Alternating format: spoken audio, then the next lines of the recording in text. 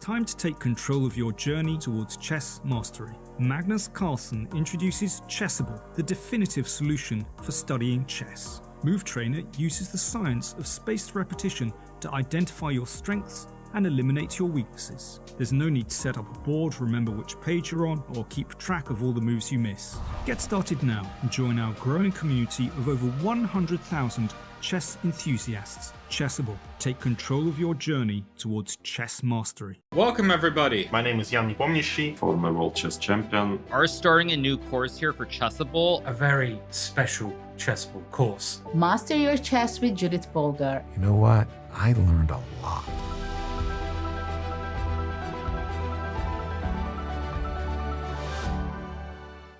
Want to play chess online or learn how to improve?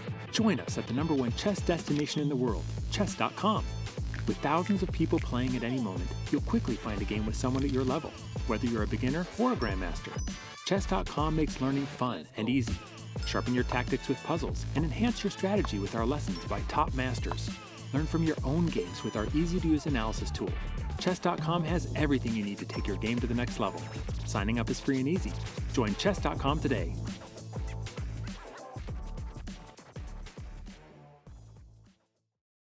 Hi, I'm Grandmaster Judith Polgar, and I'm here to welcome you in the Chessable classroom.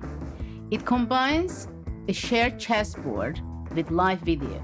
Teachers get to interact on the chessboard with their students and even run quizzes and tournaments. I really love what Chessable Classroom can offer. I use it myself all the time. Just invite students to your classroom and start teaching right there. No downloads needed, and it's for free.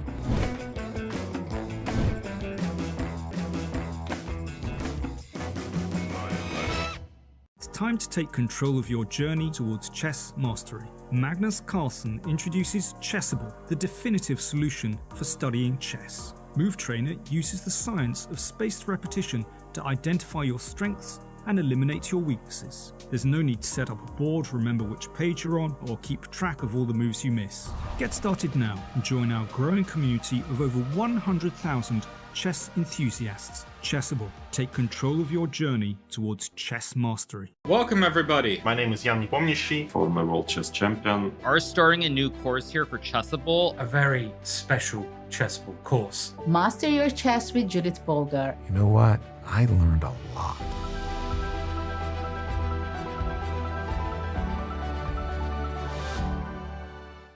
Want to play chess online or learn how to improve? Join us at the #1 chess destination in the world, chess.com. With thousands of people playing at any moment, you'll quickly find a game with someone at your level, whether you're a beginner or a grandmaster. Chess.com makes learning fun and easy. Sharpen your tactics with puzzles and enhance your strategy with our lessons by top masters. Learn from your own games with our easy-to-use analysis tool. Chess.com has everything you need to take your game to the next level. Signing up is free and easy. Join Chess.com today.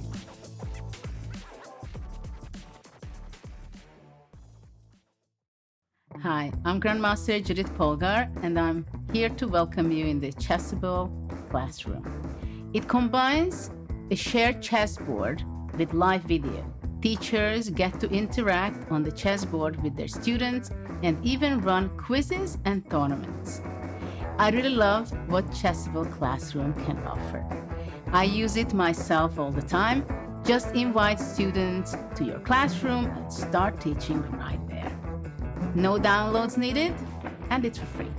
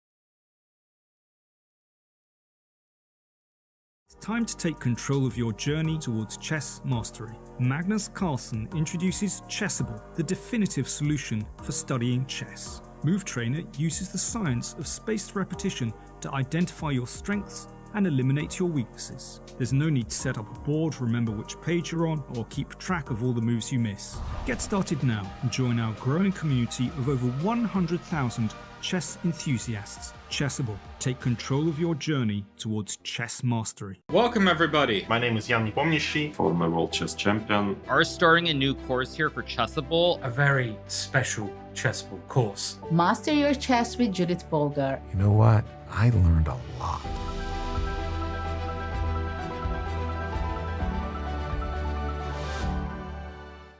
Want to play chess online or learn how to improve? Join us at the #1 chess destination in the world, chess.com. With thousands of people playing at any moment, you'll quickly find a game with someone at your level, whether you're a beginner or a grandmaster. Chess.com makes learning fun and easy. Sharpen your tactics with puzzles and enhance your strategy with our lessons by top masters. Learn from your own games with our easy-to-use analysis tool. Chess.com has everything you need to take your game to the next level. Signing up is free and easy. Join Chess.com today.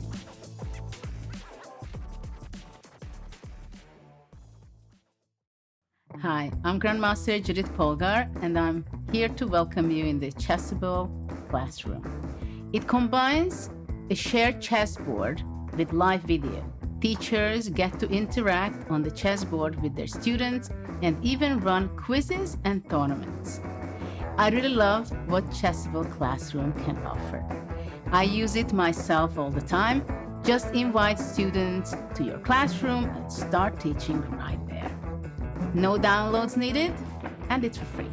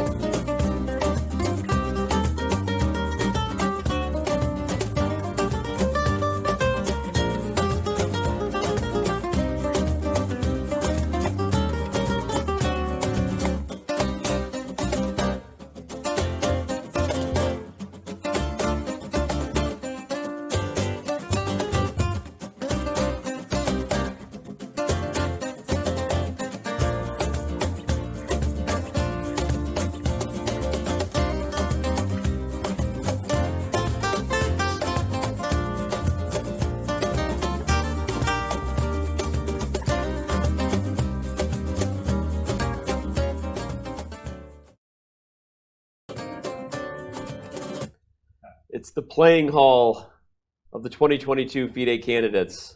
That was a nice pair of sunglasses Radjabov was wearing as he walked by. You know, his future's so bright. He's got shades on, and it is just bright outside. That's a guy who's got a bright future, as we know. We are live in Madrid.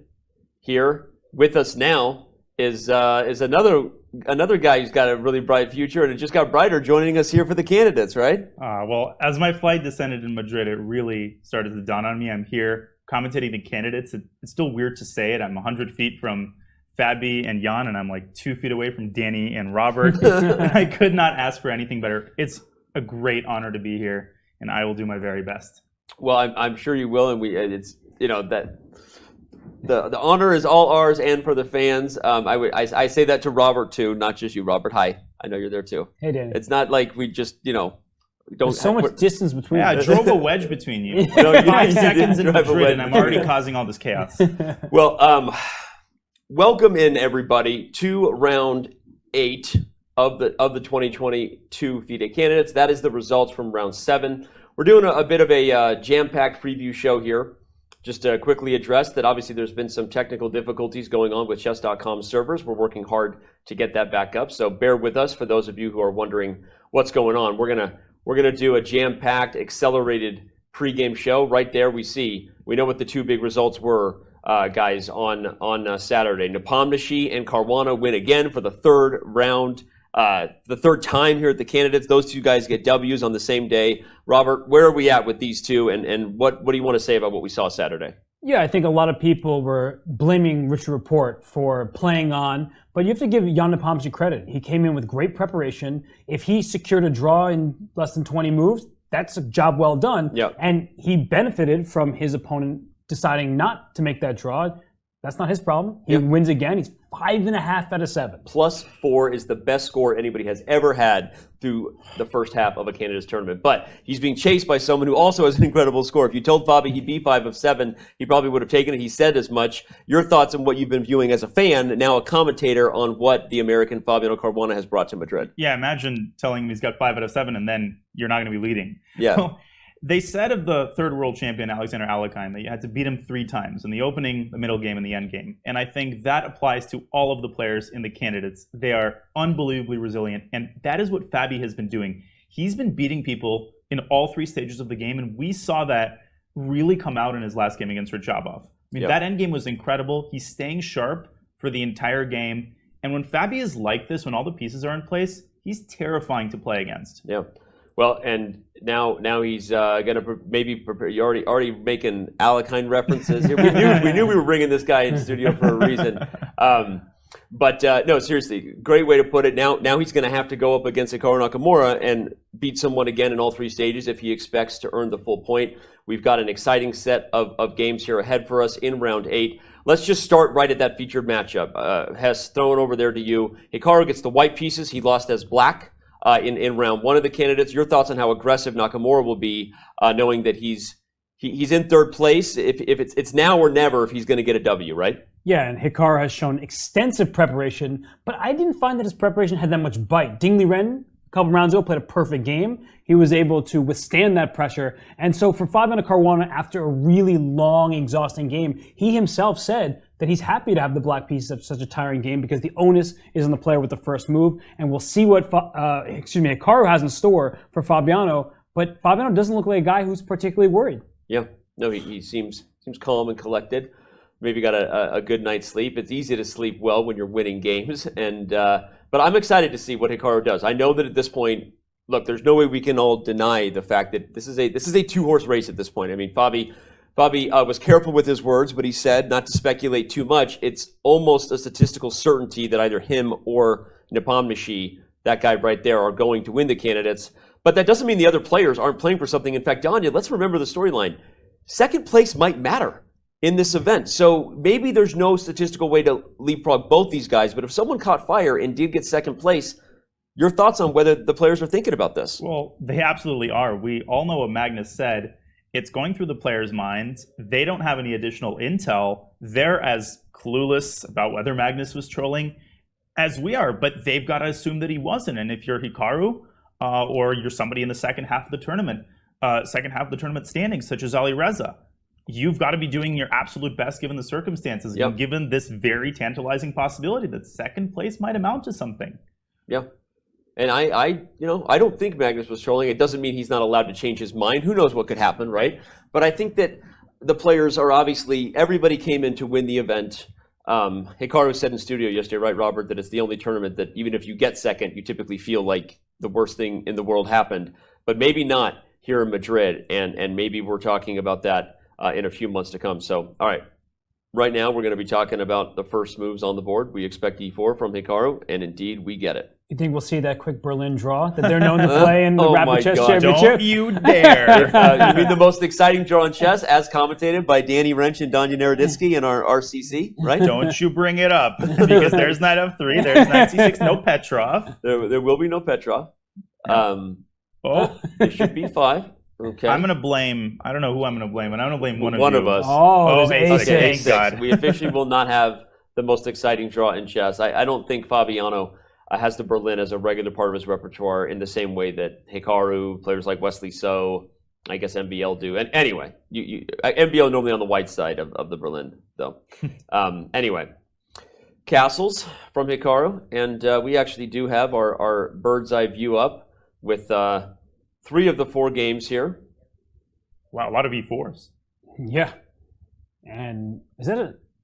Apparently, Duda, by the way, apparently that wasn't a relay error. Like, Duda was actually, Rapport actually was thinking about his move. Yeah, and it's a complicated position. Indeed. There's 20 options. Look at that jacket, by the way. That's how you recover from a game that you want to forget. He has showed up in stuff. I want that jacket. I've already said it, and I will continue to say it. Every organizer should invite Richard Rapport to every single tournament. Yeah. His fashion, his fashionable play. Yeah. Like, the guy is just an absolute legend. And it was unfortunate what happened yesterday, but sometimes you need that, right? You need to give yourself a confidence boost. And he's been dressing very classily every single day, and no exception. Speaking of dressing classy, Don, you're looking good over here. Thank you, Danny. I selected my outfit with great care. Okay, I needed to impress my illustrious co-hosts. But we're still doing this? Yeah, we're still doing no. What you is also it that look you're okay, Robert. doing? You look okay. No, anyway, all right. So back to a guy who doesn't look okay. He looks great in that red suit. Richard Rapport. Okay, so Petrov, you know what he's thinking. The storyline surrounding Rapport, everyone knows it. Obviously, he came into yesterday's game versus Jan Nepomniachtchi, hoping to slow down the leader, hoping to spoil Jan's plans, right, with the white pieces, hoping to also break his own draw streak. Remember, at the time we were talking heading that game that he had drawn 6 games, Robert, despite having played some of the most exciting chess. I'm sorry, but I can't look at his game when look at the bottom left of our screen. Yeah. Where Fabiano Caruana has given up 2 minor pieces for a rook. He's captured on f2. This is theory. So this has been played before, but I'm sorry, Dan, to switch away from a really exciting Petrov, a 3rd move for white, because that game is a material imbalance, and we love to see that kind of fight. Yeah. I wonder who will surprise who first. They're both, I mean, looking at the 2 Americans, just absolutely blitzing out moves here.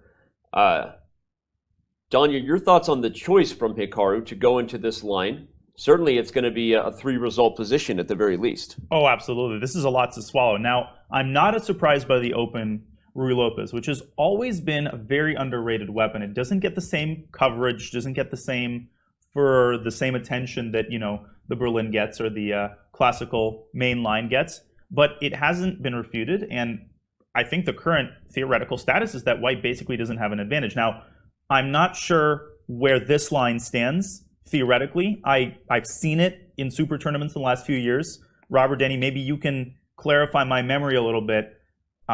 I feel like I saw it in the World Cup a couple of times. I have no idea what's going on in this position. It's so complicated. And if we just take stock for a second, right? Black has 2 rooks, white only has 1, but white has a knight and a dark square bishop for that rook and 2 pawns for black. So that material imbalance is about 7-7. I mean, we count minor pieces at 3 or 3.5, depending on the occasion, and the rook and 2 pawns is 7. So I guess I have multiple questions and they're not rhetorical, as like, who benefits from a long forcing variation? We're already 16 moves deep. We saw Hikaru Nakamura show 25 moves of preparation against Ding Liren. Yeah. So who benefits from this long string of preparation? Is it Hikaru or is it Fabiano? I'm going to let Danya answer it. I don't know. Well, first day in Madrid, you're already asking me these impossible questions. Well, before I address the question, just one comment, because I think a lot of people look at this position, their first reaction might be, what is this? Black is much better. Look at those pawns on e5 and d5. The important thing to point out is that those center pawns as tantalizing as they appear, it's very hard to push them, because if you push the e-pawn, then you create a hole on d4, and the d4 square itself is very, very well defended by white's pieces. So let's, clarify that this position is really unclear, and probably the engine evaluation is somewhere around equality. Now I'm going to get to your impossible question. Who benefits from this? I feel like the open Rui from Fabi is a clear sign that he's playing for a win, because there are variations white can play against the open Rui that lead to very dry equality. But Fabi knows that Hikaru being in third place is not going to go for them. So from a psychological standpoint, a very bold and a very daring choice. And we'll see if it pans out. And it's not a choice he is making for the first time. For the record, the last time Fabi played this line was just a month ago in early May against MBL at the Super Bet in Romania. In that game, we had a 15 king to g1, and here we see we're still following that. In fact, but it looks like Black's 16th move, bishop f5, was the new one. So offering the light square bishop trade, and I mean, it's such a fascinating, rich position, because one of the things that happens in this material imbalance with rook against minor pieces, the minor pieces, they need to team up together, right? There are two of them. That's the real edge. One rook versus two minor pieces. But how is that knight on f1? Where is it going to go? Probably going to go over to g3, right? Hop out, attack that bishop on f5. There's already pressure on the d5 pawn. Hikaru makes this move queen to e1. He slides his queen over so his rook can take the queen's place and put pressure in the center. And that's what you were alluding to, Dina, is that Black's central pawns, you can't really push them very easily. And if they start getting targeted, you may have to push one or the other, and then that can create new weaknesses. So the pieces need to find those squares. And pushing e5 to e4 from Black's perspective, as Danya said, gives the d4 square. Only white has the dark square bishop, so you don't want to hand over the dark squares. But that's, I guess, now Fabi answers the question. This, by the way. Did you see that look from Hikaru right there? Yeah. I don't know what you ain't going to surprise me with that move. He almost rolled his eyes. Obviously, we know that Hikaru's facial expressions are often the topic of conversation about his games and other people's games. He walks by and lets people know very quickly how he feels. But what I wanted to say is, Robert, you pointed out bishop f5 was a new move compared to how the MBL Fabiano game went at the Super Bet. But it didn't slow down Hikaru. Instantly played bishop b3, has relocated the queen to f2 without hesitation. Jeez, knight b7. And knight to b7 already played. So these guys are 19 moves in, everybody. Hikaru has literally only taken enough time to physically move the pieces.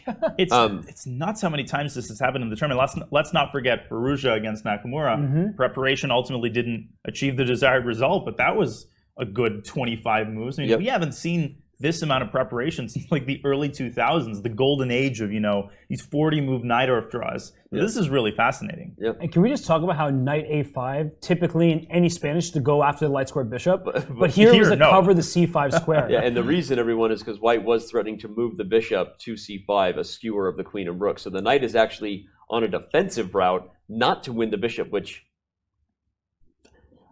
This is an interesting position. It clears the path for the c-pawn, though, right? The d5 pawn would have been a quick target, but now Black always has the move c6. Yeah. And if you really give Black time, I'm not going to c6, I'm going to c5. And then c4. And I'm going to push all those pawns in the center, right? You don't want to push them too soon, but if you can... By the way, get out of my house. He does want to push them too soon, apparently. Apparently, Fabi wants them right now.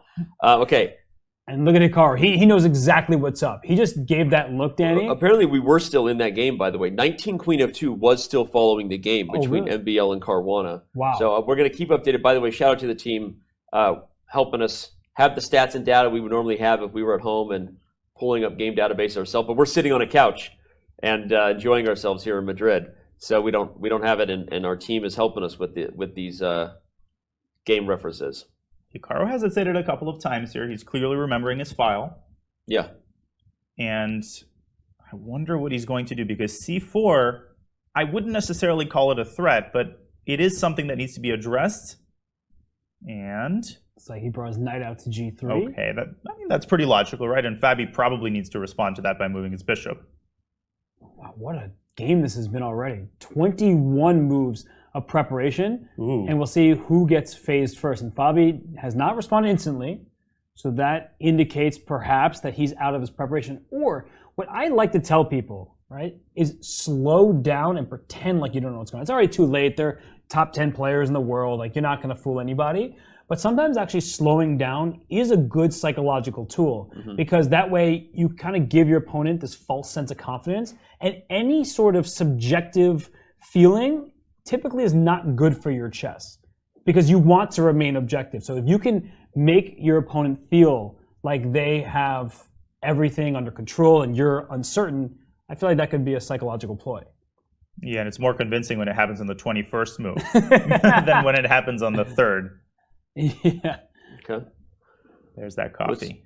Yeah, he's sipping that coffee or water. He's a bit of a magician, as we've seen. He trades and changes back and forth. But it's interesting psychologically that you think even at the top level, slowing down, being a little deliberate in your approach, Robert, it maybe sends a message. I mean, even these guys are, they're humans and they're thinking a little bit about, well, is he still in prep? Is he not?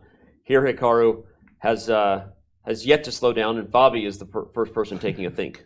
I have a story on that note. Yeah. This was told to me by my old coach. There was a big open tournament, and Grandmaster Mikhail Gurevich was playing a game, sort of noted opening expert. And at one point, this is around move 20, I don't remember who he was playing, but Gurevich left the board and went into this incredibly long think. And he thought for an hour. He was gone from the board for like 45 minutes. When he came back, he played a very strong move. So his opponent figured that he was, meditating outside, and he had exited his preparation. In reality, he was still in his preparation. He just got locked in the bathroom stall. So when he finally came out, he could make that very strong move. That is hilarious. Oh gosh. Well, I think Fabiano, that seems like sincere calculation. Seems like perhaps his analysis at home has come to an end. But I'm also interested in the top right. We have to be, right? It's Jan Nepomniachtchi's game against Ding Liren. But I feel like I'm watching a David Paravian Rapid Chess Championship game. Because don't remind me. Well, I mean, Dina and I have commented so many of these that stems from a scotch. And you don't see the scotch at the highest level. I know, Danny. I know you looked right at me as you said that. No, but you must be thrilled. I am thrilled. I'm always excited when there may be a variation that isn't just bad for white. But it's an opening of your own heart. Yeah. And it actually is a very solid approach, right? So unlike the game between Fabiano and Hikaru, where there's material imbalance, which inherently carries risk, in the position in the top right-hand side of the screen, you see white's pieces all aimed towards the king side. Yep. Not a single weak pawn. I mean, the b2 pawn was under attack, but the knight came back to d1 to protect the pawn and no pins on that knight. So I think that Jan Nepomniachtchi, he's not playing just to draw, but he's certainly trying to eliminate or highly reduce losing chances. Yep. I want to clarify something I said earlier for the more studious of fans who are following the candidates, not just for the bad jokes and the stories about getting locked in bathroom stalls, but for those following the theory is now it's not relevant because we switched boards. But I wanted to make a point that in the Fabiano game, I was confused about the stats. So you were right that bishop f5 was new in that game. From Caruana in that game, it was queen d6 that was new. But why I was confused is because Fabiano also has experience on the white side of this game, a game from this year in 2022, where he played against Jordan von Verriest as well. And so, confusing the game, but officially the move c5 by Caruana was the first novelty on the board by Fabi. So even though Hikaru responded without too much of a think, that is officially the new move. So, all right, now we can move on to Jan Nepomniachtchi's Scotch versus Ding Liren, because I do want to look at it, especially because it is an opening after my own heart, as Robert said. So h6 now on the board, and white has a choice to trade into the endgame with bishop takes f6, an endgame where white has a better structure, but black has the bishop pair. Or keep the pin with, but you have to be very careful in some of these positions if you back up, because black will strike g5 if you let him. Wow. In fact, we're going to see the endgame. Following the David Paravian school. And he grabs the queen. Now, an interesting wrinkle in regards to this endgame, that knight on d1. I might be missing the mark here, but I don't remember this maneuver being all that common. Nepo plays the move, I think he played b3. And the point is to free up that knight, and that knight is going to head probably for f5. But you're absolutely right, Robert. It's very, very clear to me that it's more important for Nepo not to lose this game than to win it. I mean, he'd like to win it, but I don't see Ding losing this endgame. I'm going to say that right here and right now. Right, but as we're discussing, the good news for Jan is he could play for two results, right? If Ding just plays good, stable chess, then Ding will make a draw, and like you said, you don't see him losing the game. But there's no chance Jan Nepomniachtchi loses this game. Or I can't bet, I don't bet, but I would be willing to bet quite a hefty sum of money that Jan Nepomniachtchi does not lose, because it's an end game where he's the better structure. As we were talking about, there's no weaknesses. And wow, F5, that's not a move you see every day. No, this is actually a fascinating endgame. And F5, is he trying to push I think he's trying to push the pawn to F4 and force White's hand, because Jan could play knight E3, and then after F4, the knight would jump into F5, and we could see an opposite colored bishop endgame. Jan responds without hesitation. Well, I note that you almost had to bring the knight there now, because if Black got that pawn to F4 while the knight was still on D1, that actually might be very bad for White. So I think we're going to see the opposite bishop ending, and unfortunately for Ding Liren, if he was hoping for more of a fight, well, look at this. We're going very quickly into a position that is not going to yield very many winning chances for either player. Whoa. You don't think this so? This has already occurred in one of Ding's games. Yeah, from the 2019 World Cup, which is how he qualified for the previous candidates. But I mean, when we look at this position, it's not actually just like a dead draw, because Black has these double isolated F pawns, and these C6, D5 pawns are on light squares, which means that White can kind of chase those pawns up the board. And I think people would think, let's put our pawns in the opposite color of our enemy bishop. But as soon as you do that, you open up all diagonals, so the bishop becomes a powerful piece. The bishop on D6, staring into its own pawn, not quite necessarily as good, or doesn't have the same prospects as that bishop on F5. So White, slightly better. Of course, the position remains in the balance. Or I should say is balanced, not remains in the balance. But it's everything remains in the balance. Exactly. It is a position where, look at this, even after trading off the double isolated pawn, you still are going to be left with split pawns on the king side. So White should be slightly better. Well, you mentioned the game that Ding played previously. This game is actually still following that Movsesian versus Ding Liren battle from the World Cup in 2019. The tournament that qualified Teimour Radjabov into the candidates, beating Ding Liren in that final. So fun little chess historical That was 3 years ago? Yeah. It feels like 3 lifetimes ago with what has happened on the planet. I mean, seriously, right? It's just bananas. But G3 played, Ding Liren comes back, almost looked like he was about to instantly respond. Quickly looks up at Nepo there, maybe trying to gauge where Nepo is coming from. I mean, if you're so let's talk about the tournament standings, right? We know that this means that Jan Nepomniachtchi, with the half-point lead over Fabiano Caruana, came in with the white pieces. I'm not saying he's just playing for a draw, Robert, but he's certainly playing not to lose in a game like this, right? Yeah, and it does look very equal, so we should say that very clearly. And as we look at the standings here, he's in first place, but he plays Fabiano Caruana with the black pieces. Next round. So if he believes, I mean, think about this. He wins the tournament if they both keep their separation and he doesn't lose to Fabiano. So he must very adamantly believe that he's not going to lose to Fabiano. He's confident in himself, in which case, force Fabiano to win elsewhere. And Fabiano's the black piece against Hikaru Nakamura. So Jan's probably looking at those pairings like, yeah, I don't really think that he's going to beat Hikaru with black. Then I don't think he's going to beat me, so I will keep my half-point lead going into the last 5 rounds of the event. So I can understand it from Jan's perspective, and I also think that in a situation like this, you should never just assume your opponent is playing for a draw. I actually played Gregory Kaidanov, whom is, a fantastic player, often said like the best player to never have won a U.S. championship. And the person who told me that story about the bathroom, but go on. I told you about the bathroom. It all comes together. My story with Gregory is we played a game, and I was doing well in the tournament. It was a round robin, and so I didn't really need to win, but I just played a position. And he said after the game he realized a little bit too late that I wasn't playing to make a draw. I was just playing to get a position, and it was one where I was pretty comfortable. So you never want to just assume your opponent is playing for a result, because then you take your mind off the entire board. And as I keep saying, you need to remain objective. You can't just sleep on the position. You can't get complacent. You always have to be calculating. So, I mean, Ding Liren's not doing that clearly. He's spending quite a bit of time, even though he's the one who's played this position before. So he's making sure he does not fall asleep at the board, not literally, but in terms of Jan's winning chances.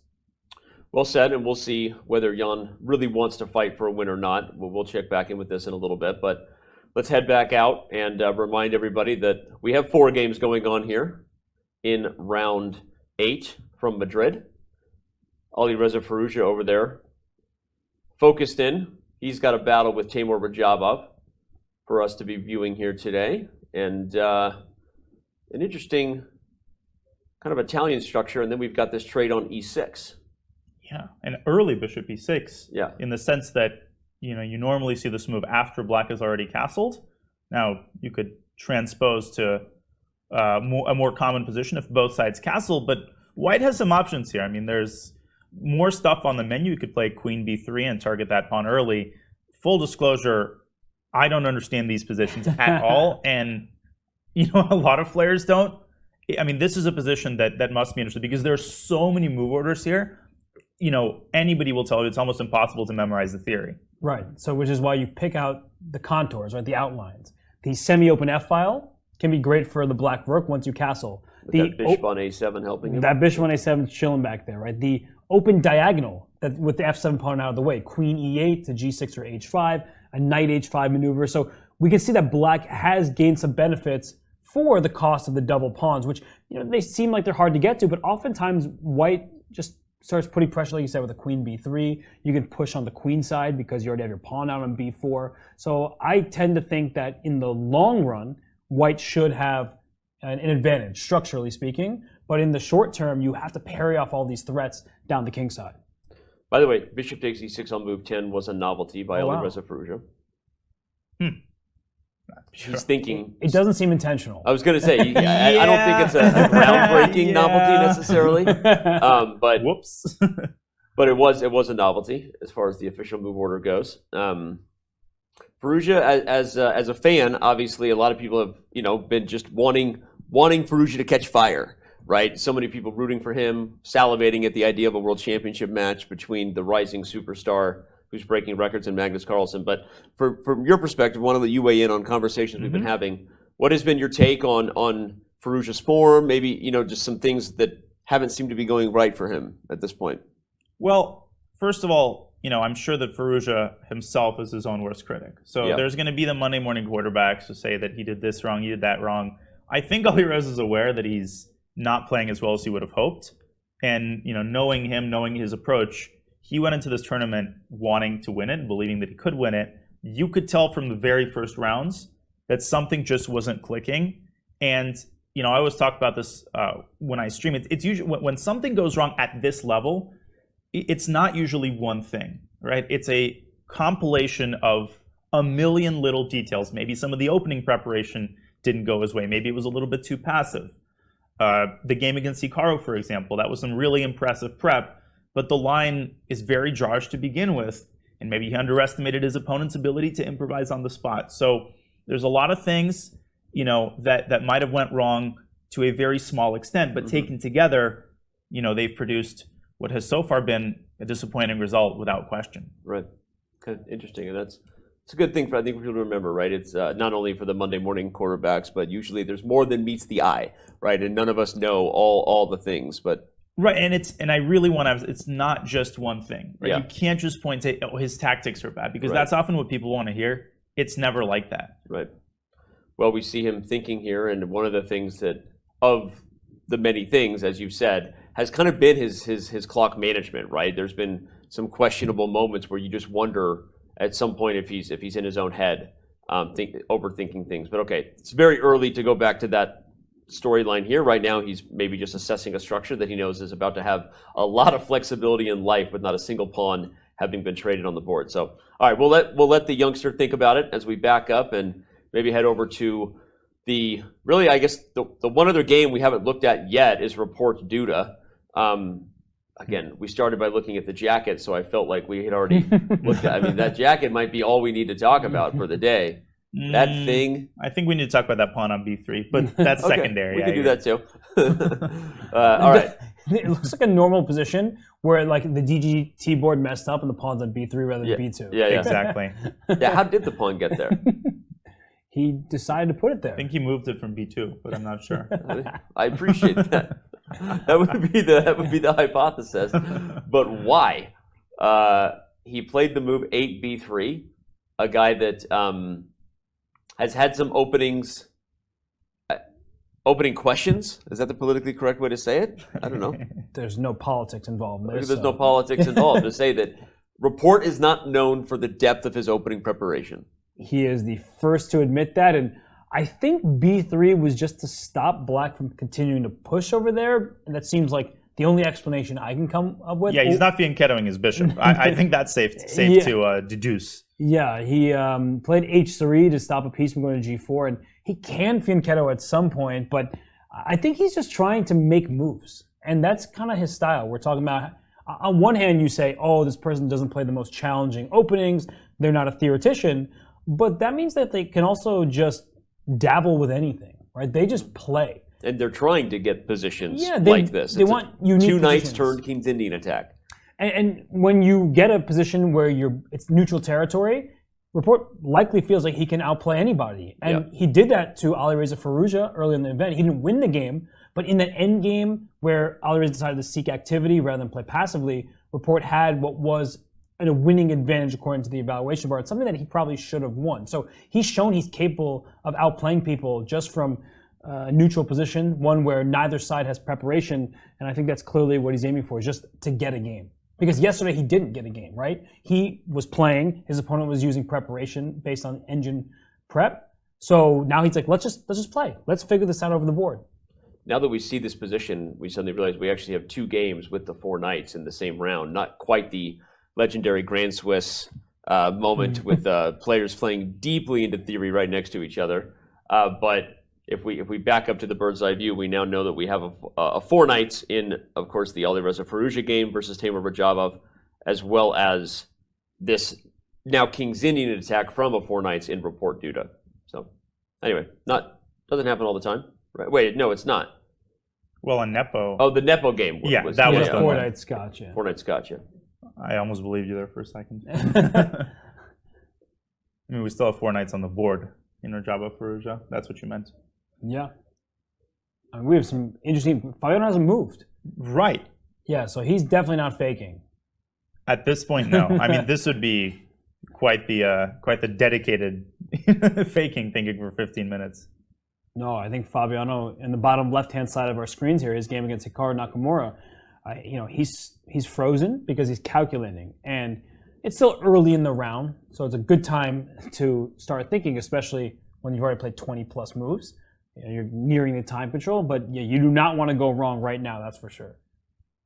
Yeah, he's deep in thinking. Again, even though he was the one who played the first novelty, Hikaru's immediate response has Fabi taken a think here. Knight to g3 was the move after Fabiano pushed the c5 pawn, the c7 pawn to c5. But he's got the Fabi perch going, right? I feel like this isn't like a Fabi who feels surprised, right, or even maybe not confident about his position, but I think it's more like Robert said, calculating, really ensuring that he's going to take this game down the path that he wants. Yeah, I mean, he believes, given his form, that he can surmount, as he himself said, difficult challenges. Right. And right now he has one of those challenges where he has to figure out where and whether to move that bishop on f5, bishop g4, bishop g6. This might not seem like it impacts the position, but you got to understand at this level, one little inaccuracy and you might lose all of your winning chances for the rest of the game. So Fabi senses the gravity of the moment, and he would rather take a little bit longer and err on the side of caution. Yeah. All right. Well, I think we're actually going to throw to a break sooner rather than later here to fix and align some of the things that have been going on here for us behind the scenes in Madrid and with chess.com servers. So again, for those of you who maybe had trouble with that this morning, we apologize, but things are back online. We're super excited about the action that is going to occur here in Madrid.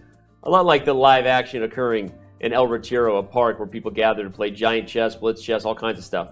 Don't go anywhere. Chess.com's coverage of Round 8 for the 2022 FIDE Candidates is only just beginning. Chess Kid is fun. Chess is great for the brain, but it's also fun to play. And Chess Kid makes it easy to have fun. Whether your child is a total beginner or a prodigy, they can hop on and find a well-matched opponent from around the world at any time. Chess Kid is the safe, parent-approved way for your child to play chess online. Chess Kid is educational. To kids, it feels just like playing, but chess is a great way to learn patience, strategy, and critical thinking. Chess Kid features a comprehensive training program that guides kids to level up on their way to mastery. This curriculum is designed to work with Common Core standards and global educational guidelines. There are more than 50,000 chess puzzles and a whole library of entertaining videos that teach strategies, tactics, openings, and endgames specifically for kids. Chess Kid is easy. Whether you're a parent helping your child, a coach managing dozens of kids, or a school of hundreds, Chess Kid helps you organize your students and monitor their progress. Each child receives a weekly report card that shows how many lessons, puzzles, and games were completed. You can also organize kids into clubs and send them messages. Chess Kid is the online home of scholastic chess for thousands of kids, parents, schools, and coaches. Signing up is free and easy, so what are you waiting for? Time to take control of your journey towards chess mastery. Magnus Carlsen introduces Chessable, the definitive solution for studying chess. Move Trainer uses the science of spaced repetition to identify your strengths and eliminate your weaknesses. There's no need to set up a board, remember which page you're on, or keep track of all the moves you miss. Get started now and join our growing community of over 100,000 chess enthusiasts. Chessable. Take control of your journey towards chess mastery. Welcome everybody. My name is Jan-Nepomniachtchi, former World Chess Champion. Are starting a new course here for Chessable. A very special Chessable course. Master your chess with Judith Polgar. You know what? I learned a lot.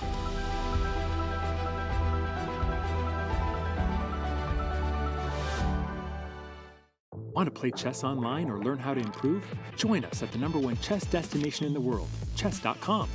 With thousands of people playing at any moment, you'll quickly find a game with someone at your level, whether you're a beginner or a grandmaster. Chess.com makes learning fun and easy. Sharpen your tactics with puzzles and enhance your strategy with our lessons by top masters. Learn from your own games with our easy-to-use analysis tool. Chess.com has everything you need to take your game to the next level. Signing up is free and easy. Join chess.com today.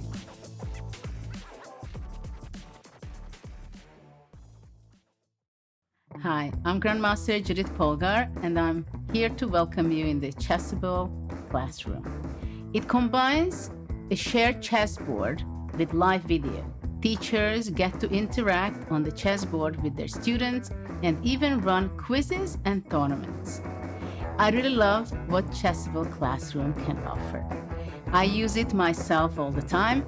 Just invite students to your classroom and start teaching right there. No downloads needed, and it's for free.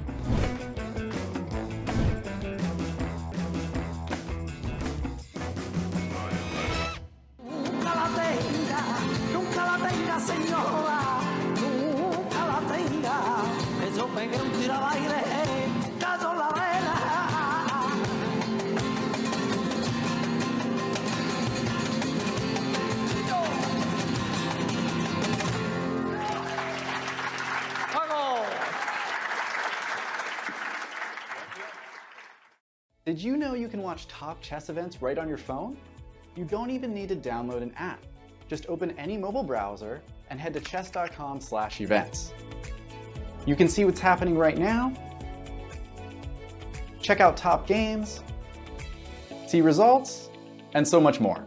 Try it for yourself at chess.com/events.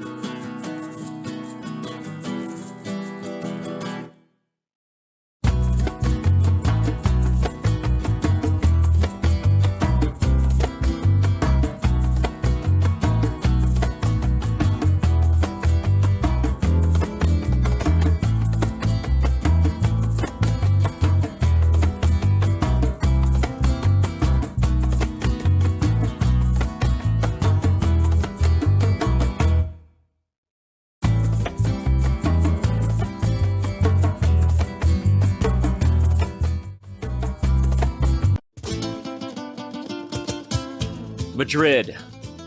Civilization here is almost as old as the game of chess. Some claim the queen was given her powers to honor Queen Isabella. Now that, my friends, is a chess legacy.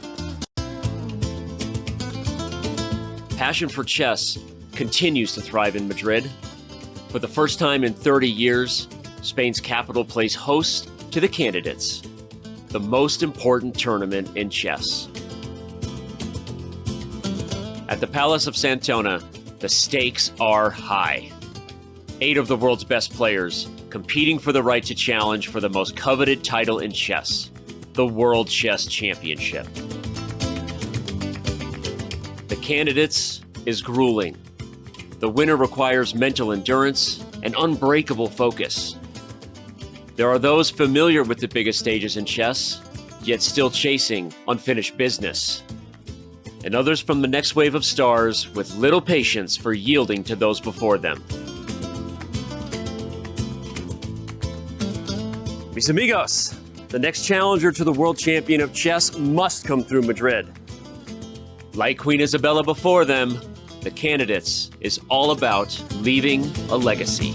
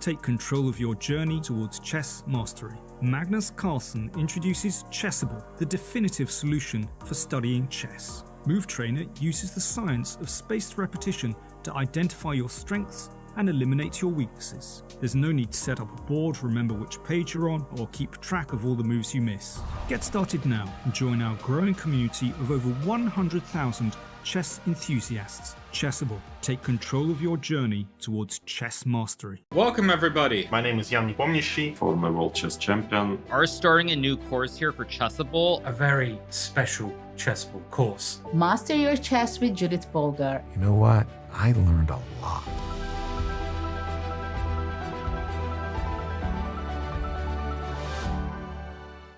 Want to play chess online or learn how to improve? Join us at the #1 chess destination in the world, chess.com. With thousands of people playing at any moment, you'll quickly find a game with someone at your level, whether you're a beginner or a grandmaster. Chess.com makes learning fun and easy. Sharpen your tactics with puzzles and enhance your strategy with our lessons by top masters. Learn from your own games with our easy-to-use analysis tool. Chess.com has everything you need to take your game to the next level. Signing up is free and easy. Join chess.com today.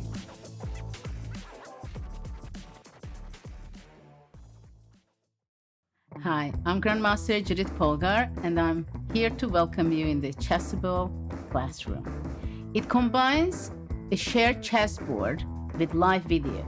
Teachers get to interact on the chessboard with their students and even run quizzes and tournaments. I really love what Chessable Classroom can offer. I use it myself all the time. Just invite students to your classroom and start teaching right there.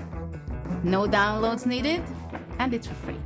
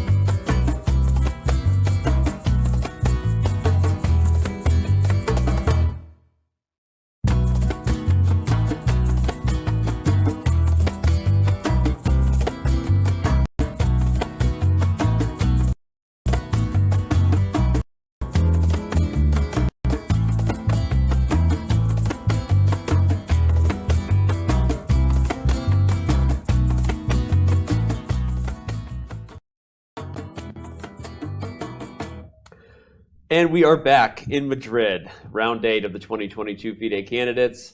Doing a quick reset here. Grandmaster Robert Hess on the end. Grandmaster Daniel Naroditsky. Danny Rensch here. We are super excited. We've got all 4 games in progress and plenty of chess ahead. For those of you who've been with us from the wee hours this morning, we appreciate your patience as we've been working through some big stuff. Huge shout out to the crew working super hard to get not just chess.com servers back online, but the amount of awesome things they just pulled together given the massive technical crashes we had. Super, super happy and proud of them. So again, thank you for being with us. Lucky for you. Some of you were tuning in. You're like, I don't know what he's talking about. Looks like we got a great day ahead. Good for you, we do. All right. We're back where we normally are, boys. And I think we got to head back to that game right there, right? The Nakamura battle versus Fabiano Caruana is a position, Robert, what did you call it at the break? It's not a 3-result position, it's a 7-result position. Yeah. Go ahead.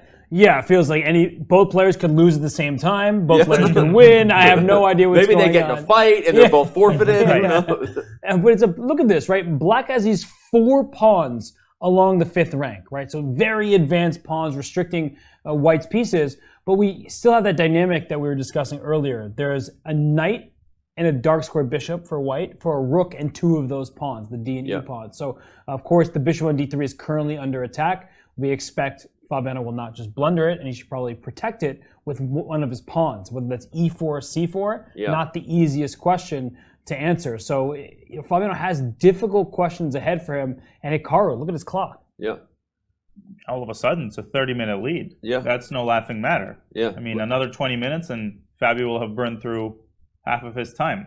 The only good thing, Danya, I guess, they have made a lot of moves, right? So how do you think about the way you manage your time from here? You played 22 moves, you've got an hour and 23 minutes. If you're Fabi, Danya, are you already thinking about time pressure, or are you just thinking about executing on this complicated position? Yeah, I think for me, that moment starts to come when you hit half of your time remaining. Of course, because there's no increment, the first 60 moves, I think the players are probably quite a bit more paranoid about their clock management, and probably for good reason. But right now, there's, as Robert pointed out, this huge decision. Do you play C4 or do you play E4? And those situations when you have 2 tempting candidate moves are among the hardest challenges to solve at the chessboard. Yeah. To also set the macro for everyone here, Danya, because we obviously had a lot going on at the beginning of the show. We weren't able to analyze so much the opening. This is a theoretical battle. It was until Fabiano's novelty. I'm just going to show it on the board real quick, which was this move 20c5. But then Hikaru responds right away, and we've got an imbalance of 2 minors versus a rook. So just how complicated is this battle we're about to see? Well, tremendously complicated. And on every dimension, material-wise, you have a rook and 2 pawns for 2 pieces. From a purely materialistic standpoint, it's like half an extra material point for the side of the rook. Right. The thing is, when you have 4 minor pieces against 2 in the middle game, the minor pieces often prevail simply due to their power when they're well coordinated and just due to their sheer ability. But in this specific situation, there is a very small wrinkle, pretty insignificant. Black has 4 pawns basically in the center. It's not really important or anything, and all of them could essentially be pushed at any time. And basically, so that dominate every piece on the board. Slightly complicates the scenario. You may be wondering what the knight is doing on b7. It is like the appendix. It's vestigial. It used to be performing a very important duty of defending the c5 pawn. So for me, an appeal of the move c4 is that it would open up a little perch for the knight on c5. So that would be a plus of the move c4. A plus of the move e4 is that it would chase the knight away from f3, and the knight doesn't have that d4 square. So it would create quite an uncomfortable dilemma, I think, for that knight. But, you know, Robert, I don't know if I described this dilemma accurately. Yeah, you know, you mentioned appendices already on the show, so that's pretty impressive. But no, it's just a dynamic that I think is difficult to figure out, right?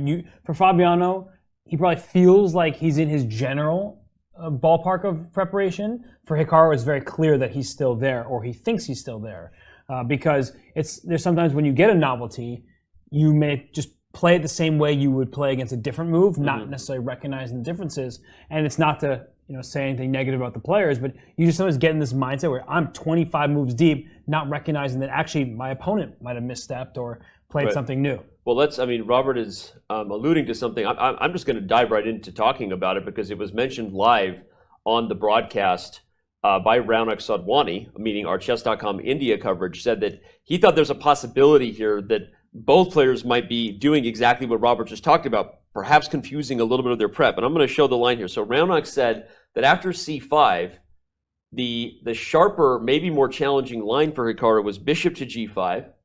And after bishop g5, rook d to e8, there's this crazy move, rook takes e5. Oh, my lands. And bishop f4? Wow. Yeah, and after rook takes e5, bishop f4, and that this is actually the best way for white to play for an advantage. And again, these players may have supercomputers at home that ran for longer. I don't know, but I think Raunak is onto something here because even a move like rook to e8 can be met by knight e5, rook e5, and here you can just add more pressure to the pin with queen g3. So Raunak is saying that's the possibility, and that because the point is that the move knight to g3 is actually the best move for white, not on c5, but on rook to e8.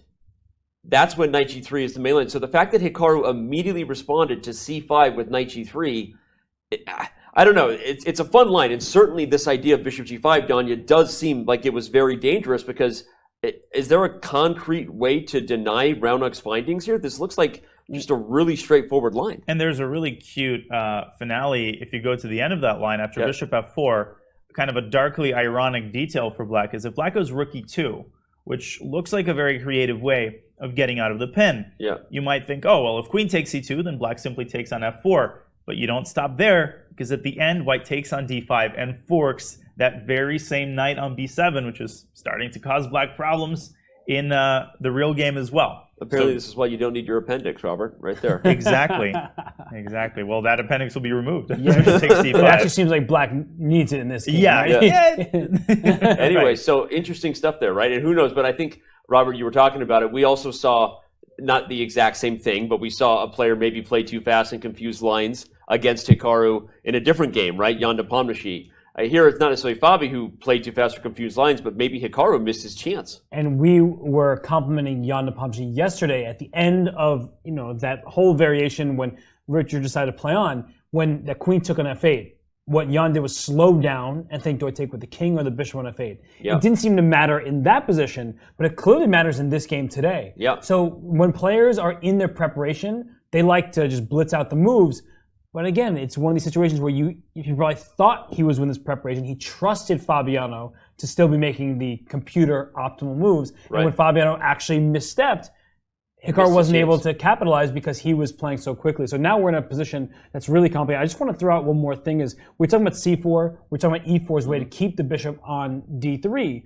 One other move that is coming to my mind is bishop to c4, because I really like the placement of black's pawns, and I would kind of consider pushing my d pawn as well. Mm-hmm. So bishop c4 is maybe the most flexible approach from deciding which pawn you eventually want to move. But I like this move too, because then if you take, you're taking with the b pawn, right? And then you still have d4 coming in a lot of positions. Right. And it's not the end of the story, but I'm just trying to get a pawn mass and get them rolling. A pawn mass, as our weatherman would say if he was on the telestrator, there's a pawn storm moving in through the Midwest. And through the East Coast and through the West Coast. Yeah. Here in Madrid, a potential pawn storm on board here for Fabiano Caruana. Oh, man. Well, Fabi is thinking. He's down more than a half an hour on the clock right now. He's been thinking for 15 minutes on just this move. Let's back up and take a look at the other 3 games in progress. His tournament leader, I was about to say like the person he's chasing, his king, Jan Nepomniachtchi, not playing quite as fighting chess over there versus Liren. This is a game that, to put it mildly. Okay, for with all due respect, it seems very clear that Jan came to the board here today, if not wanting a draw, Danya, at least not disappointed with the draw either. Yeah, I think we should call a spade a spade. And now at the same time, I don't like to automatically begrudge a player this kind of play because there might be a ton of considerations. that kind of hide behind the surface. And one of those I was thinking about during the break is, let's not forget that this is the first game of the second half of the tournament, the first day of the rest of your life. And Jan has been susceptible to nerves in the past, and I think it may be important to him, maybe even more important, more significant than to the other players, to not lose that first game of the second half. Robert, I feel like you weren't that convinced by my argument, so I will let you have the floor here and, smash this to bits. No, I think it's a fair point, of course, right? And Jan Nepomniachtchi has the lead. I was already mentioning earlier that he believes that he can withstand the Fabiano Caruana's pressure when he gets black against Fabiano. But it's so early in the tournament with respect to those two players. Not everyone else is far behind, so that's going to be a struggle for them. Mathematically speaking, they're not eliminated, but they're getting close. But with respect to Fabiano Caruana, I just don't feel like you can just call it a day and say, yeah, I'll keep my half-point lead at all times. And I think that kind of mailing it in, especially when you're coming off victories like Jan is, it's not like he kind of shakily drew a game and was worse. He just won a couple games. So he should be feeling great. He has 4 wins and 3 draws. So I don't think there's any reason to press that panic button in advance. Well, let me ask you, is there another reason for this? Let's not forget that it's not just that he's starting the first day of the rest of his life in the second half. The game tomorrow may be the most important game he has left in the entire second half of the tournament. He faces the man chasing him, Fabiano Caruana, with the black pieces. I'm not saying he doesn't have a team of seconds right now working somewhere in Madrid. We won't call it the hotel you're staying at, right? But is there something to maybe at least being more well-rested, maybe having a little bit extra time? Psychologically, does he have that day, that game circled on his calendar, and maybe he's already thinking about that, Robert?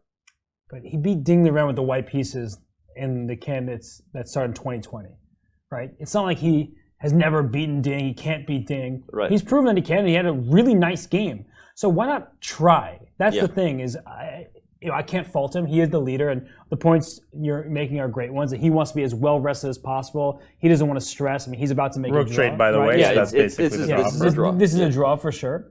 And so I can't fault him and his team. They probably know what's best for Jan. He did win the last candidate, so I trust their strategy and how to win the candidates. But at the same time, you have the white pieces, and the form he's shown in this tournament is one where if he's not taking unnecessary risks, there's a difference between forcing a draw and getting a position where you're not really at risk, like what Jan-Krzysztof Duda did against Hikaru yesterday. That was just really nice play out of the opening where he was playing either to win if Hikaru stumbled or as Hikaru played well, make a draw. So I feel like that would have been more appropriate, if you will, for today's game, but I don't fault the team at all. They have a strategy, I guess. It is a marathon, not a sprint, right? Last question I'll ask on this before we move on from this game and, frankly, maybe never come back. I think the players are about to move on from this game as well. Anyway. They're about to repeat. Is there any risk in a loss of momentum, Danya? So let's say that Robert's right and that he should have played for a win, not just because he was white, but because he's been playing well. If that latter part is true, because you're playing well, and now you basically throw in the towel on a game. Did you see that? Let's just, we don't need to go through the ceremony. Are you worried that Don is going to lose his own momentum a little bit, Danya? Yeah. I think Robert and I are laughing about this because I think Ding was just trying to shake hands and say, all right, we get that it's a draw. But Jan's like, no. We got to repeat the arbiter, or what are you doing? Yeah, no, he just offered it, and he's like, we need to repeat to make it official. There it is. But okay, I think you're asking the right question, and here's an interesting point, Danny, to consider. Yeah. If Jan loses tomorrow to Fabi, in and of itself, that result, let's say Fabi draws today. If Nepo loses tomorrow... Shout out to you, Anish. Anish, we know you're at home. We love you. What's up, Anish? Say hi to Daniel for me. Go ahead, Daniel. So if he loses to Fabi tomorrow, in and of itself, it wouldn't be a disastrous result. He'd still be in second place. He'd only be trailing half a point. The same situation that Fabi's in right now. Yep. But I think in the context of today's draw, he would really scold himself for taking this draw retroactively. So one of the dangers of playing like he did today is that if he has a disappointing result tomorrow, he might blame the decision that he made today, if that makes sense. Yeah. It totally makes sense. It's exactly what I was thinking might be the storyline. Of course, we still have so much other chess to talk about. Fabiano still has his own mess of a situation to figure out versus Hikaru Nakamura. By the way, he has played c4 as the choice to protect the bishop on d3. And if you're just tuning in, there's already been a lot of storyline in that game. It's really kind of the marquee matchup of today, the last time the two Americans will face off here in Madrid. But also, was there deep and confused prep? Deep and confused. Title of my autobiography. Robert, we're gonna head back over to this game again because I'm not sure that that there's any game that's more exciting or more important than this right here, and Fabi's decision to push c4. Yes, and after c4, the bishop on b3 is obviously under attack, while the bishop on d3 is defended. And what Hikaru is trying to figure out is, do I want to trade light square bishops? Because that bishop on d3 is a thorn in his side. Right? It is covering many important squares. The rook can never go back to f1. It covers the f5 square if you ever had ideas of bringing a knight in that direction. But at the same time, Dina made this point earlier that when you have this imbalance of rook against a couple minor pieces, that trading minor pieces, that can open up more files, it can open up more possibilities for the rooks. So actually keeping the bishop on the board with bishop to d1 does make a lot of sense, but it's kind of an awkward move to play. Because bishop c2, that forces the bishops off, and after, I think, the trade, maybe in some move where the knight is coming to c5, and that knight's coming into d3. So you've gotten rid of one annoying piece on d3, and here comes the next. Yeah, makes sense. And bishop to d1, I think you'd rather have the bishop here than the knight. Absolutely. But 100%. But at the same time, it's a thorn, as you pointed out, Robert. Bishop d1, what would that potentially be met by? Black has the pawns, but I want to go back to a point Dina made earlier, which is, they're really great right now where they stand. They're sort of like whips keeping back the lions, right? That are the minor pieces. They're keeping them where they stand. But every time you push them, you open up more opportunities for those pieces, more squares, more holes. So what's your plan here as black? Yeah, I mean, another thing that should be pointed out is if you play knight c5 here and you think, let me get to e4, then I think there's, after knight c5, there's knight takes e5. So yes, the pawns are well defended, but the queen isn't the greatest defender. It can easily get over low. And here you not only lose the pawn, you also lose the rook. Right. That's the cherry on top. So the knight on b7 is actually quite a serious problem for black. It has no job. And so the burden of the position is transferred onto the heavy pieces, but the heavy pieces can be pretty easily targeted by white's minor pieces. Bishop g5. Knight takes c5 is a recurring theme in these positions. And white could even consider a timely b2, b4 in order to cement that c5 square and further tie down the black knight. So it's kind of just hard to make a move here for black. I love that idea because I was just about to suggest rook de8 for black to defend d5, because if white is to make a passing move, now maybe you can go for Dina's idea of knight c5, since knight e5 could be met by rook takes e5. But then maybe b4 is actually a really nice idea because it keeps the knight out of that square. Note, everybody, just because you can en passant doesn't always mean you should. Although, wait a second. Yes, it does. is there? Okay, no, it's too much. White's getting a lot, because even on this... Actually, wait. I can maybe win my piece back. Yeah, knight takes e4. Oh, that's a nice move. And then bishop takes b3, and... Okay, you're just coming to life here, yeah. And if de, you can take the queen on d6 and thereby free yourself from the fork. Yeah, okay. So b4, that's a nice idea, Dina. That keeps that horse a donkey. Thank you, Danny. That's very, very nice of you to say. It's funny, though, because b4 is a really nice move, keeping the knight stuck in place, or pawn 3 squares away from knight dominates it. Yep. This is a really good example of that. But what's white's plan, right? We can appreciate some of the ideas in white's position, or at least some of the pieces, but what is the actual plan? Because the bishop on d1 doesn't really look like it's going anywhere. If its future is just to trade for the bishop on d3, maybe that's fine, but doesn't look threatening. And so can black just sort of sit on the position? Like Fabiano, the pawn structure in the center, everything is looking good. So maybe he just doesn't need to touch anything, just shuffle his pieces. It's really hard for humans to do that, but I think if anyone in this tournament is capable of realizing that I should just sit and wait, it's Fabiano, because the position does look good, but as soon as you push a pawn, you leave a square behind. So I think that Fabiano believed in his position. We have him on camera right there. He doesn't look like a guy who is particularly stressed out right now. Okay. Interesting. Well, if anyone can sit on the position, it's probably Fabiano. Fabiano gave his thoughts on whether he thinks anyone else has a chance to catch him and Jan Nepomniachtchi. He was very careful in his words, but he joined us in studio yesterday, and we want to check in on his thoughts after his epic victory versus Teimour Radjabov last night. I mean, I don't want to, say anything too speculative, but it seems like nearly 100% chance that one of us will win the tournament. Right. Because I 2 points lead for the rest of the field. It's kind of difficult to surmount that.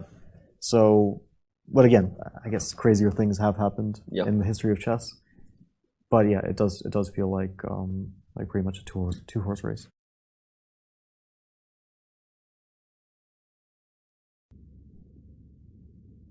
Interesting stuff there, right? I mean, he's not letting himself get ahead of himself, but he's right? I mean, right now it is a 2-horse race, and if he gets a win here in this mess of a position where Hikaru has just as many winning chances as he does, he would actually be tying Jan for first here in Madrid. So that's a crazy thought. And then if only they'd be playing tomorrow. Oh, oh my God, it's almost like scripted. What do the kids say? I know. Scripted? Yeah. If only they had that battle to if only really they had the determine battle that and first place. only they were tied. We'll see. Yeah. Jan doesn't want that script. Go ahead. Well, Jan is welcoming the next game, right? Because he just put this one aside. And I wonder what Fabiano thinks about that. Because we asked Fabiano yesterday, when Richard lost, did you feel emotional? Did that impact your play? And he said, well, I thought that, essentially Richard went we just couldn't believe what Richard did, but it didn't impact the way he was playing. And so I wonder if today's a different story or if it's more of the same, where he sees Jan makes a quick draw. That may actually give him some relief because Jan had the white pieces. So going into today, the worst nightmare is Jan makes use of the first move advantage and wins against Ding Liren like he did in the previous candidates with the white pieces, and like he beat Ding Liren in round 1 of this very tournament. So now he doesn't have to worry about it. Like, okay, I can make the draw and still be in the same spot I was coming into today, and that's probably actually a relieving feeling. Yeah, that's interesting. Any chance it also makes you a little more aggressive because you want that tied score headed into tomorrow's battle, Danya? Yeah, I mean, I'll put it this way: he's focusing 99.9% of his efforts on this position, but I'm sure he's aware of how the Jan game finished. And again, these players are semi-human. I don't want to call them fully human. Mm-hmm. So these thoughts do creep into your mind whether you like it or not. If I win, then all of a sudden it's tied. I got white against Jan tomorrow. Maybe he's not so confident. All of this stuff starts entering your mind, and it can absolutely, make you more inclined to take risks. But Robert, you pointed this out earlier. Fabi is known for his objectivity. I mean, he plays the position all the time, and that's honestly what makes him really tough to play. I've got a concrete line that might actually back up what you're saying, that maybe he was willing to push for more. Let's analyze real quick, because the E4 move that was also an option for Fabiano in this position might have led to a really forcing line here with E4, knight to G5. Let's bring up our analysis board as soon as we can here, guys. We've got knight to G5, knight to A5, knight 5 takes E4, bishop takes E4, knight takes E4, knight takes B3, and after A takes B3, D takes E4, the game is petering out super quickly to maybe a drawn rook endgame. I think there weren't enough captures consecutively. in that line. Takes. Right. Well, I mean, I'm not Hikaru. I'm not Hikaru, but I did do a line there with a lot of captures. And okay, I don't know that this is the case, but it's a pretty straightforward line on E4. And if you want more, you do want to keep some life to this position. Maybe that's partly why he went for the C4 push. But after E4, the knight can also go to H4, where it aims for the F5 square. Okay. And that's not to claim that white is suddenly better. It just is a different position. So I feel pretty confident that Fabiano wasn't saying, oh, I have this position where I can essentially force a draw. Let me not go for that. I think he was looking at the alternatives and be like, well, I don't actually see exactly how I equalize, or maybe I don't like giving those knights access to F5 just yet because the bishop on D3 is cut off from that square because the pawn E4 is in the way. So I think that's more likely the case, that he just wasn't certain about how to evaluate this position. Okay. All right. Well, we'll see. We're all speculating right now. We're all going to back up real quick and take a look. There are 3 other games, as we said, still going here in this round. Jan Nepomniachtchi, if you're just tuning in, drew his game very quickly despite having the white pieces versus Ding Liren. So he'll finish his candidates battle versus China's #1, 1.5 out of 2. Not a bad score. He would have taken that coming in. big part of why he's leading. But still, will Jan look back at a wasted opportunity with the white pieces? At this point, we can only speculate. Where you want to go, guys? Rapport, Duda, and Firouzja Radjabov are both due a check-in. Maybe even a detailed one. We really haven't given those games too much time yet. So while Hikaru thinks, all right, you're not going to choose. I'm going to choose for you. We're going to Rapport Duda. Here we go. Look at that jacket. I knew you were going to choose he's wearing a red jacket. I mean, look at it. He's a rock star, this guy. Seriously. Wow. They're only on move 11, which is kind of interesting. Yeah, Rapport is using his time hopefully wisely. Probably remembering his deep opening prep. Yep. Non-existent preparation. Can you draw the sarcasm window above my head right there? I got you. No, I totally didn't detect the sarcasm. That was, yeah. This position, though, is really actually quite interesting, not because I believe in the current position, but white has put the king on h2, right? Okay. And in putting the king on h2, that makes you think that f4 is coming, or some kind of kingside pawn push eventually is what Rapport wants. So I'm into it from like the outline of the position, but I also think that Duda is doing everything like perfectly. He just put his pieces in the center. He can just continue to do so, but I just don't think that black has this plan 4 moves down the line. I feel like white is thinking about moving the knight, playing f4, things like that. So at least I have one plan, and I'm not sure I see a clear-cut plan for black. Yeah, but I don't know if I fully agree with that, because I think after rook e8, well, if you move your knight from f3, then I think black might be able to strike in the center with d5. If you play bishop takes d4... I'm just showing your line. Sorry, go ahead. Yeah, and I mean, I didn't calculate that seriously. Now after e takes d4, knight e2, it can be very tempting to go after the d4 pawn. And my idea here was just to go queen b6 and protect that pawn. Black can also consider d5 even in this position. And I've played these types of openings a lot in Blitz from the white side. And when the center opens up like this, things get really uncomfortable, especially with the weakness of the dark squares on the queen side really exacerbating the situation. At the same time, I get what you're saying, Robert, in the sense that white can play almost a waiting move, like, I don't even know, a4 or something, and it's not so easy for black to improve. Interesting. But it is nice to see that with the rook coming to e8, black is already thinking about d5, because the moment that pawn has support, suddenly this advance is on the agenda, right? Although that also hands over the b5 square. So it's like one of those things that you have to be pretty careful about in these positions, because if you're playing take back on d5 with the pawn, then that hands over the b5 square precisely because the pawn's on a5 and can't go back to a6. So there's like these little nuances that play a huge role in such a position. And yeah, I don't know exactly what white's move is, and maybe I was being overly optimistic with white's chances on how to proceed from here. But I guess just having the notion of f4 feels like some kind of legitimate try, whereas d5 does feel a little bit harder to get in, but that is clearly black's plan, right? You put a pawn on c6, you're very likely to follow up with d5, and maybe some more queenside expansion with b5 as well. All right, well, you said there's a lot of little things in this position that play a huge role. Richard Rapport may end up having played a huge role in Jan Nepomniachtchi's chances to win the candidates. Not the huge role that he would have written up for himself if he was casting himself as a star in that movie. He looks like a movie star with his red jacket, and we, of course, love to see him back in action already. But let's show everybody the interview that Richard Rapport gave Dina Belenkaya despite his very heavy feelings, understandably so, yesterday. I don't know. I guess I should throw away my computer, because I'm pretty sure the line is bishop d6 instead of bishop h3, queen takes a7, then bishop h3. It's a draw. So I figured I should be better here, because, okay, it was not, I should play on, but I played so badly. Even afterwards, I'm probably just worse. So I guess, I kind of tricked myself. I was trying to figure this out, like how to defend afterwards, but I got really upset about this, that I played on.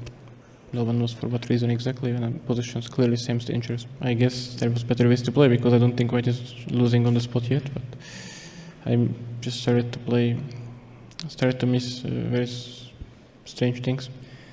I guess this happens, yeah.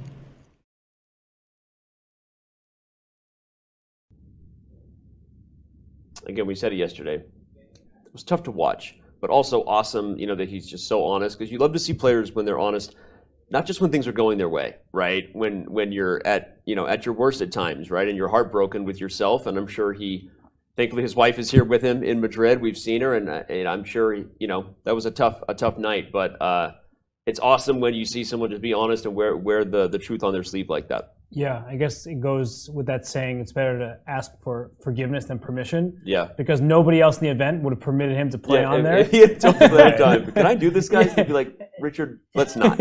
And he's like, he clearly feels really badly. Yeah. And he's a sports person, right? He's a competitor. He wants to win, right? That was very clear by his decision to play on. So he definitely feels badly that he lost the game, but I think more so that the way it happened. Like I really believe that ultimately he feels badly for Fabiano and just the tournament as a whole, but he shouldn't. Like he was competing. Like he did something that was a bad decision. Nobody's going to deny that. He's the first to admit it. But I don't think that he should feel ashamed. I don't think that he should, feel like chess isn't for him anymore. It was just a bad game, and I think that he should forgive himself. And he's playing another interesting game. Well, you probably shouldn't feel bad at all. I agree with you, and Danya, I'm sure you do too. And what are your thoughts on how every organizer should be inviting this guy? Just because, despite the fact that is now viewed rightfully so as a train wreck that didn't go well, and it may be a huge thing that helps Jan Nepomniachtchi win the candidates, it still just shows a lot about who this guy is and his character and the fire he brings. Exactly, as both of you are implying. If we're, our biggest criticism is that he decided to play for a win in a position where he shouldn't have. And not a theoretical draw. That says a lot about him in a positive way. That's the only thing we can point out. And Richard has been like this his entire chess career. I mean, if you trace back his career 6 or 7 years ago, I mean, his openings were a lot crazier. What he plays now is very toned down. I mean, he used to play c4 and g4. I mean, he pushed every single pawn in the first move. And that's barely even an exaggeration. So Richard has done a lot of work to sort of rein himself in, but that lion or that tiger, choose the fearsome animal that's at the center of his play style, it makes him such a treat to watch. And I think the real litmus test of whether somebody is fun to watch is whether you still enjoy watching them when they're not in their best form. And I think for Rapport, do you enjoy watching him when he's having not so great of a tournament? I absolutely do. And we still want to see him come back even when he's not performing at the level that he expects of himself. Yeah. No, totally. Well said. And I think that we're going to see yet another fight in this game. He just played this flexible a3 move, and it's a move that is designed, guys, to keep the tension, right? It's not a move like you were maybe saying with a4, which would even deny b5 that Black could do now. This is an ultimately very flexible. Hey, I named the right pawn. You did name the right pawn, and even opens up weird ideas like b4 in some positions, where suddenly the a file tactically might have consequences if Black doesn't complete his development here. So anyway, this is interesting, and again, as we said, the storyline surrounding Rapport, while it is a heartbreaking one if you're sitting in his corner right now, ultimately I think we all have said it a million times. He is great for chess, and we'll see what kind of chess he's able to play here in the back half. And it's the opposite of a forcing game, right? Yeah. 0 pieces have been traded. Yeah. Not a single piece. And that's why the players have spent so much time. And Richard in particular, he's the one trying to mix things up. But Duda spent half an hour himself. It's only moved 12. So clearly the players, they have no at-home knowledge of this position. They are just going to figure out all over the board. Yeah. You're going to jinx him. He's going to take on f3 and then on e3. Just like that, 2 pieces will come off the board after knight takes f3 check. But okay, let's back up and get to the only game that really hasn't been given any attention so far. That is Alireza Firouzja's battle versus Teimour Radjabov. A very traditional-looking Italian over there. We've seen positions like this at the top level a lot over the last few years. And flexible, offers interesting chances for both sides. And let's dive right in. This is an interesting spot because White is tactically trying to be very aware of the potential dangers Black has on the f-file. I don't know enough about these Italians to comment here. I wish we had a guy who was with us in Utah. I think we all wish we had Fabiano Caruana sitting next to us right now. Well, this is reminiscent of a different World Championship, the game that Magnus Carlsen won against Sergei Karyakin, where we had a dynamic just like this, where there's pressure down the king side, but a worse pawn structure because of the double pawn. So it's clear that Radjabov aiming for the f-file. In particular, this knight on f3 is a little bit loose. So if you're not careful, there could be a knight sacrifice on either g2 or even h3 in some positions. But for now, everything's under control. For Alireza, he can bring his rook from a2 towards the center. I don't think you want to start playing on the queen side just yet, right? I think it'd be a rushed decision where white's rooks are not connected. There's not as much coordination. So if you start playing on the queen side, opening up files, it's black who is probably going to reap the benefits.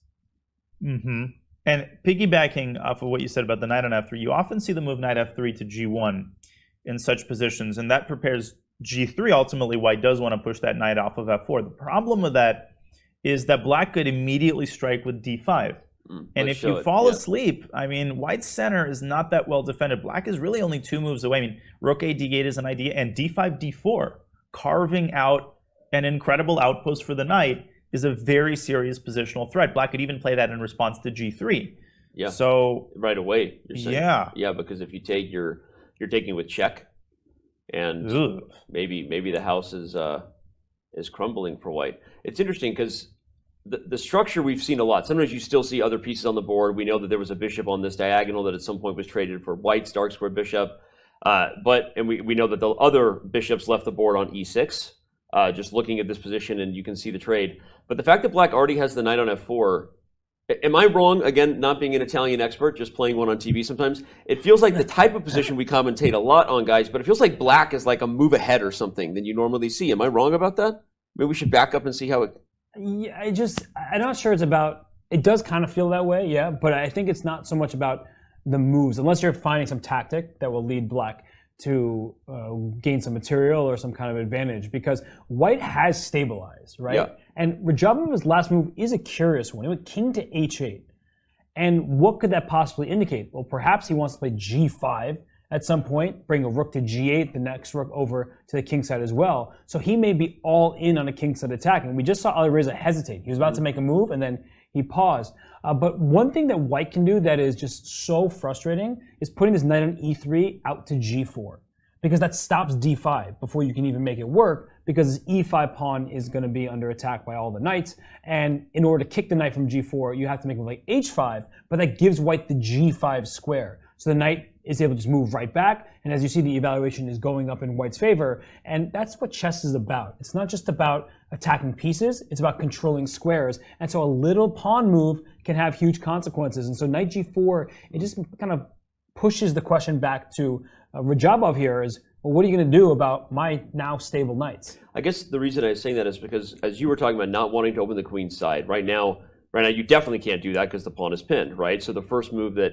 came to my mind was, oh, sometimes you put the queen on b3 in these Italians so that you can then prepare for b5. But obviously in this case, the d3 pawn is hanging. So I was listening to you both talk about it, right? Didn't just come out with that opinion out of nowhere, but I was thinking that the more you talked about white's inability to expand on the queen side, the fact that you can't easily bring pieces over, and that black seems like black is threatening to maybe play d5, Robert's knight g4 is a very good move, so that kind of convinced me otherwise, but it just felt like black is like already has what he wants in these structures, which is a knight poking at the king side, threats. You can also bring the other knight over in some cases, depending on how it happens. So anyway, Donnie, your thoughts on what we anticipate Alireza to go for here? No, I understand what you're saying. I think the blacks, I mean, Teimour has to be pretty happy with the result of the opening. It's a pretty clearly defined position. Still complex, but black has a fair share of improving moves, and d5 is an idea. And we talked about Alireza's time management. Way too early to talk about time pressure, but 107, and he's showing no signs of moving. It's become a pattern, and the position still hasn't.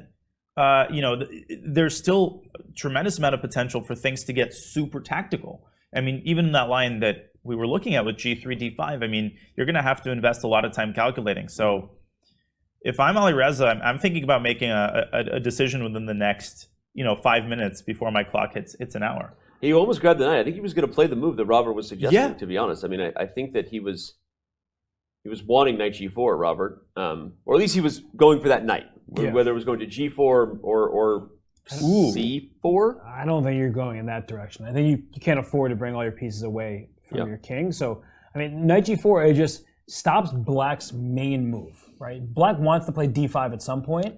Not always that easy because the rook on e1 will open up if you ever take on d5 with your e4 pawn, so you might actually lose a pawn in some variation to play d5 too soon. But knight g4 just kind of says, like, you know, your main plan, now that's gone, what are you going to do? Can I ask a foolish question? Yeah. Knight g4, knight takes h3. Could that be a small matter of concern? Well, I know it doesn't work, but I want to see exactly why. Knight h3, king takes h3, queen h5. Now, if you block with a knight, I have g5. Right. So white plays king g3, and then I thought maybe rook f4. But I suppose that black's attack reaches a dead end after the knight from g4 just moves back. But I mean, you have to make totally sure of this. Yeah. Maybe that's why he hesitated. It would be the second game in a row if this were to happen where Radjabov has his opponent's king one check away from mate, but is losing. Right? But it's not Bughouse. Yeah, exactly. Rook h1 is coming next, and the king slips back toward h2 and g1. Yeah. Alireza gets up for a quick walk. Got to stretch those legs after the think he had there. But he does indeed play Robert's idea of knight g4. For some reason, that king went to h8. It was a mysterious king move. Maybe we'll see Raj's plan here in a minute in terms of what exactly his intentions are. I don't think even he knows exactly what his intentions are. I think he's figuring that out as he we might have speak. just been like, well, I don't have a lot to do here. Put my king on h1 and ask questions later. I'm only half kidding. I mean, I could see him just shuffling his pieces back and forth because knight g4 doesn't actually carry a threat, right? Yeah. It just stops Black's idea of playing d5. So I could see a position where you just go king g8, king h8, and go say, back to g8 all right, and come say, on, what's next? Yeah. Well, what is White's plan? I'm asking that genuinely because it's not very easy to play the move d4 because once Black takes with the e5 pawn, and if you take with the c pawn, then b4 is loose, right? And in general, opening up the position in many ways is going to be bad for White. So if you move your rook away from a2 over to d2, and then try to play b5, I still don't think that's a good idea. Just because you're not losing a pawn doesn't mean that suddenly Black it's a said, good idea. thank you for opening the a file. Yeah. Hey, I want more of that. Yeah, you've developed my rook in its starting place. Thank you very much. So I actually don't exactly know what White's idea is. Maybe you're knight g1 at some point, and then try to play g3, and it's a slow approach. But even if those moves happen, the knight just moves back from the f4, end of the world. and it's like, okay, so keep proving to me how you're going to play for an advantage. You have these like little individual ideas, but no concrete plan to actually play for more. Yeah. Is this a game that suits Firouzja's style? Ooh, you're asking a good question. Well, what is Firouzja's style? Firouzja's style, I would say, is one where he is it's not necessarily all just like calculations and crazy sacrifices, but it's a position where you have that possibility. In fact, the game yesterday against Liren, when he was Black, we were saying that actually was up his alley, and he did hold without any issue. But before pieces got traded, it was a flexible approach where he could find plans. Here, this is like slow maneuvering that's not that comfortable because he often likes to play for a win. I mean, he's used to winning. Right? I mean, that sounds funny, but okay, in this tournament, Nepomniachtchi, Fabiano Caruana, they're winning a ton of games. But if you think about the last year and a half or however long, who's won the most games not named Magnus Carlsen? I'm guessing it's Firouzja. Because you don't get from 2,700 to 2,800 in a few months without winning a ton of your games. He won 8 out of 9 at the European Team Championship. It's possible because maybe Magnus didn't even play as much heading to the World Championship. The Firouzja won more classical games last year than anybody. We'd have to look up that stat. I feel like people didn't make big enough of a deal of Firouzja's climb from 27 to 2,800. Yeah. I mean, that was one of the greatest runs we've ever seen in chess. Well, it broke records along the way, obviously, right? He became the youngest player ever to crash through the 2,800 ELO barrier. By the way, regardless of my question about style, apparently this game was still following regular lines of play. Knight to g4 is the first novelty. Knight g1 had been played a few times previously. Well, the novelty, you heard it here first. There you go. Do I get credit Look for at Robert Hess. Hess 2022, right? Hot takes over here. Robert Hess coming up with novel ideas, and he doesn't even know it. He's a poet, and he don't know it. All right. Roger's going to be thinking for a minute. We'll back this thing up. No, he's not. Commentator's curse. 97 played the moment I say. The moment I say, he'll be thinking for a minute. But either way, we take a look at our bird's eye view. That game in the upper right corner has already finished, everyone. Jan Nepomniachtchi drew his game against Liren. Didn't really bring a lot of gunpowder to the table today. And we will speculate whether or not that was a good idea throughout the rest of today's show and ultimately maybe get the answer to it in the clash that's occurring tomorrow if you had other plans for Monday, it's time to call in sick, cancel that dentist appointment. We know the world will go back to work, but why don't you just stay home on Monday, no matter where you are, and watch Fabiano Caruana take the white pieces versus Jan Nepomniachtchi. And although we still have a lot of chess ahead today. So on that note, I think it's time to head back to Fabi's game. Right? Yep. Sure thing. We've seen two very important moves. Two very important moves have been played, and right as we get there, good timing. No commentator's curse there. Hikaru moves right as we bring the board up. And let's see what he did. We don't see what he did yet on the, there it is, bishop to f2. So attacking. So first of all, it's important to point out he did play bishop b3 to d1, which we sort of expected, and Fabi made a move along Hess's recommendation, I think, which is just make a small improving move and ask White what his plan is. And I think we know what Fabi's plan is because he has a rook on an open file. He can bring his second rook to the open file. And the point of bishop f2 was to put pressure on e5, but rook f7 actually defends the pawn. And people often think, my pawn e5 is under attack, I need to play rook e7. Right? If I touch that rook on d7, of course I'm going to e7 to protect let's the pawn. show how rook f7 defends with offense. Sorry, Robert, go ahead. No, for sure. If you take with the rook on e5, there's only one piece defending that rook. It's the knight, and you just remove the defender and win the piece. So that's quite clear. Loose pieces drop off. If you take with the knight, well, that knight was doing an important job closing the f-file. You get that queen for those two rooks, but you also got the bishop, so black would be ahead material and completely winning. So rook to f7 actually is the active way of defending this e5 pawn, and maybe that will become an issue later, but e4 now becomes a threat because you're just trying to get rid of that knight. And don't forget that bishop on d3 is aiming at the f1 square. There is a future where there could be checkmate threats down the f-file. Yeah. E4 is not only a serious threat, it's hard to defend against it. I mean, you could move your bishop back to e3, but it just came from there. I suppose you could defend the bishop on f2 with the crazy knight. I almost don't want to say the square. Don't say it. You say the square. But actually, okay, it's a good idea because it frees the g3 square. I said it before Robert and then knight f2, and then knight h1 to f2. Robert was about to yell that it's actually not a bad idea because it opens up g3, and if that bishop should arrive on that square, e5 is really hard to defend, and then the knight coming to f2 actually hits the bishop on d3. So actually, the optimal relocation might indeed be changing bishop and knight, swapping places. But there is one huge problem. Okay. That square? When black plays e4, and you put bishop well, actually, bishop g3 is not possible because I just moved my queen, right? And then you have rook f1 checkmate. So exactly what I was talking about. I just want to show that the knight is pinned. That's exactly what I meant. There are checkmate possibilities. So after the move, I've shown Mage your problem. Stop exaggerating, Robert. Mate, I mean, from time to time, the community team yells at me and says, "Hey, people like to see checkmate on the board. Show it more often." Okay, stop yelling, chat. I hear you. All right, sorry, Robert. So put the bishop back on f2 and move the knight to d4. Okay. So the bishop is defended there. But what exactly is White's next move? Because you can't move the bishop. There's still checkmate. And I guess you can play like h3 and then bishop g3 because you've given your king some luft via h2. It's just really awkward positioning. Yeah, well, and now you can even bring the knight into c5, which is a plan we've been talking about for a while. And if h3 is played... Knight takes bishop on d3. That's what you really want to do. You want to take your own piece. Knight takes own piece. That's one of the few variants that the Alpha Zero papers didn't consider, self-capture.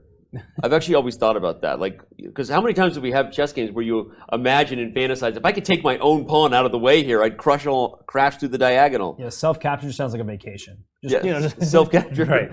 Anyway, so that's a fun idea, but not possible in chess, everybody. Any Hooters. All right. Hikaru plays bishop f2. I want to draw our attention to the other major storyline in this game, which is not on the board, but on the clocks, because we still see Hikaru playing significantly faster than Fabiano. Caruana has taken 22 minutes before he played bishop d3, 21 minutes before he played c4, and then 12 minutes before he just played rook d7. So he's definitely on his own, even if Hikaru is bluffing or still in prep. I mean, who knows at this point? Yeah, I mean, the second candidate move here is rook e7, so it's not like he's wasting his time. I think he sees rook df7, knight h1, and he's trying to figure out whether giving up that monster d4 square, and that's not something you do lightly. And that white knight, which comes to d4, is a piece that is going to survive the apocalypse. So you got to make sure that your pressure down the f-file is worth it, because if you decide that it isn't worth it, you have a perfectly acceptable candidate move in rook e7, a little bit passive, yes, but it keeps the status quo, right? There's no way could play rook. I would have to like play rook f7, e4. It just looks good, right? I agree. Right? It's just one of those positions that you almost want to play it by feel. And even though you're completely correct in something we talked about earlier, whenever you start pushing these nice pawns in the center, you leave squares behind. You give your opponent places for, in this case, the knight going to d4. But just because the knight's on d4 and that's a good square, that doesn't mean that black is suddenly in trouble, right? It's like, I give you one thing, but I also get something for it. So it seems like a fair trade-off. We're not removing pieces from the board, but we're giving each other files and squares. Yep. Yeah. My only devil's advocate view on that is Fabi looking at the fact that Jan already drew his game? Is there a worry Fabi has that this game could get away from him at this point, given how fast Hikaru is playing, the prep? We know this is, as you said, Robert, a 7-result position, meaning any player could lose here. I mean, is there something to being a little bit timid before you go all in on, intuitively it feels like rook f7 should be good, but there's a lot of tactics on board here. Yeah, I mean, I guess he's also kind of thinking that if he plays rook f7, he's going to be able to play the next couple of moves fast. Because if he plays rook f7, we're going to see knight h1, e4, and then knight c5 quickly, and that's already going to be move, 27? So perhaps Fabi actually isn't, that worried about his clock, and he thinks that if the position clarifies, then he'll be able to play relatively quickly and relatively accurately. Okay. But, I had to ask for a friend. I mean, I obviously knew you were going to answer that way. I just wanted to ask for everyone else. But this is a really weird looking position. I mean, it's one of those equal looking eval bar ones where the eval bar is evil because it is not truly indicative of what a mess this is or how hard the position is to play.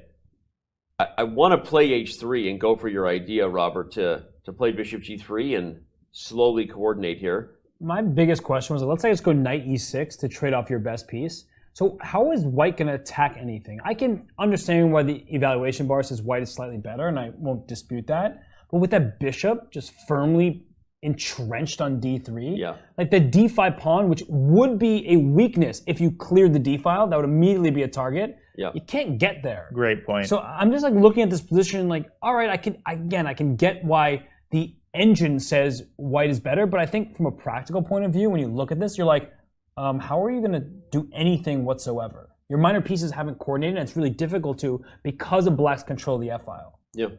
I wonder if you would prefer rook f7 over rook e7, Robert. I'm not clear on where you stand on that. I wonder if there's... I agree, although the only thing I get worried about whenever I'm playing a rook versus minor pieces is that should the inevitable coordination come, and I don't know if I can get away with this, and then bishop g3 and knight f2. That's what I want to do. Bishop g3, knight f2. I feel like should the inevitable coordination come, these squares that aren't accessed are holes, and my knight thrives in those types of battles, right? So I know it's a fantasy, but bishop g3, knight f2, the knight uses g4 to route to e3 at some point, right? I'm playing the slow game here if I'm Nakamura, right? Because the long-term aspects of the minor pieces outplaying the rooks, should these pawns get stuck, if they lose their ability to go forward, that's when the minors will thrive. They'll maneuver, they'll poke, they'll probe. They'll probe. Well, you didn't prod or probe. Probe. Right. I've been probing all day. Go ahead, Danya. No. I think you explained it very well. I agree with you, Robert, that I would have expected Fabi to play rook f7 faster. I mean, my hand would have played that move before my brain would have been able to say, let's think it through.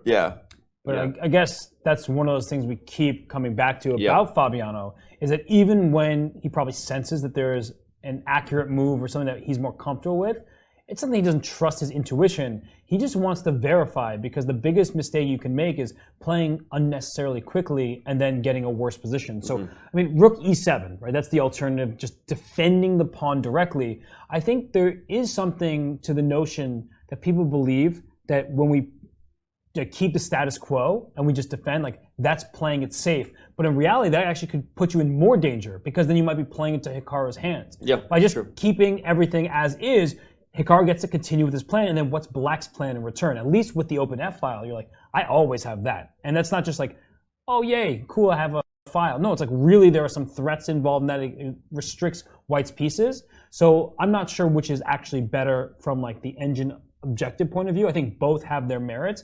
But I just think that, just broadly speaking, that we often think that there's a way to play safe, but that actually can often be more dangerous than it would appear. We saw that last feature chat, just let you know, caught that question, whether or not we think Fabi's still happy that he's playing black. I think he still is. And again, Robert's point earlier that the fact that Jan drew with white maybe makes him feel even more at ease as long as this one doesn't get away from him. So interesting comment from the wag rock rag. I don't always go to the school for kids who read good or not good when I'm reading usernames. I've been known to put the emphasis on the wrong syllable from time to time. Anyway, chat, stay involved with us. Get comments going. We'll try to feature some of your best ones throughout the day. We appreciate it. We appreciate all the subscribers coming in, and wherever you're tuning in from, it's going to be a good one. If you're just tuning in, let's back up to the bird's eye view and remind you that we already have a result in the books. Again, Jan Nepomniachtchi doesn't fight with the white pieces, has a bigger plan in mind. We see Fabiano does put the rook on the F file, so he's ready for the fight, unlike his co-tournament leader. And I say that knowing Jan was up a half a point, but basically we're talking about a 2-horse race here in Madrid at this time. Hikaru, a bit of a scowl coming back there, not maybe a little surprised. Might he have? I don't think he missed rook f7. Is that a possibility at all? That it escaped his mind that black could defend indirectly? Yeah, he seems. And I'm only saying that because of his facial reactions. Debated. Right. I mean, he's going to play knight h1. It's a very awkward move.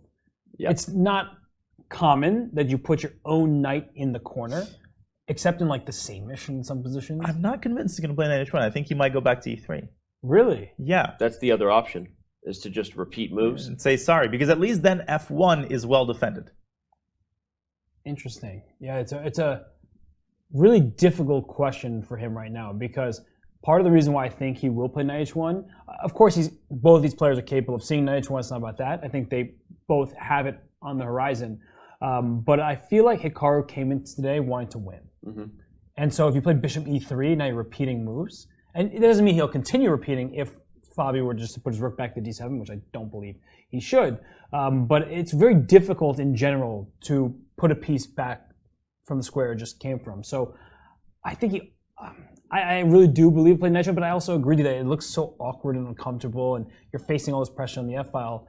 But then the question is, did he just absolutely miss rook f7? That happens to all the best players in the world. That would be the real curveball, because that would mean what you're saying is he thought rook f7 wasn't possible because he thought he was winning the e5 pawn, right? I mean, but that there's no way he would make a misstep like that. But judging by his facial reaction, right? There was definitely surprise there, right? He didn't just nod his head and write the move down quickly. We should ask this man, who is the #1 Hikaru face reader. It's hard at times because translating Gotta Hikaru, prove the your streamer, Hikaru, the online chess player, versus Hikaru, the very well dressed, sporting his championship rings from his U.S. championship victory. This is okay. Wait, hold on, showing signs of Hikaru Nakamura number 14. Oh, sure wasn't number 13. I mean, no, 13 your expertise might be waning. Very rare. Anyway, the catalog of different emotions from Mr. Nakamura is something we often draw attention to here. I think he's about to move. Yep. No. Okay. So he's all right, Robert. Yeah, he had touche. Touche. Hikaru Nakamura plays moves like knight h1. Yeah, he does. And that's safety third has always been Hikaru Nakamura's rule. It is a compliment to him, though, because he finds these really resourceful, creative ideas. Putting your knight on h1, right?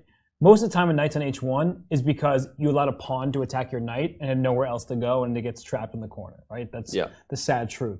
But here knight h1 has a clear purpose. It frees the g3 square for the bishop, which puts pressure on e5. It allows the knight to then go to f2, where it attacks this bishop on g4, and also might go for, on d3, and also might go to g4 later, as you were pointing out in some variations. So the knight will find a better square. It wasn't doing all that much on g3, so it's really nice rerouting by Hikaru, and now it's Fabiano on the clock, and look, we got to stop from DB Smiley. I want to say something funny about this. Is like we're not too far from the possibility that this was a Fischer random chess game at this point. Yeah. Speaking of a knight on h1, actually no, it was a bishop on h1 that we commentate on. I'm sorry, we love Mr. Peter Svidler, Polborta, the original, one of the best chess commentators and chess players on the planet. But we had this incredible loss from the 2019 Fischer Random World Chess Championship, where a piece on h1 never entered the game.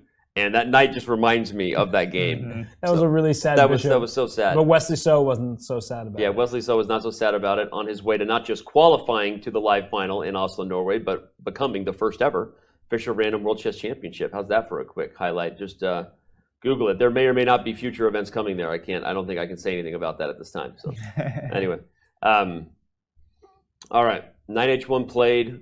Fabi back on the clock. I mean, he's going to play e4. The question is when. Although my previous prediction didn't exactly age well. I wonder if he's just struggling to believe that White's position can be like pretty, not just okay, but pretty good, if not better, when you have a pawn on e4, bishop on d3, rooks in the f file. Like, I just feel like everything about Black's position is pretty ideal, right? If you're going to give up a couple minor pieces for a rook, having a fully open file where both of your rooks are barreling down, in theory, that sounds amazing. Now, Hikaru has his pieces in position to withstand the pressure, but like everything on the surface looks great for Fabiano. So I can't imagine that he's displeased with the position, but I also can think that maybe he's in disbelief that all of this has happened, and yet still he's struggling to find like the next plan after he's gotten his rooks in the But maybe there's some concrete X's and O's that back up your psychological point, because the way to describe that same scenario from the opposite side of the coin is maybe because everything is so optimal right now, Robert, he's afraid to change it, right? Because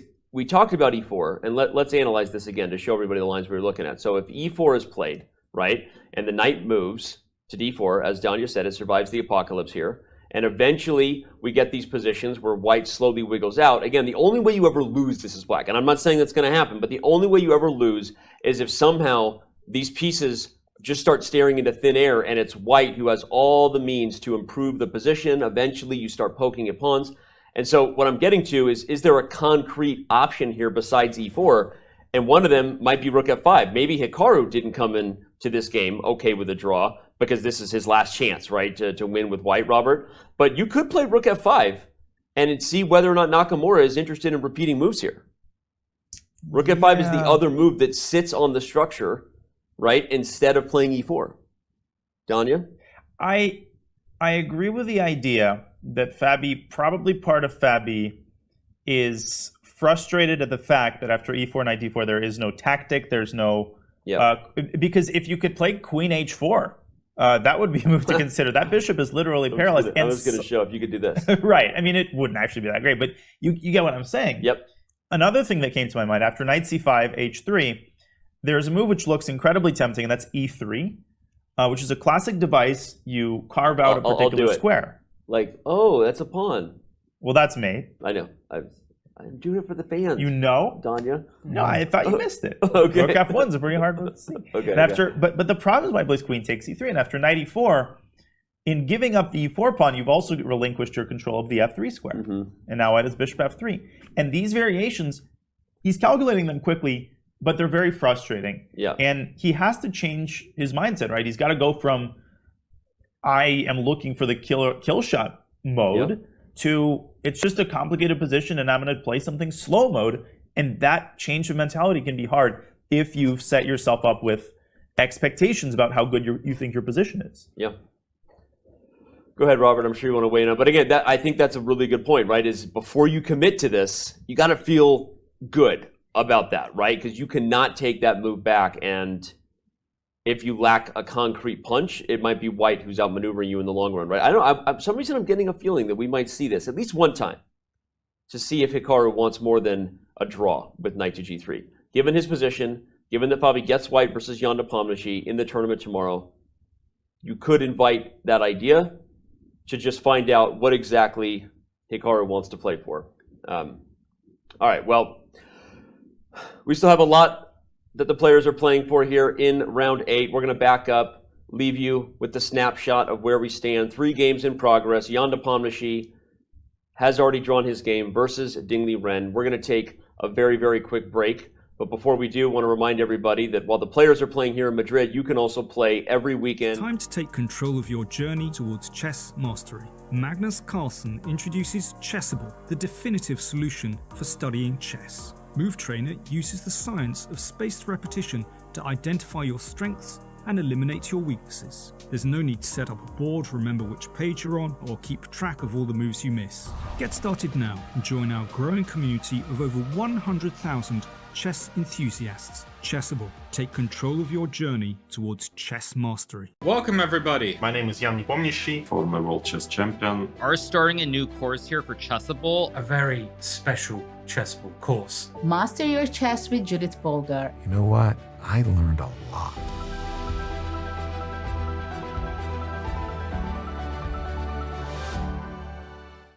Want to play chess online or learn how to improve? Join us at the #1 chess destination in the world, chess.com. With thousands of people playing at any moment, you'll quickly find a game with someone at your level, whether you're a beginner or a grandmaster. Chess.com makes learning fun and easy. Sharpen your tactics with puzzles and enhance your strategy with our lessons by top masters. Learn from your own games with our easy-to-use analysis tool. Chess.com has everything you need to take your game to the next level. Signing up is free and easy. Join Chess.com today.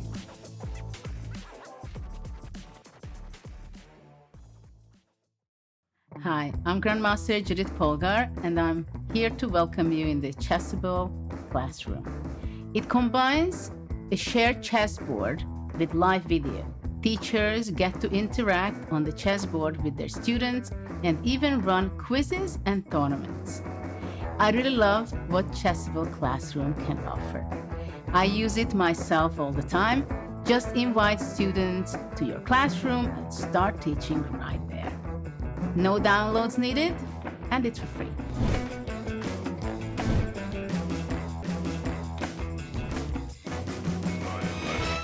Juego bien y no consigo soltar puntos.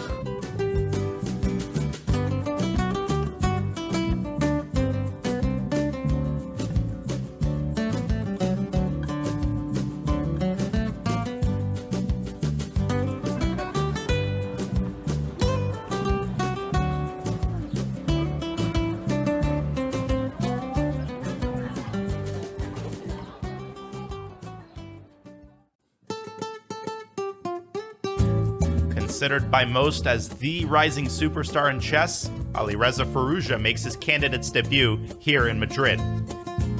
The only teenager in the tournament, Firouzja is the youngest player ever to break the 2800 rating barrier. Born in Iran but representing France, Firouzja strikes fear in his opponents with his array of surprising tactical shots. Alireza qualified for the candidates by taking first place in the FIDE Grand Swiss. He also followed up that performance with a strong finish at the European Team Chess Championship. Coming in with heavy expectations, Firouzja has a more than reasonable opportunity here to become the youngest winner in Candidates Tournament history. With that, the teen prodigy would take one step closer to potentially knocking Magnus Carlsen off his championship perch.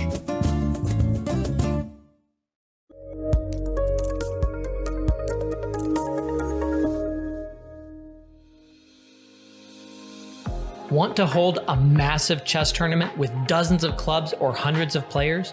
Or maybe a small chess tournament with local but competitive clubs? With Club Arenas, you can. Club Arenas allow for tournaments of any size with any number of clubs and players.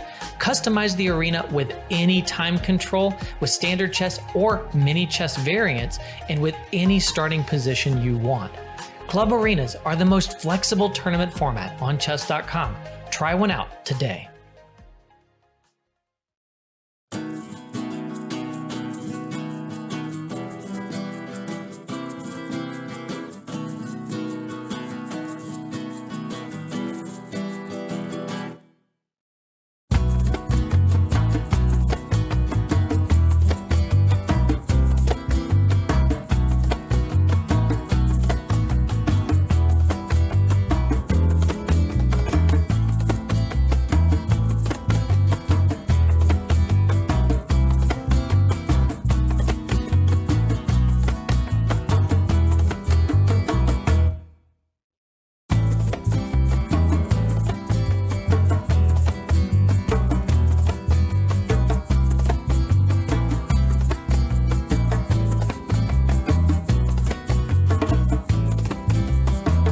to take control of your journey towards chess mastery. Magnus Carlsen introduces Chessable, the definitive solution for studying chess. Move Trainer uses the science of spaced repetition to identify your strengths and eliminate your weaknesses. There's no need to set up a board, remember which page you're on, or keep track of all the moves you miss. Get started now and join our growing community of over 100,000 chess enthusiasts. Chessable. Take control of your journey towards chess mastery. Welcome everybody. My name is Jan-Nepomniachtchi, former World Chess Champion. Are starting a new course here for Chessable. A very special Chessable course. Master your chess with Judith Polgar. You know what? I learned a lot.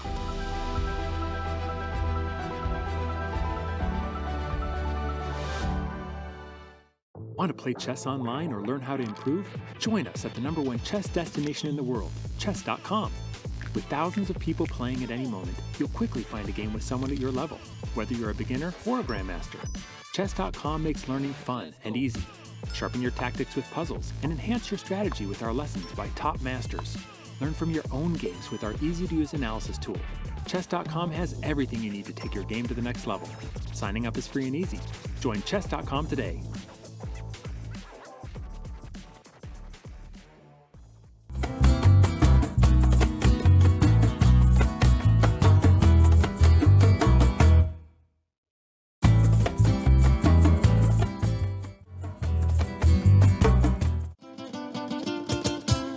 Madrid.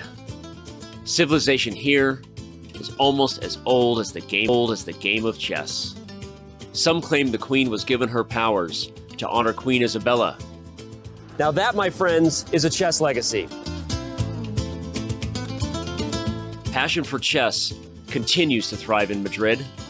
For the first time in 30 years, Spain's capital plays host to the Candidates, the most important tournament in chess.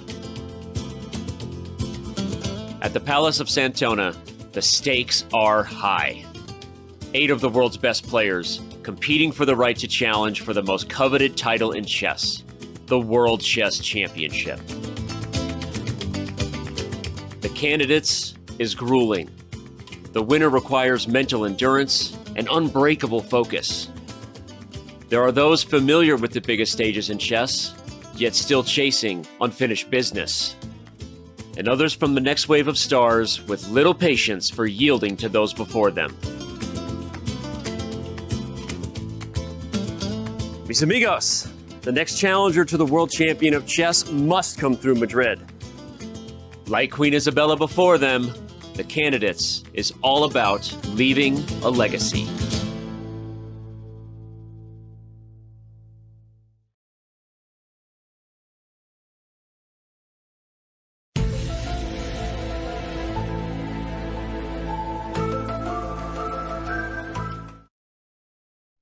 Shout out to the team coming up with every possible way to just add life to the Candidates here. That was, first of all, when was the last time anybody ever mixed an X-Files theme song with anything from a chess tournament? I don't know. We usually leave Gillian Anderson alone. So yeah. By the way, what happened to her career after the X-Files? She was in the Hannibal show, and then she right, and then she was the mom in Sex Education.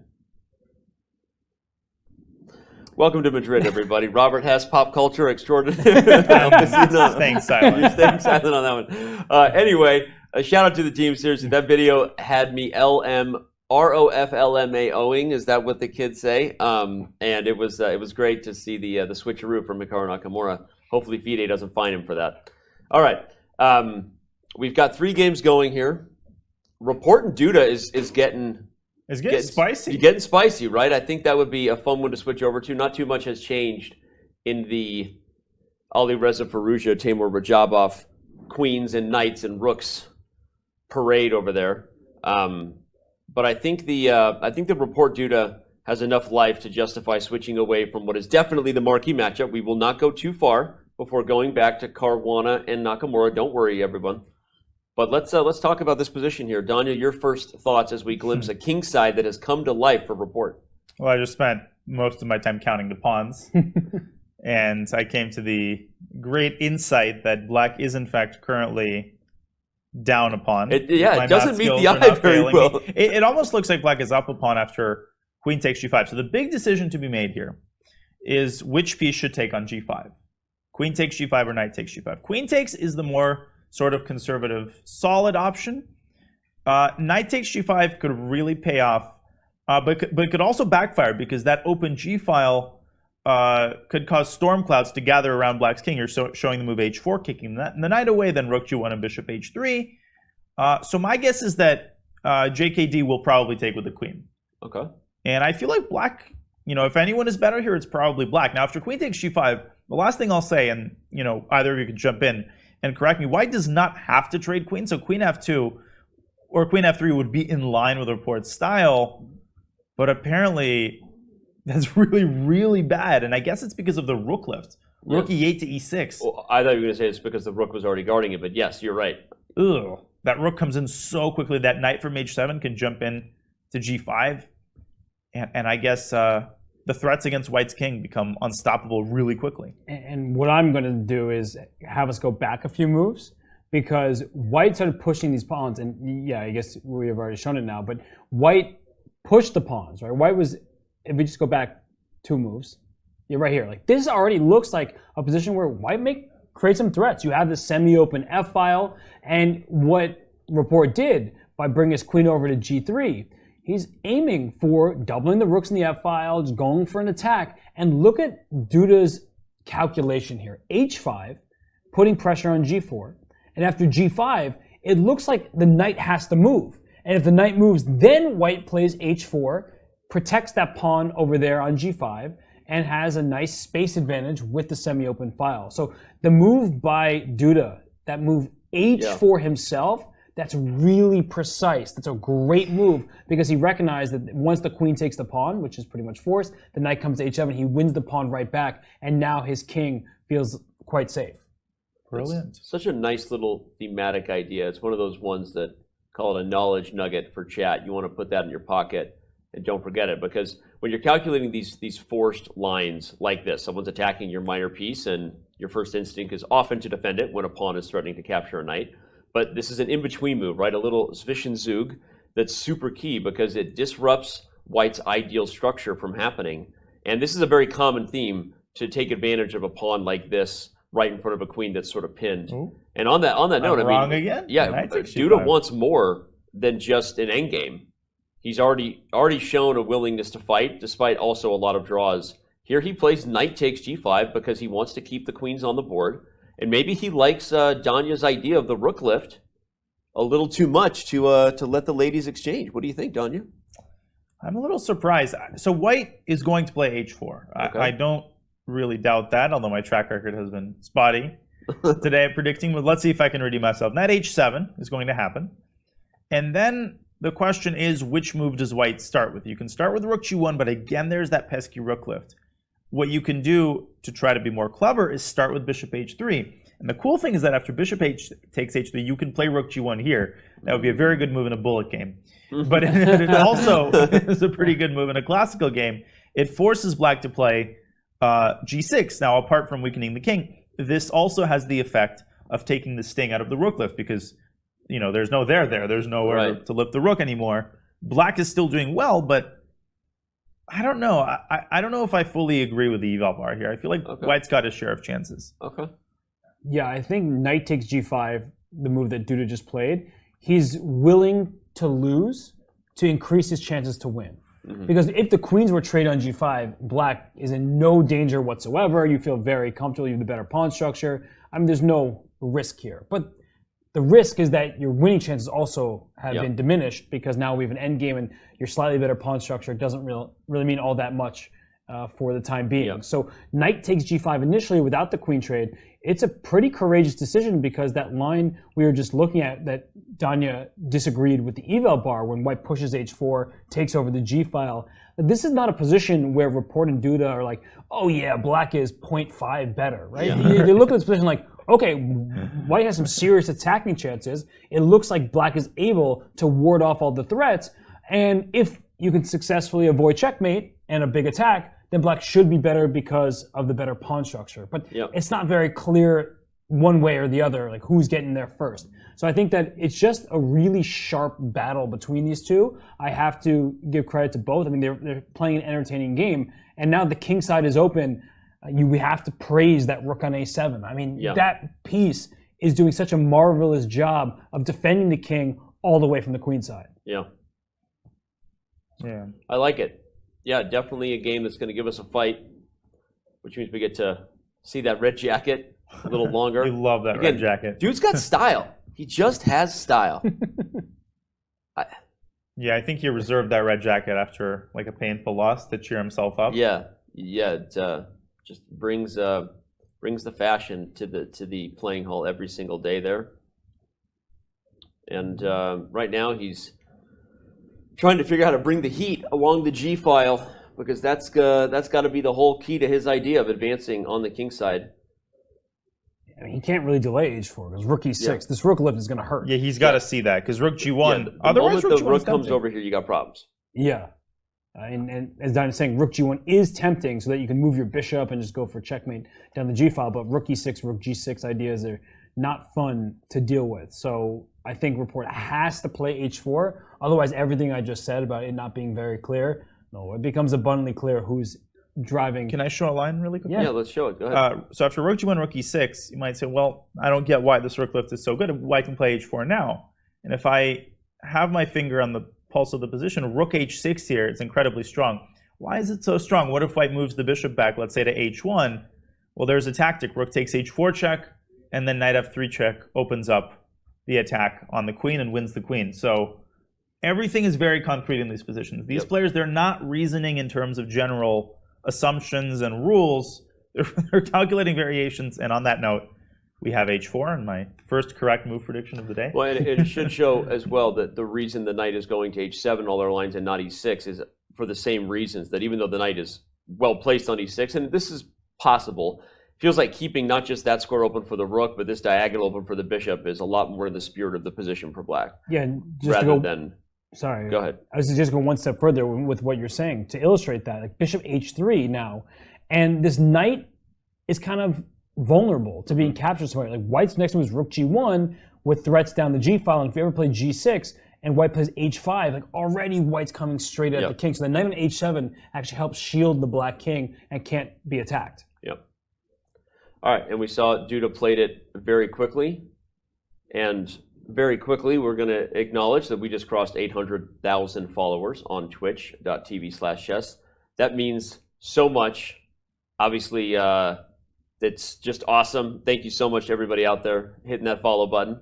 If somehow you're watching and haven't hit the follow button, join the party. There's 800,000 other people who've done it, so apparently that's where the cool kids hang. But seriously, jokes aside, onward to 1 million is the goal, and to infinity and beyond, as they say. But thank you again so much. And thank you again for the chat playing along. We got Twee87 saying, forget chess. Rapport wins on style. He does win on style.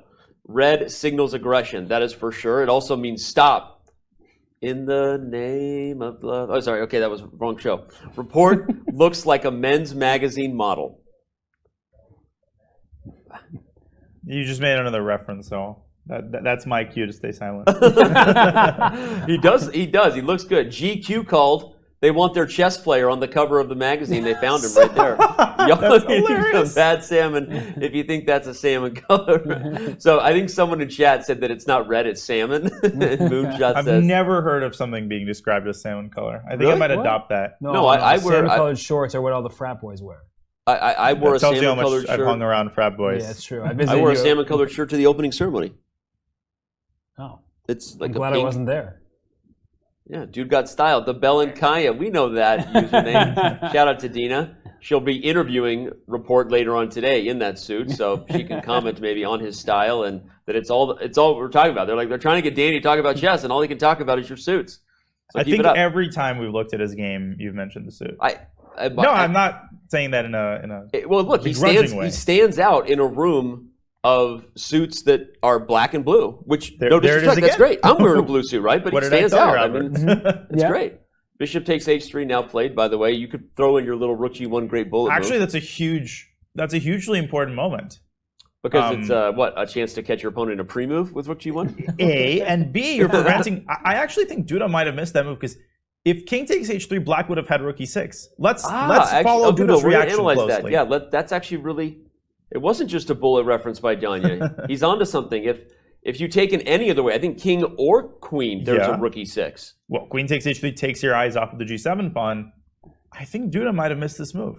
Yeah, look at the eyes of Duda. He maybe did. This is a really important intermezzo because by threatening checkmate and forcing g6, Danya called it. His point was, again, now the rook lift is out the window, regardless of how you take back. Black's aggressive chances have gotten smaller. I see you, Robert. Go ahead. I'm going to give Duda a little more credit. I think right now, he doesn't seem that shocked, but he's calculating. Do I have to play g6? Maybe I can push my f-pawn. Maybe I'll go f5. Oh. Because you have to take my bishop back, next move, and now my rook defends g7. And if you take with the king, maybe there's an opportunity for black to strike with f4. I'm giving up pawns because your king's on h3. Like, I'm going for checkmate myself. You attack me first. You threaten the first mate, but who gets the last laugh? It might be black. We are going to have an interesting game over here. It may not be the same stakes that Jan Nepomniachtchi and Fabiano Caruana are playing for, ladies and gentlemen, but this is... I love that idea, Robert. I think giving him credit was exactly what was due because f5... It's funny, there was another move, f5, that someone found really only once the position was in front of them, and that was Fabiano Caruana as black after Alireza Firouzja's exchange sacrifice in the Catalan. It's possible that Duda's pausing here. He's like, wait a second, I don't have to just play g6. What about f5? I put the rook there for a reason. Yeah, I mean, queen f6 is also possible, but you don't necessarily want to use the queen as the primary defender of the g7 pawn. That's not a very efficient use of your resources, and you're walking into potential rook f1. So, agree with Robert. f5 is definitely, whether or not he saw rook g1, that's actually a moot point. Yeah. Because he's obviously aware of the possibility of f5. Yeah, you don't want this because of this, as Danya said, and the queen is... She's not at her best when her only job is defending a pawn from checkmate. So, boy, would I love to see f5. I want it so bad. So bad. You know, and just to add one more move to our list of candidates. Oh, that sounds weird. At the FIDE candidates, but you can play bishop g4 if for some reason you want the queen on g4. I don't think you necessarily do, but you can decide, okay, first I'll play g6, but first I'll drag your queen up. That's not very useful here, but in other positions it could be where you just interpose with the piece that's going to be captured next no matter what. Yep. Okay. Absolutely. Well, Duda's on the clock. We're going to back this thing up, and first thing we're going to do is check on the clocks of the other boards and see if anything massively has changed. And indeed, that was the one I had circled in my head was what's going on Fabi's clock. He's down to a half an hour to an hour and almost 20 minutes for Nakamura.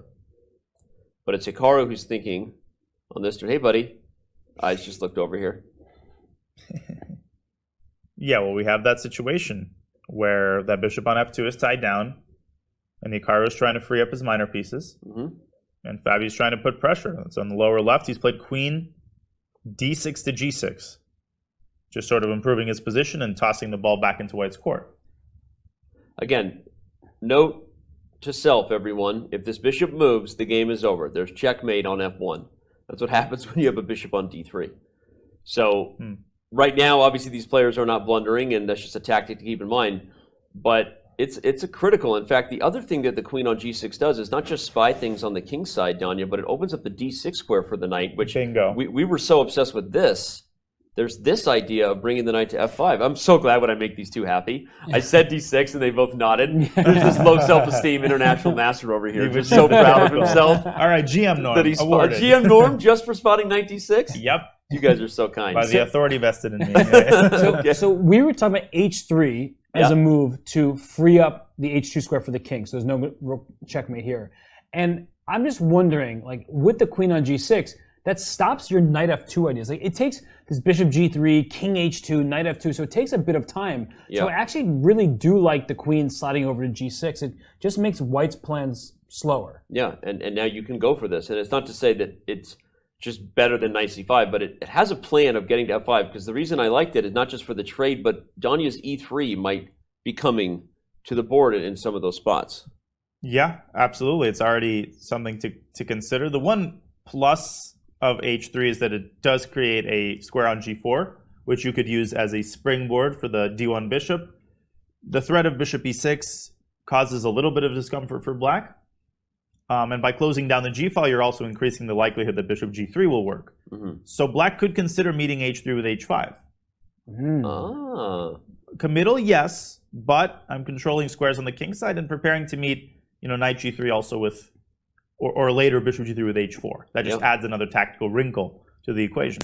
Yep, and you just covered g4. So white's main idea of bishop g3, knight f2, knight g4 that Danny was pointing out earlier, that's no longer available. So it seems very difficult to actually team up on this h5 pawn. How would you do that? You'd play knight g3. You can't play knight g3 when your bishop on f2 is loose. So this actually is a situation where it feels like h5, essentially playing against your opponent's plans, is the right way to go rather than multitasking, right? h5 is a very direct move, just stopping a piece from going to g4, and it seems to work out marvelously.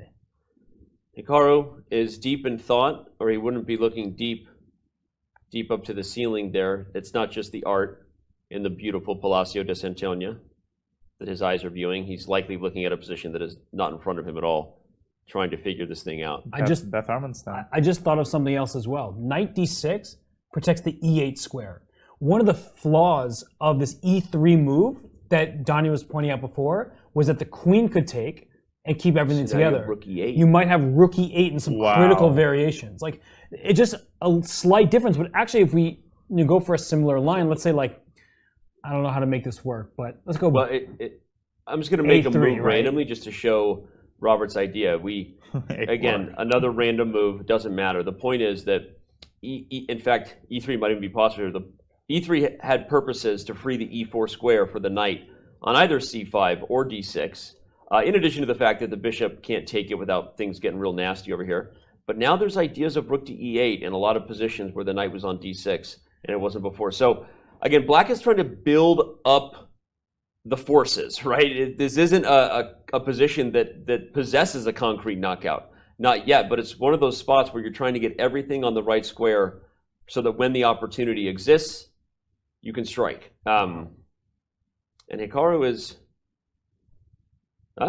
yeah, I agree. All right. He's calculating with his ear. Yep. As he's been wont to do. And bobbing the head from side to side. Except he's not listening to music this time. From I think side he's to calculating. side. He's calculating variations and... This guy's on a roll. Okay, get that guy Diamond membership. Best comment of the day so far. Hikaru having trouble focusing without the ability to draw arrows on the board. That is, that's a funny one. Agreed. Well, if this game doesn't go well for Hikaru, he might wish he could draw arrows on the board earlier in the game. Guys, I'm gonna take an opportunity to show a little more detail about that crazy moment we had earlier, and maybe it'll ultimately have been what Hikaru's best chances were to win. Well, he's been spending 17 minutes in this move, so it feels like it's the perfect time, Danny, to show what he could have thought about earlier. To the back cave where you go, hi everybody, we're back at the Telestrator. It's me, Danny.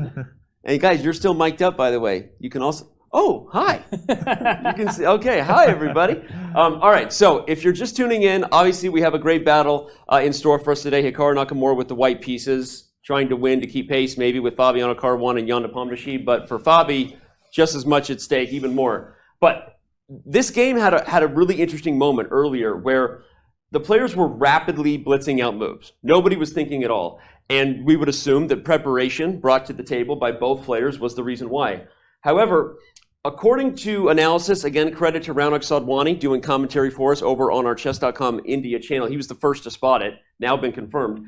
Rook d to e8 is apparently Black's best choice here according to the engine. We're not going to dive into what prep they might have had there. But Fabiano blitzed out c5. Hikaru, in turn, immediately responded with knight to g3, which, by the way, the reason this theory has real credit is because knight g3 is the best move against rook d to e8. However, against c5, there was a huge opportunity here of bishop to g5, which only works precisely because this rook is still on d8. What's the tactic? If Black defends the pawn, now White was winning with this crazy move. Rook takes e5, rook takes e5, and bishop f4. Even rook to e8 is met by a knight capture, and then queen to g3, and black's position is completely collapsing. So Hikaru didn't take any time, and will it be proven in hindsight that he actually just played too fast and missed it? Because the only other option for black was this move c4, which also leads to this crazy variation we had here with bishop takes d8, c takes b3. This is where it gets a little nutty and unfair, because on b takes a2, rook a1, bishop b1, apparently white is just better at the end of a line where your rook is trapped because of bishop g3. And this is the part where we say, well, thanks for the telestrator, Dan, but it seems like an engine line that none of you understand. You wouldn't be wrong about that. Guys, you got an opinion about this position here? Thanks for the illustration, Dan, but it seems like a line none of us understand. Okay. But seriously, jokes aside, it's quite possible we'll find out in the end that after c5, that it was actually a mistake, and that Hikaru might have missed a chance. So anyway, fun stuff. Hope you enjoyed the breakdown, and we're gonna let this one continue. As actually, Hikaru is still on the clock. Is he not at the board anymore, or we just switched camera views? We switched camera views. He's still there. Well, and also, with that. Wait, no, he's not. It's his turn. So we had this conversation the other day. He's coming to yell at me. I'm sorry, I used the telestrator, Hikaru. Okay. By the way, should we talk about the rule that we finally clarified? Go for it. Okay. So you are not allowed to leave what is considered the playing area. The word area is in sort of highlighted there. Because the playing area apparently can be defined differently depending on the circumstances of the venue. But traditionally, the playing area is the playing hall and like the player's break room. There's like a small little VIP area of refreshments. You're not allowed to leave that area, including to go to the restroom, without informing the arbiter. So what we don't know earlier in the tournament is when Jan got up and left. Do you remember that moment where he just got up suddenly and left when it was his turn? This was being Whether he went to the restroom, we also don't know. We assumed that he hadn't informed the arbiter maybe along the way. He could have. It was off camera. But just to clarify the rules, 100%, a player is not allowed to leave when it is their turn. They're not allowed to leave the playing area as defined by the arbiter, in this case, the playing hall itself and the small refreshments area, without letting the arbiter know why they're getting up, and possibly being escorted into the restroom if it is their turn. Robert. I mean, I said the other day it feels like kindergarten. Yeah. You can't go to the bathroom. If the bathroom is in a secluded area where nobody else can go, this feels so unnecessary. But if the bathroom is in a place where somebody else can walk through, that's where you would need that kind of security, because otherwise you could get a well-timed bathroom break without anybody being there. They always have people there. There are people near our bathroom. There's always people monitoring, the area. But I mean, okay, even if it is a private bathroom, you can understand why the arbiter would need to know. I mean, I hate to use this reference. You ever seen The Godfather? Yeah. Okay, it obviously wouldn't be a weapon in there, but a cell phone. Someone goes in, Palacio de Santonia at night, tapes their phone underneath the toilet, even actually puts it in a Ziploc bag, fills it with water. Imagine if that actually happened. I mean, now you're using a phone to get engine moves. We know that certain players, well, they're not grandmasters anymore, have used phones in bathrooms during chess events. You developed a raw system to do that. Yeah, exactly. Yeah. And so this has happened. It's so hard for me to entertain it during this event with... None of the players would do that, but there's a reason the rules are in place. That's the only point, because Hikaru made us talk about it, coming up here to yell at me about my monitor. You're blaming him for something. Now he really will. I'm blaming him. He got up when it was his turn. I know, now he really will come yell at you. So you better be prepared. So Don, you have to get in between this right now. Don, you have to say something so that we stop fighting. I have to say something. This is what I came to Madrid for. You don't understand. What you wanted to experience. Yeah, exactly. All right. Well, I actually had a question for you. Okay. When you were going through that telestrator line, which I hadn't seen before, do you think there's any chance Fabiano actually prepared that? Because what the eval bar seemed to be showing was only a slight advantage for white, and it was so ridiculous to even play that position. Do you think that Team Caruana said, you know what, this looks like a reasonable, practical try, because it's actually not that bad for black to begin with, and, I mean, it looks like white could lose that position in just 2 moves.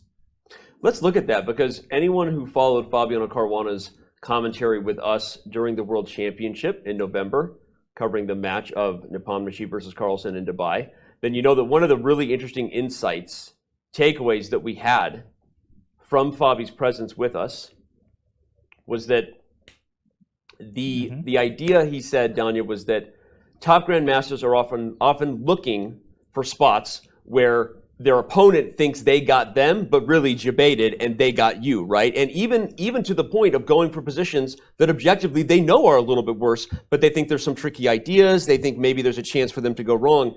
And that's an interesting line because the whole point of bishop g5, we obviously know rook d to e8 is not the move. We already know because of rook takes e5.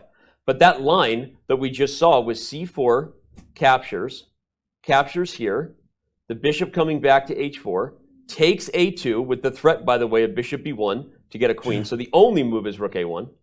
And then bishop b1. Yeah, how do you evaluate this if you've never seen this? Exactly. So it's possible that this was prep based on what Robert was saying, that maybe there was something even deeper here that he was hoping to catch Hikaru on. And even if objectively white is a little better, there's a possibility maybe that Fabi has an idea. So that's an interesting, I don't know. I mean, obviously neither one of us does know, but it is an interesting anecdote because of what Fabi said about top level prep these days being about opportunities like that, where your opponent thinks that it was better for them, but you went just a little deeper and you saw just how obscure or hard it might be to play a position. Yeah, that position just looks ridiculous, right? If you just showed somebody who had done zero preparation, they'd be like, what is this? It looks, whoa, h4. Wow. Speaking of ridiculous, but I think ridiculous. Sorry, I gave you the Hikaru eyes because I saw it, but no, your point was great. Yeah, that it looked ridiculous to go for something like that. Right, so you kind of just believe that Fabiano knows what he's doing. Yeah. And so that you just say, all right, this guy's well prepared. He's got this under control. But h4, what a move here by Hikaru. You know what that move says? It says you were right. Hikaru came to this game for a fight. Yeah. He came to this game to put pressure on his countrymen and say, all right, I'm not rolling over for you, buddy. I'm coming after you. That's a very high quality chess move. And the point is, if black plays h5, it may not seem like the placement of the white pawn makes a difference. It's on h3, it's on h4, who cares? Well, Hikaru cares because now he's got a stronghold on the g5 square and he can actually play queen d2 to g5. Oh, wow. And a queen trade would greatly diminish the pressure down the f-file. It would accentuate the power of the knight on d4. It would increase the pressure on the h5 pawn, and it would give white, I think, a pretty stable advantage. And you don't even have to rush with queen g5. Maybe there are, there's a more refined way to continue. But I think h4 is definitely better than h3. And it is never easy to play such a move, Robert. It also threatens h5, too. Right. Yeah. So it forces black's hand in a way. Go ahead, Robert. No, that is an amazing move. I mean, I think we kept talking about h3 in like 8 different variations, but it was all h3, give my king a space so I can't get back rank checkmated. But h4 does that and more, as we keep talking about h5 for white to kick that queen away and to then get the g4 square once again. You would love to play bishop g4, but now that, as we're seeing, h5 for black is not quite as nice because white controls the g5 square. And whether that's putting the bishop on g5, bishop e3, bishop g5, which is possible. Another idea. But queen g5 right away looks really strong. And because black has committed the pawn structure, all those pawns in the light squares, that means that white can go dancing and prancing around those pawns, and there's nothing black can really do. Yeah. Wow. Fabiano looks a little surprised by this h4 strike from Hikaru. He has 30 minutes to make 13 moves. So again, nothing egregious as far as time pressure goes in this game, but 30 minutes could go real fast if you're not careful, especially if the position gets as wild as this one might become. Yeah, and the thing is, with every move, Hikaru is posing a new challenge and a new decision. And he does that so incredibly well in Blitz, where he always forces you to make these decisions, which are ridiculously time-consuming. And here's another one. The move h5 may seem natural, but again, it weakens g5. You also have the move h6 here. The question is, what is the lesser evil? Is the lesser evil to allow white to play h5, which Hikaru almost certainly would in this situation, and play like queen d6? But then the bishop from d1, it waltzes into g4, and white's pieces start to unfurl. Yeah, don't you touch that other bishop. Although, in theory, you could go there, by the way, now that king h2 was there. So that it wasn't losing in one move, by the way, but if you were looking at Fabiano's body language and the way he just kind of responded, I think he did miss h4. And the other reason h4 gets credit for Hikaru is it's exactly the move that would be the counter to queen g6, right? Knight to c5 was the move we had spent a lot of time looking at here for black as a means to improve the one piece that isn't really playing very well for black's team at this time, right? It's kind of a donkey on b7, so let's make it a real horse. But Fabiano didn't, and we were applauding queen g6, right? In all fairness, it freed a different route for the knight, and the queen looked like it was putting pressure there. But it's like, as far as heavyweight boxers, right? Footwork, one counter punch equals another counter punch. H4 is exactly the kind of move you applaud for Hikaru Nakamura, because that queen suddenly is a target on G6. And this move would not have been played if not for queen G6. It's a fantastic move. Yeah. And now I regret agreeing with queen to G6. I like my knight C5 to E6, just play it calmly, trade off some pieces, see how white is ever going to win. But just Hikaru trying to give his bishop on D1 this G4 square. It's so important, because if his bishop can get out to G4, then it's aiming to go to E6, it controls the F5 square, all that stuff. So I think that Fabi's in quite a deal of danger here. And it's not just the knight on B7, we're criticizing that piece. It's also the bishop on D3. That it looks good there, and it has helped threaten some checkmate patterns, but it's there to stay. And it can't attack anything. And it's like away from many of the critical light squares in black's side, right? E6 there, F5. That bishop on D3 is not helping out. And this is now becoming a real problem for Fabiano. So if he feels that instead of allowing H5, he should play it himself and offer this queen trade, which honestly doesn't look very good. But at the same time, like, after the queen trade, I need to protect my H5 pawn with G6. So how does white end up crashing through? White does look like he has the better position. I mean, Hikaru does here. But where is the knockout? The pawn G5 could also become a target later. And it's hard to untangle. Yeah. So maybe this will be what he has to go for, he being Fabiano. At the same time, I don't know that black has a ton of winning chances in this one either, right? This is a position where white can probably also sit kind of safely. And these dark squares, I don't have any pieces on them yet, but you know what I want? I want to find a way to get in on this action, right? You know what I'm talking about. Knight here, and by the way, if I put that bishop on F6 and my knight's on F2 and I get G4, anyway, obviously there's a lot of work to do there, and players like Fabiano are accurate in how they apply pressure to prevent coordination. But this is the worry you have when you have a rook facing minors, right, Danya? Positions with holes, positions that are closed, positions with maneuverings that can happen on diagonals, because the rooks are great, but like Robert said, they're already ideal. Like, they can't really get any better, but the minor pieces sure can. Yeah, and Robert made a great point about the bishop on D3. It almost feels like black doesn't have a light squared bishop.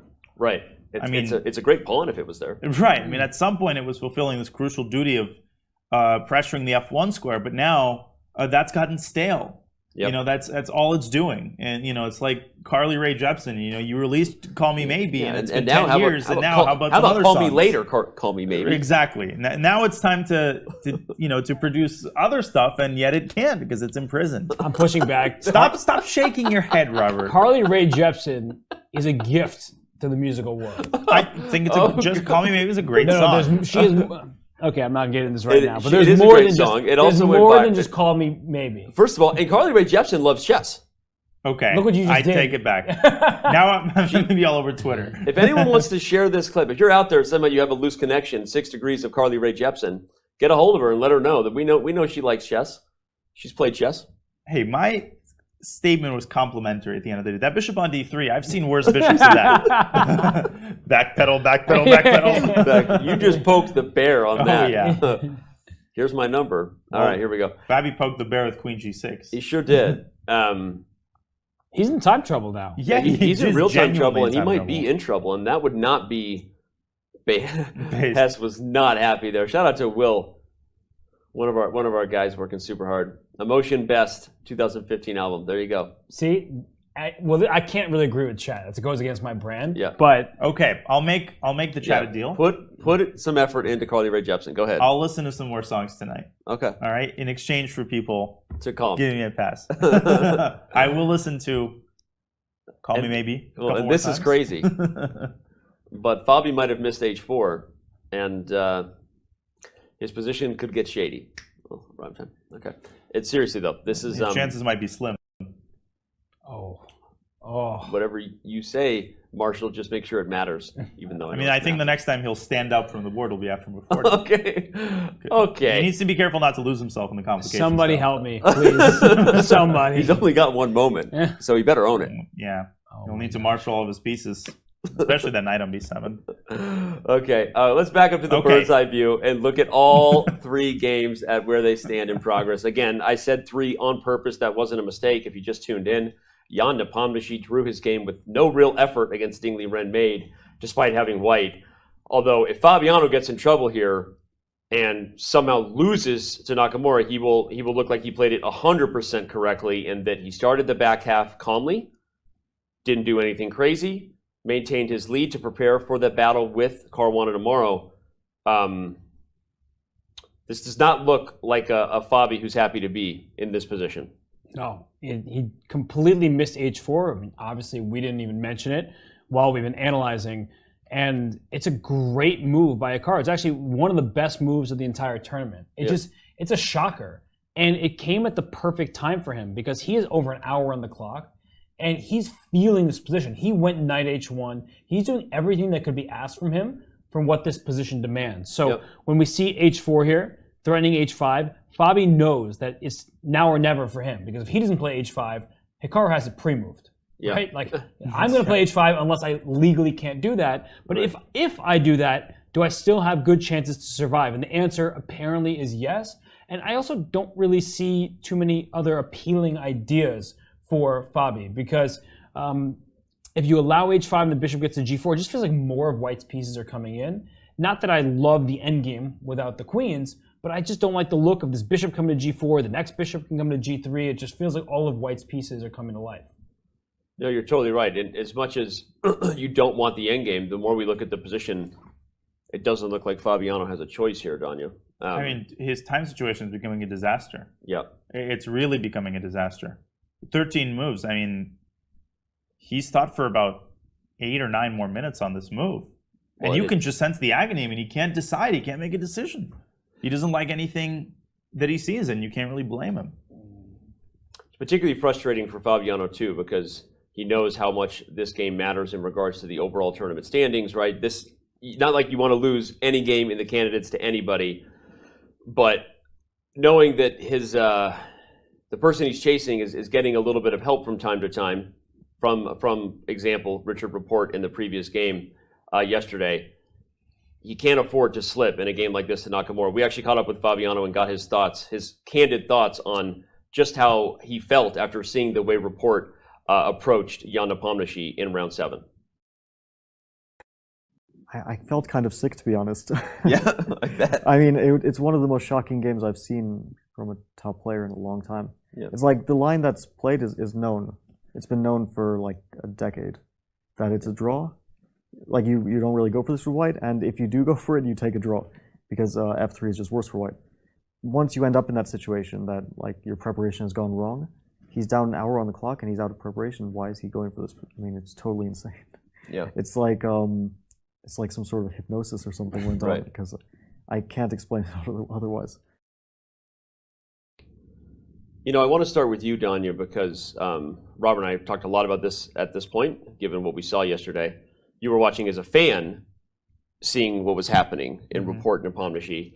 But as a player, have you ever been in a spot where you felt sick by what was going on a board, not your own game, where you felt frustrated by how someone was approaching maybe a player in an event, you were trying to catch someone in the standings? Have you ever been in that spot where you just felt so torn up by something you couldn't control?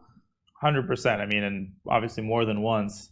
And I'll think of some stories, but it's a particular kind of agony when, that cynical side of your brain always plays out the most undesirable scenarios. You're going to the last round, let's say you're half a point ahead of the rest of the field and you decide to make a quick draw. And you're like, that guy who's half a point behind me, he isn't going to win with black. Yeah. It's going to be fine. And then by the time you look, it's move 15 and somehow black is winning. It's an exchange for engine, yet black has a huge advantage. It always seems to happen like that. I mean, that's Murphy's Law.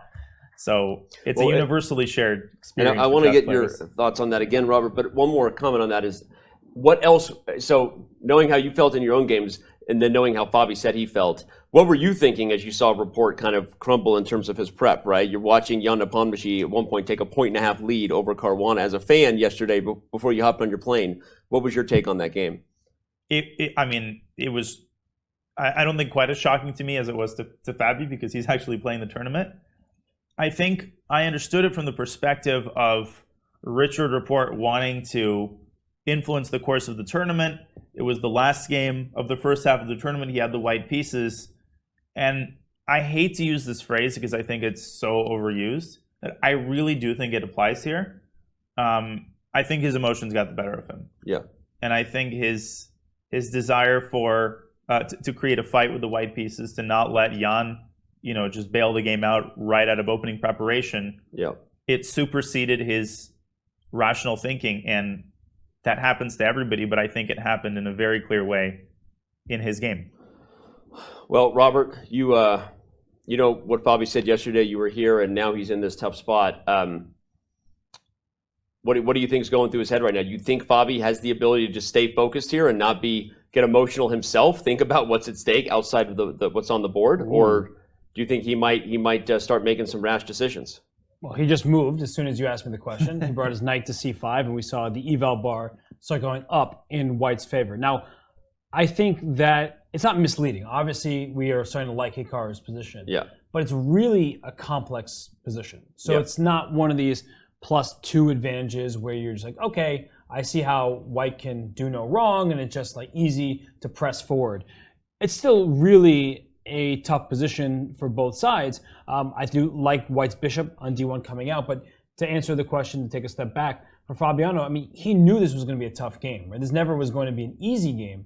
And, he came prepared quite deeply, it would appear, but he started to misstep it just because of the nature of the position. And I asked you both earlier, who does it favor to have a long line of preparation? Does it favor Hikaru? Does it favor Fabiano?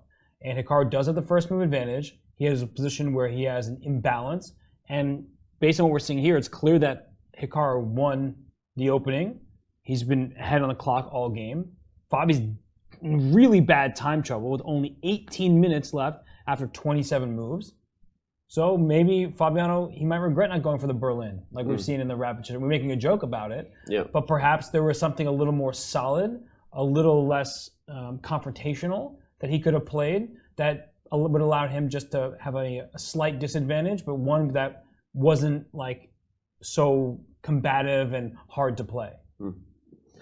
Maybe in the end he'll be regretting not, I guess, taking a page out of Jan's book, who clearly made a concerted effort to start the back half off calmly, patiently, and he was white, so I think there's a different type of criticism that could come to Jan Nepomniachtchi should this event not go his way. But still, right now Jan looks like kind of smartly so, just wanted to make sure he didn't do any self-inflicted damage and see what happened in Nakamura Caruana, because Hikaru might become Jan Nepomniachtchi's best friend at the end of this day. And we can't forget that Magnus, if we take him at his word, he said he'd only play Alireza, and that's one of the prevailing storylines.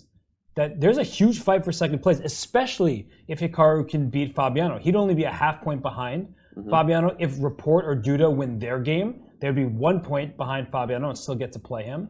And so out of the corner of my eye, I've been keeping a look at this Rapport Duda game. And that one's also interesting. So I think these players, they kind of can thank Magnus in a way, because they're like, okay, so I'm not going to get first place, but if Hikaru can beat Fabiano and things happen here, maybe I can get second place, and maybe then I can play a kind of odd World Championship match. It would be odd, of course, if Magnus Carlsen was not competing in the World Championship match, but taking him at his word, and a lot of people taking him seriously, wouldn't that be interesting if we had a match of completely unexpected players, Jan Nepomniachtchi and somebody else from this event competing for a world title? That would be nuts. This would be the only candidates or something like that has ever happened, obviously. Well, H5 has been played on the board. Not quite relayed yet here to us, apparently. But we saw Hikaru push the H-pawn. And the wheels are starting to come off. The wheels are starting to come off a little bit for Caruana. If that queen has to leave the G4 square, that's the problem, is that the bishop fills it, and now there's pressure on these squares. Now, the knight coming to C5 does protect immediate threats. We see H5 now on the board. And yeah, Fabi's settling into yet another thing. And every second right now is, brings him further into this devastating time pressure. And a big problem for Fabiano is that he had his queen on d6 and his knight on b7. Instead of just bringing his knight to c5 immediately, which he could have done, he has the same position, but white's pawn is all the way up on h5, right? So white got several free tempi, essentially, and very useful ones at that, because now Hikaru can get his bishop to g4. So it's a nice turn of events for Hikaru, one for Fabiano that I think he wishes he could take back. Yeah, and I mean, Hikaru, you can just sense he's drinking his water. He got up from the board several times. And the kicker is that he has an hour on his clock. Like, he's done all of this. He's found h4, and it's like he's spent no time. And now he's got oceans of time to figure out, the next 3 or 4 critical moves. Right. Which will potentially further increase his already burgeoning advantage. And I think that there's a trap that players can fall into when they're well ahead in the clock. They're starting to feel the position. They're like, let me put pressure on my opponent on the clock in addition to the board, and they start playing a little too fast, right? We've seen Jan Nepomniachtchi do that in a number of games where he just feels like he's in stride. Let's just keep going with it.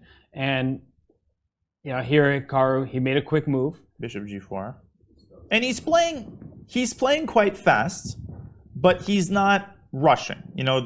You're saying that. I think there's a huge difference between the two moves. Spending 2-3 minutes is playing confidently but not rushing. Spending 5 seconds, that would be succumbing to that temptation. That's right. Very important difference between those two modes of playing. And Hikaru is his time management is excellent.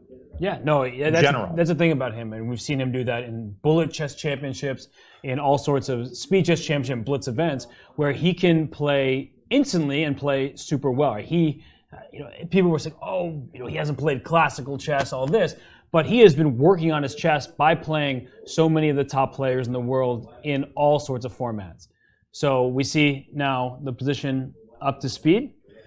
Hikaru brought his bishop out to g4, and what does Fabi even do here? He can bring his rook up 1 square to f6 to stop, pieces coming to e6 at some point, but it just feels like Fabi has no plan whatsoever. And earlier, we were asking how Hikaru improves his position. Now, that path has become crystal clear. Queen e3, bishop g3, b4, and all of these other moves, knight h1 to f2. So the more you look at this position, the clearer it becomes that white now has this very, very obvious pathway toward activating all of his minor pieces. And if he does that, the moment he does that, black is totally and utterly busted. I would go so far as to say that this position is now almost lost for black, maybe flat out lost. Wow. Fabiano, thinking hard, he might agree with you. He might have to play that e3 move at some point, right? That earlier we were talking how it doesn't work, and it may not work anyway. But when you get into a position like this, sometimes you just have to fling pieces at your opponent and hope that they go wrong. So, Fabiano, he's trying to calculate, but the current situation is such that calculation might not even help him at this point, right? He is in a position that is that much worse, and it is +2 for white. I was just saying earlier how, there's no clear path to victory for Hikaru, but it's obvious the trajectory of the game is going his way. He's bringing his pieces out, and Fabiano really doesn't have too many moves that I can see. Yeah, it's crazy how quickly things took a turn, and that's what even adds to the brilliance of h4. Yeah, the fact that it turned the game around within 4 moves. Turn it around is wrong. Hikaru knew as soon as he played it, I think. That he played h4 and he got up from the board. You could tell, I think he knew that Fabiano likely missed this move. He screwed the piece in. He screwed the piece in. Oh, he did? He got up. he knew right away that that this was going to spell disaster. Probably, if we back up to the moment that we were talking about where h5 maybe should have been played by black,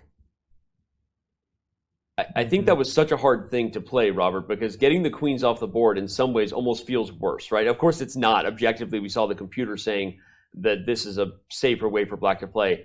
But I think maybe from Fabi's perspective, it was like getting the queens off the board, knowing that really only white can maybe win this endgame with maneuverings, felt like a harder commitment to make than keeping it in the complex nature that is with the queens on the board. But the problem is, as Danya was just saying, like now you're almost going as far as saying that black is lost, because with the bishop coming out, you might want to have a take back here. Yeah.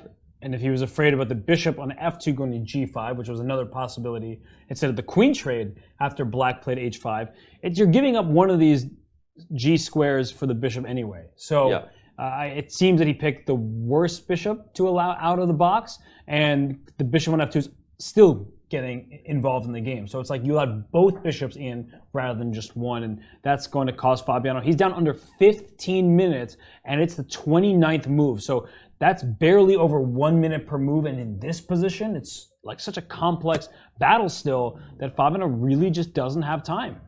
You could have 15 minutes for one move in this position and burn it very quickly. This is super tough. Incredible. Yeah. As we've said before, everyone, the time control is 60 minutes added after move 40. So the reason we keep saying 11 moves to go on move 29, you are faced with only 14 minutes to make 11 moves to get that extra hour on the clock, which at this point, Fabi could desperately use. Another 60 minutes to try to navigate the complicated position. This is just shocking. Kind of takes the air out of the room if you're Team Caruana, right? You've got your fellow American countryman Hikaru Nakamura, not fellow Olympiad teammate, as we know. Hikaru not going to play in the Olympiad coming up next month, but these guys have played on many USA teams together and had many battles, rivals for many years. And right now, this is not a game that you want to give to your rival with so much at stake. I'd say there's one bit of good news, consolation for Fabiano, is that Jan drew. So he needs to beat Jan tomorrow. No matter what. No matter what. Yeah. And if he's a full point behind and he wins that game, he catches up on the spot. So obviously, Fabiano did not come today wanting to lose. He probably didn't think that he was going to lose. He was confident. And it's not over. Obviously, this game is far from over. But I think that you can at least lean back and look, I have to beat Jan anyway. Yep. So now I'll be tied with him rather than in the lead. But as we look at this position, what I'm trying to figure out is what's White's threat? Because you're going to have to move this bishop from f2 at some point, and then I will immediately play rook f1. So I'm just going to hopefully get some kind of counterplay, make White's life difficult. And we should remember there's a rook and 2 pawns for 2 minor pieces. So if I have to give up a rook for a minor piece, but I also get a 3rd pawn in the process, 3 pawns is often pretty good compensation for a minor piece. So there are going to be possibilities here for Fabiano to kind of not bail out, but just try to give away some material, and that allows him to breathe a new sigh of relief and have some chances himself. Yeah, if you're go ahead. No, I was only going to add that I think Queen E3 might be one of those stabilizing moves that prevents a lot of these ideas. But I was going to say, if you're Jan Nepomniachtchi, like you said, Robert, the good news if you're Team Caruana is that even if you lost this game, you're only a full point behind. If you're Jan Nepomniachtchi, you're like, man, if only I gotten a win against Ding Liren, this would be over, right? 1.5 lead. You could clip it and ship it at that point. 1.5 would have been insurmountable, even if he did lose to Fabiano. So, but you know what, Danny? What? I don't think Jan Nepomniachtchi's ever lost to Fabiano Caruana in classical chess. Really? There's a first time for everything. But if I'm remembering correctly, Fabiano's never beaten Jan in a classical game. Wow. Well, that is a stat that Fabiano would desperately hope to change tomorrow, regardless of how this game turns out. Let's back up here and take a reset at the other 2 games still in progress, because we're being told that Richard Rapport also has earned not just our love for his style and beautiful red jacket, but a much better position on the board against Jan-Krzysztof Duda. Wow. How the landscape of that position has changed. It's crazy. It's almost like you think this is a different game from what we saw 5 moves ago. You know what game I think it is? Jan Nepomniachtchi against Jan-Krzysztof Duda. Yeah. Where there was a pawn on g5, and that is what buried Duda. And right now there's a pawn on g5, an open h-file. Moves that I would consider from the white side would be to get my piece on the h-file. I'm wondering if I should just start like the rook h1 and king g1 and bring all the pieces in for checkmate. But I also can see a kind of near future for black to go rook e6. The king can then run king f8, king e7. So if you think you're going to checkmate, well, the king's just going to run away from the mating box. I think we should analyze to see what happened here, right? I think we let's go back a couple all three of moves. us would like to do that. Am I speaking for everyone? So after knight takes g5, well, no, we started. We played rook knight g5. I was going to mention this move, but I wasn't taking it seriously because it opens the h file. But it means that Jan-Krzysztof saw that he didn't just have to play g6, but maybe he didn't see that he had a chance for f5, as Robert pointed out, and instead blocked the checkmate by interposing. But this is not a move that the computer likes very much. After h takes g, bishop c8, rook g2. Oh, it's funny, the computer wants f6. No human in the history of humanity would ever make such a move and allow g6. Yeah, that doesn't seem right. Oh, and now, of course, the obvious king f8, yes. Oh, yeah, of course.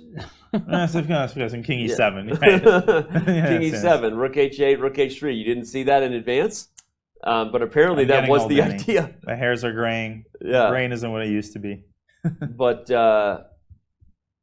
But yeah, no, jokes aside, we're the sarcasm meter, just to clarify, for none of us really believe that that's a reasonable thing to expect Jan-Krzysztof to have found, but he doesn't. And he plays rook e7, and now after we see reports queen to f3, freeing maybe the g3 square. I don't know. Yeah, it's one of those multi-purpose moves where his next move is going to depend very, very heavily on what defensive construction JKD is going to choose.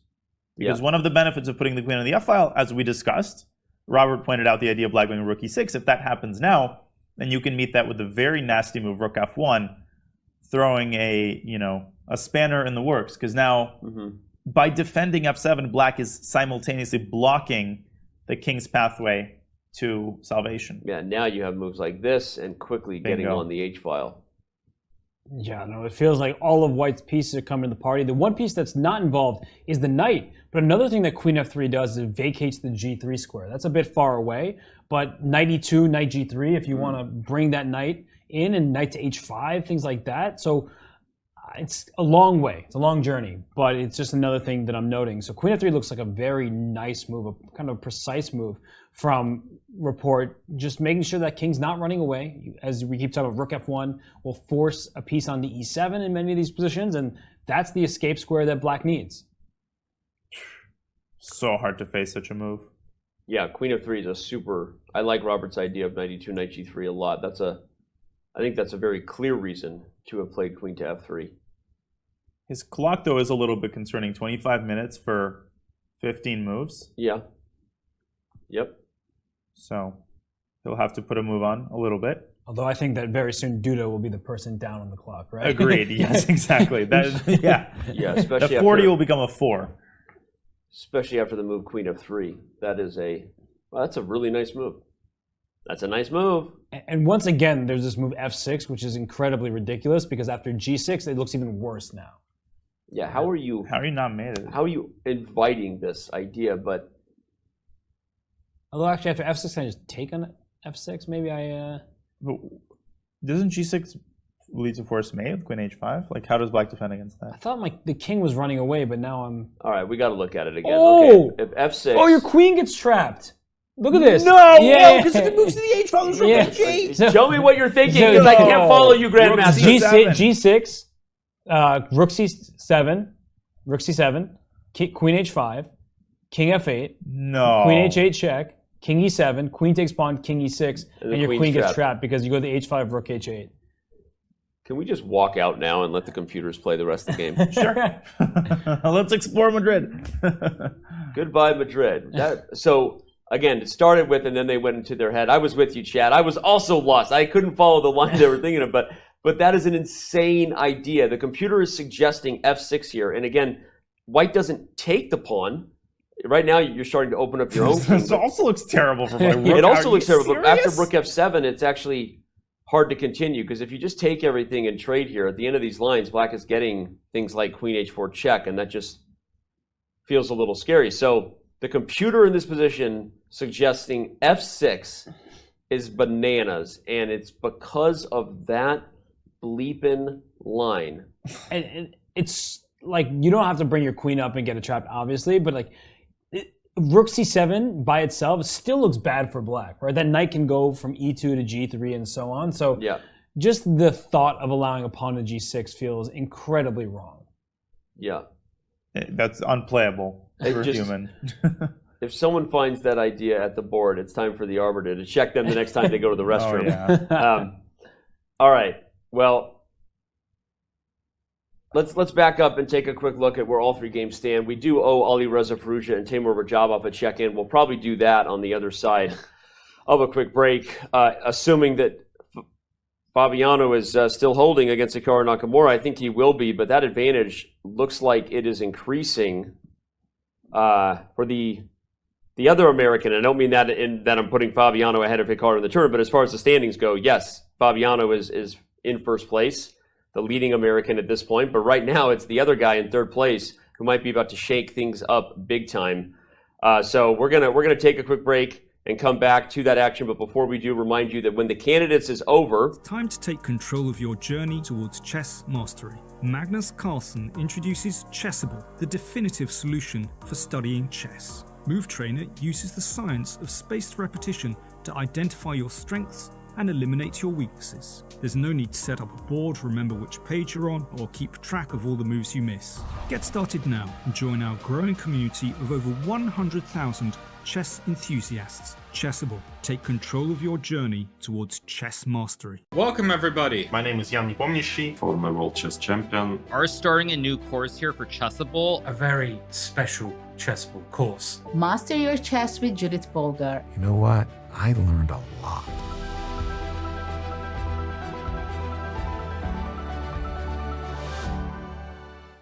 Want to play chess online or learn how to improve? Join us at the #1 chess destination in the world, chess.com. With thousands of people playing at any moment, you'll quickly find a game with someone at your level, whether you're a beginner or a grandmaster. Chess.com makes learning fun and easy. Sharpen your tactics with puzzles and enhance your strategy with our lessons by top masters. Learn from your own games with our easy-to-use analysis tool. Chess.com has everything you need to take your game to the next level. Signing up is free and easy. Join Chess.com today.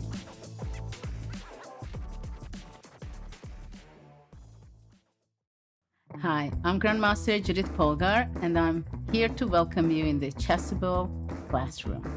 It combines a shared chessboard with live video. Teachers get to interact on the chessboard with their students and even run quizzes and tournaments. I really love what Chessable Classroom can offer. I use it myself all the time. Just invite students to your classroom and start teaching right there. No downloads needed, and it's for free.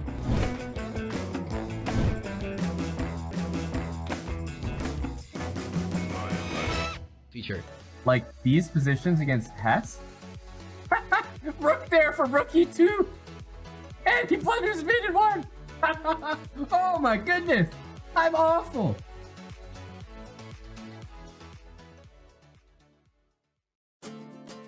the FIDE Candidates is the most important tournament in chess.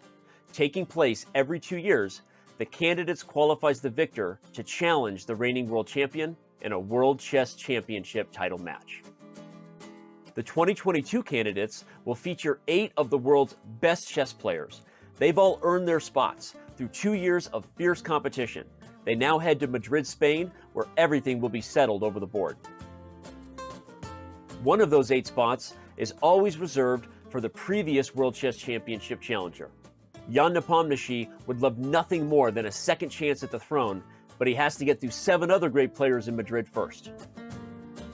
2 spots went to the top finishers of the most prestigious open chess tournament in the world, the FIDE.chess.com Grand Swiss. Alireza Firouzja won the Grand Swiss, turned the heads of everyone in doing so, and has become the youngest player in history to cross the 2800 ELO rating barrier. He would become the youngest world chess champion of all time should he win the Candidates and ultimately the World Chess Championship match. Fabiano Caruana joined him, taking the other spot from the Grand Swiss. The US #1 and 3rd highest rated player in the history of our game is also the only person to never lose a classical chess game to Magnus Carlsen in a World Chess Championship match. 2 of the spots were claimed by the winners of the dramatic 2022 FIDE Grand Prix cycle. Grandmaster Hikaru Nakamura is a former world #2, a blitz and bullet chess legend, and the most popular chess streamer in the world. He was joined by GM Richard Rapport. The Hungarian #1 is one of the most creative and dangerous minds in the game today, and nobody is looking forward to facing him in Madrid. FIDE awarded one of the 8 spots to the wildcard invite Grandmaster Teimour Radjabov. Radja missed the 2021 candidate cycle in consideration of COVID concerns. But as the oldest, most experienced player in the field, he's looking to use that knowledge and punch his ticket to the World Chess Championship title match. And finally, 2 spots go to the top 2 finishers. Time to take control of your journey towards chess mastery. Magnus Carlsen introduces Chessable, the definitive solution for studying chess. Move Trainer uses the science of spaced repetition to identify your strengths and eliminate your weaknesses. There's no need to set up a board, remember which page you're on, or keep track of all the moves you miss. Get started now and join our growing community of over 100,000 chess enthusiasts. Chessable. Take control of your journey towards chess mastery. Welcome everybody. My name is Jan Nepomniachtchi, former World Chess Champion. Are starting a new course here for Chessable. A very special Chessable course. Master your chess with Judith Polgar. You know what? I learned a lot.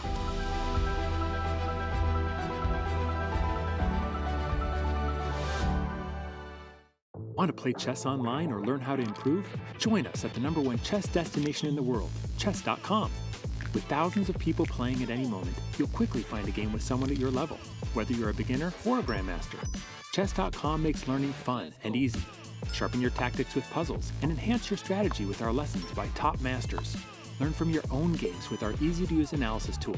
Chess.com has everything you need to take your game to the next level. Signing up is free and easy. Join chess.com today.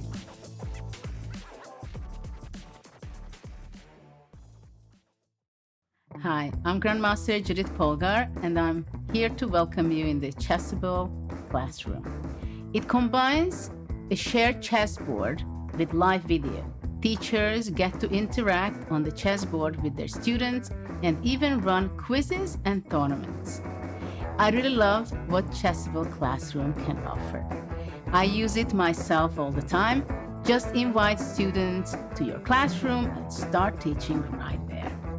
No downloads needed, and it's for free.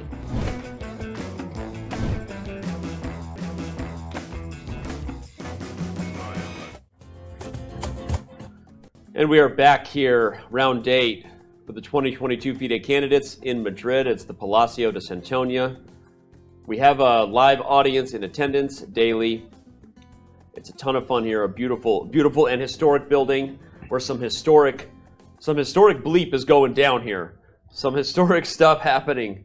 No matter what happens at the end of this event, we will have a lot of things to talk about that will affect the future of chess history.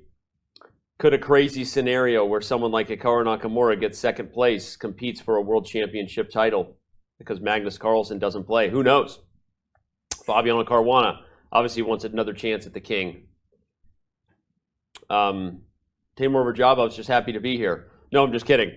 What do we got? What do we got to talk about right now, guys? So many changes in the Nakamura-Caruana game. I mean, yeah, I think we got to go to there. The Radjabov-Firouzja game is interesting, but yeah, we have to go to the game with the player entering the round in 2nd place. And Rook F5 was last play, but the queens are off, right? When we went to break, the queens were still on the board, so I guess we got to go back in time a little bit here. Yeah, so Fabi initiated the queen trade with queen d6 to f4. He judged, and Hikaru did play this stabilizing queen e3 move, threatening bishop g3. So, you know, last chance for Fabi to trade queens. He goes for it, and then Hikaru makes this very interesting move, knight e6, which some people in the chat didn't particularly like. It makes sense. I mean, he's trading off the knight on c5 forcibly. Yep.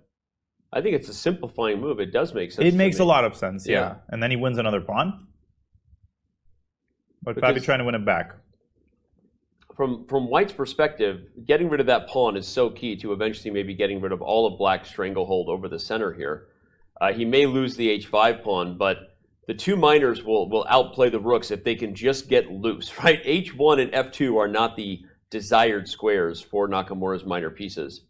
And Robert, we were talking about this yesterday. When it comes to evaluating these imbalanced material positions, queen versus 2 rooks, minors versus a rook, a single pawn is less important than activity and the initiative, right? So Fabi's going to take that pawn, but Hikaru's idea, this is going as planned. He wants to get out, get out. Eventually, now he's going to get at this pawn, which is partly what happened when he won the d5 pawn. And looking more and more like only Hikaru can win this game. Oh, for sure, only Hikaru can win. But we're also getting to a position, kind of what I was hinting at earlier, where maybe Fabiano, he'll be in a bit of trouble, but he could sacrifice a rook for a minor piece and a pawn. So he has 2 pawns and a rook for a knight and bishop.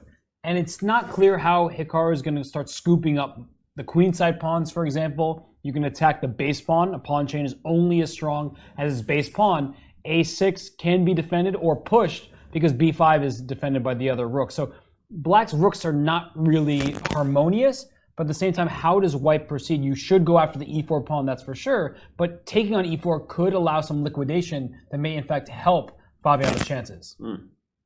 Okay, so let's how does a line like that look? So let's say white plays, I don't know, the move I was thinking you play bishop d4 first. You could also play knight g3 first, but then if the rook comes to g5, I actually can't move my bishop, so I want to do this one first. You can't play rook g5 to prevent knight g3 because of bishop e3. And you can't play rook g4 because of knight f2. So wherever you go, there's some sort of a fork. Okay. So bishop d4. So rook f5, the h rook. Okay, so this threatens rook f1. I think we go for this. Right. And so are you actually threatening move my rook? Okay. Bishop d4 on the board, yeah. Wow, so let's say I bring my rook back somewhere. Let's go to f8. Okay. Okay, or f7. Doesn't matter, okay. If you take on e4, I immediately have rook f1 check. And I can start trading rooks. And okay, I see. So the pieces start coming off. And your idea is that if that happens, just like I said, white's pawn didn't matter if white could get the initiative. Here, black's pawn doesn't matter if black can start getting the initiative, right? Yeah, what black really wants to do is just get rid of white's pawns. Right. At this point, Caruana is in hold the game mode. If he can simplify and get a draw, maintaining only a half a point deficit versus Jan Nepomniachtchi, he'd probably be feeling very happy about that. Well, the short-term goal is to get to move 40 without dropping a rook or the pawn on e4, and that's a very tall order to begin with. He's got 5 minutes, 5 minutes and 50 seconds to be exact, to make 4 moves.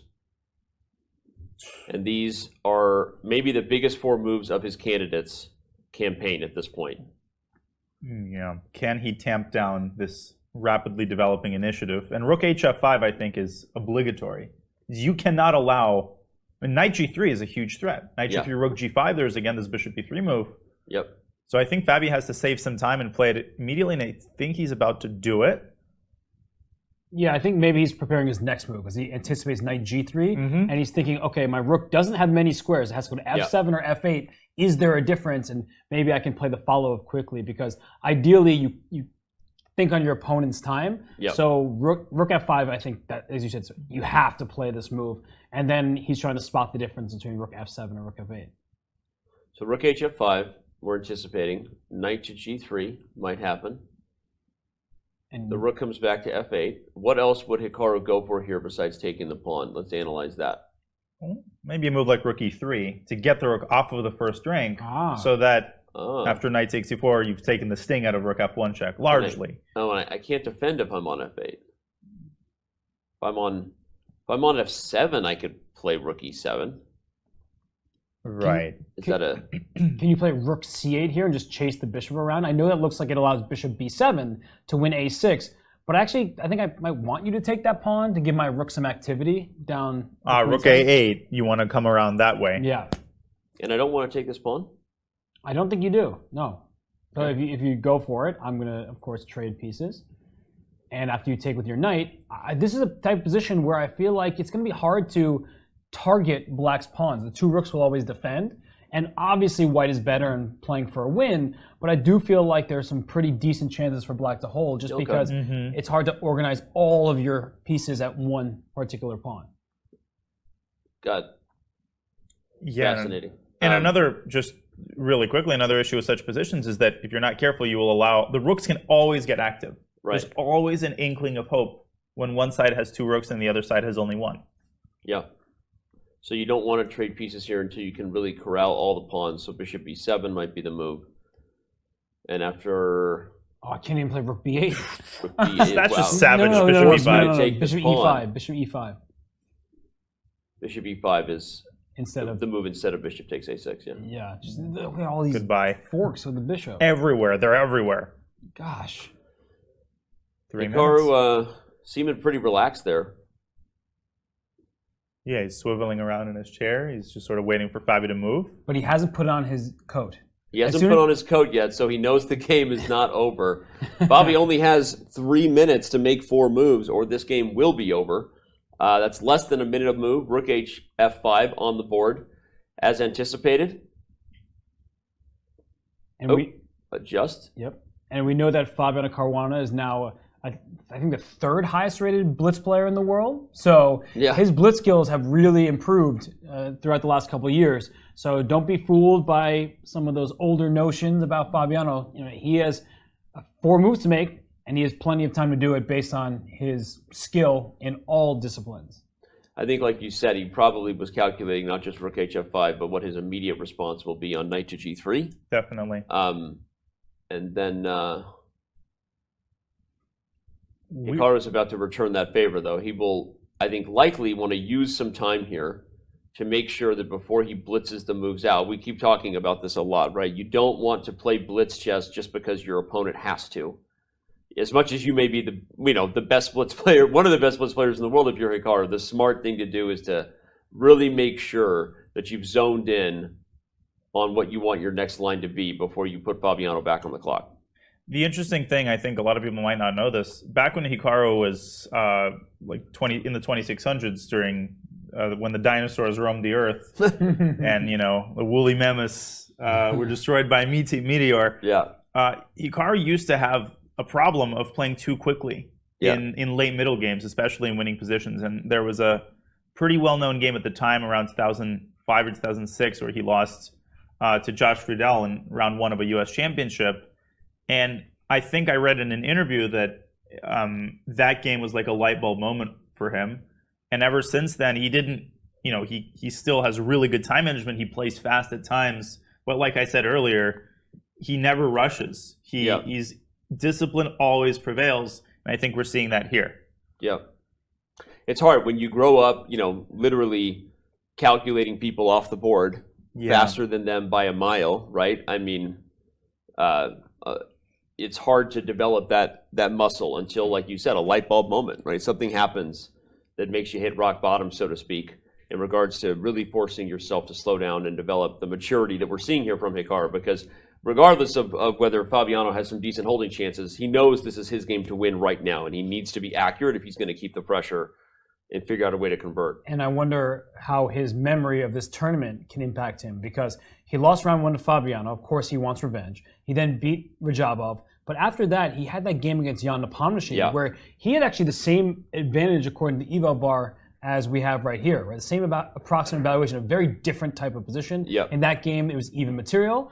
Here, it's material imbalance, where white is probably going to be ahead. But I wonder if you sort of question yourself a little bit after slipping, where you're like, I'm obviously confident that I'm better here, but can I prove that advantage? So let me slow down, take my time. And he has plenty of time left, 42 plus minutes for 4 moves. I mean, he's got an eternity, and especially with the speed he calculates. He can win a title Tuesday in that time. And he has many a time. He wishes maybe he could draw some arrows on the board. We need to have someone make a meme where Hikaru is drawing arrows on the physical board right now with his mind, drawing arrows in his head. The genius that is Hikaru Nakamura on display often when he's streaming. Okay, well, taking his time, Fabiano will only have 3 minutes on the clock, his time remaining before having to make 4 more moves and reach time control. And I think Hikaru, you can see his eyes, they look like they're at the E4 square, that pawn, because he's trying to correctly assess what trades are acceptable for his winning chances. The last thing you want to do is just start mindlessly taking a pawn, allowing some liquidation, and it's the wrong pieces coming off the board for your opportunity to win the game. So he's doing the exact right thing, and we have somebody here rooting for Fabi. Rooting for Fabi. Fabi, you can draw this. Come on, 100%. Fabi's got a lot of love in chat. We know that. When he bobs his head, I can just hear takes. Don't we all? That's true. We all hear it. Takes. Yeah. I mean, obviously, Hikaru has more fans around the world than maybe any top chess player in the world these days with his streaming and content career. But we know that Fabiano has a ton of fans in our community. We see a lot of support coming in for him. Whenever Hikaru looks to the side, he's speaking to chat. Right. But yeah, Fabi earned a lot of love. Well, he earned a lot of love as a player. Also was in the commentary booth, and I think a lot of fans didn't think it was the stupidest bleep they'd ever seen to have Fabiano commentate during the World Championship. But we don't want him back there. We want him competing for the title. But no matter what, even maybe Hikaru wants that from a content perspective, to be honest. But Hikaru's job as a professional is to make sure that he does everything he can to take down Fabiano Caruana in this game. And right now, he just might do it. And if Hikaru can go on a winning streak, if we can start here, and Fabi beats Jan, that's actually what Hikaru would want.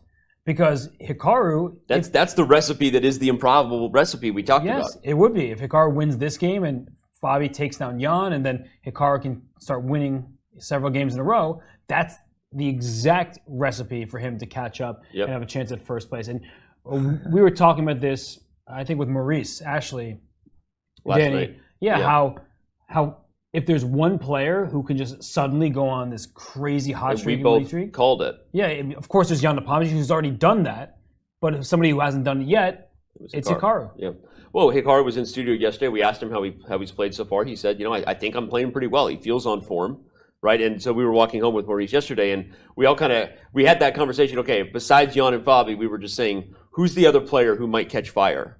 And we all kind of said, I feel like it would be Hikaru if one person was going to get on a roll, given what we've seen to this point, how he's played, what his potential is, and if it started with a win on the back half. Go ahead, Danya. And here's another thing to chew on: the fact that yes, Hikaru didn't convert that very promising position against Jan, but the fact that he had that promising position, how many people this tournament have had a +2 or +2.5 position against Nepo? I think Hikaru might be the only. And Fabiano. Fabiano had and that was a wild game with this knight G4 kind of gamble that Fabiano took. It paid off. He wasn't able to. I would argue that position was very wild. I mean, Hikaru was flat out outplaying him at some point. And when you have a position like that against the leader of the tournament, that says a lot about your form. So I think Hikaru extracted the positives out of that game as he plays knight f2. So that's what he was thinking about. Wow. And that's exactly what we're saying. So there was a little bit of difference between knight f2 and knight g3, but knight f2 actually threatened to trap the rook on f4. So that's why the rook went back to f7 to clear space on the file, because bishop e3 with a rook on f5 traps that rook. Now that the rook is back on f7, well, bishop e3, the rook can just slide back to f6 or f5. So that's nice. So knight f2 was threatening to trap the rook where it stands because it guarded the g4 square. So even though it didn't attack the rook, kind of the same thing that knight g3 would have done. The rook still had to move because of that threat of bishop e3. So here we sit, Hikaru not playing his next move. Fabiano was ready for knight f2, which is important for him. He needs to be ready. He still has 3 moves to make with only 2 minutes and 42 seconds to do it. And I feel like Hikaru wants to wait before taking on e4. That's like the sense I'm getting here. That pawn's not going anywhere. You have e3 covered by your bishop and your rook. So if he can make some improving move, like earlier when the knight was on g3, Danya recommended sliding the rook up to avoid a rook trade. Rook e3 is just bad now because your knight has lost. But the point is that maybe there are some improving moves here for Hikaru. Even like in a move like a3 or a4 over on the queen side. That could be useful as black is kind of focused in the center, not attention being had over there on the queen side. So maybe there's just some useful move that Hikaru can play. You could also try to get your king active with g3 and king g2. Right, and avoid the first rank check once again. And that's a key first rank check that we're avoiding, everyone, because even though it's not checkmate anymore, if that check happened, you had to trade rooks. And typically, you want the rook on the board if you're facing 2 rooks in these 2 minor piece kind of dynamics, because it helps you have a piece that competes like they do, right? You want to have a piece that moves like they do in a lot of cases. And knight takes d3 is a threat here. So black has to move the rook again, and so who knows where. Maybe I was wrong on rook f3, but if you don't go to f3 and hit the pawn, then... Well, if you go to f5, then isn't there... Then I might be taken right away. Because... Or knight takes e3, bishop e4? What's wrong with that? I knew you were going to think that. But that's the exact type of material. So knight takes d3, e takes d3, Bishop e4. That's and what you were this is saying. what I've been trying to get to. So thank you. You've helped. You're give very me- welcome. I knew I would set you up You're to getting say something profound. King g8.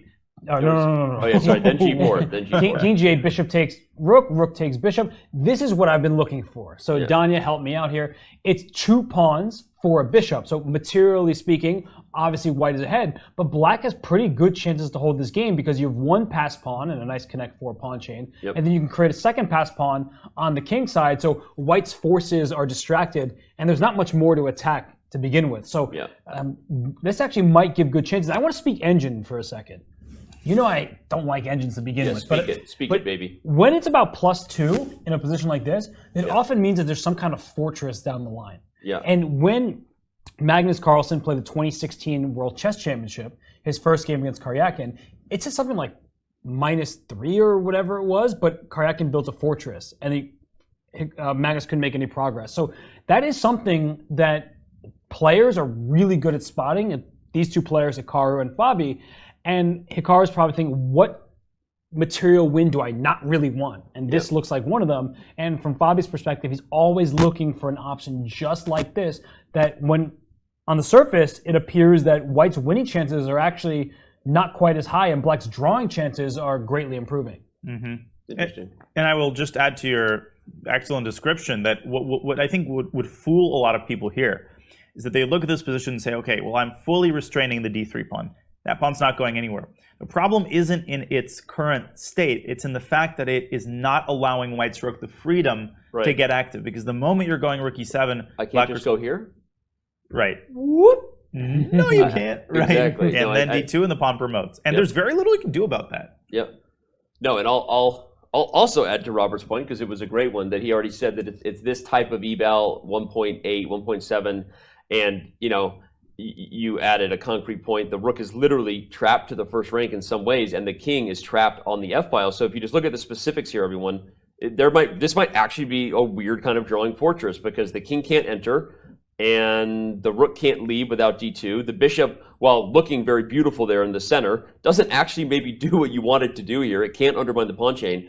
And the last thing I'll say is this is one of those rare frontiers, guys, still left, where a human being's super long foresight, the way that we humans approach chess, well, we played b4, that's different, is different than engines. In that, you know what I'm getting to here, right? We call it the fact that the math will always say this, but a human can see a fortress, which has nothing to do with the amount of moves it takes to get there. Has nothing to do with how fast you can calculate. You can visualize almost in an abstract way a human brain would to say that position, despite the math, is actually a fortress because of X, Y, and Z. And so there aren't very many positions like that left in chess where a human being can quickly, a strong human being, not me, right, a very strong player, can quickly visualize that it's a draw, right? Even though a computer would take a long time to see it. That's such a great point, and there's nothing intrinsic in this position that makes it a fortress. The fact that the rook is cutting the king, if you program that and say a rook cutting off a king equals fortress, you're going to get in trouble pretty fast. Yeah, they don't. If you say does not compute.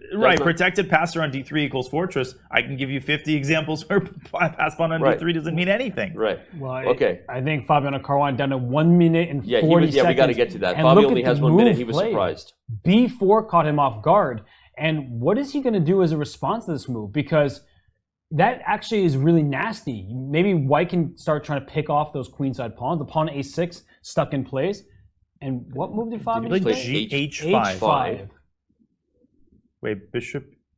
Oh my gosh, bishop e8, because if you have to bring your rook to f5 just to defend the pawn, your other rook gets trapped. Bishop e3, oh!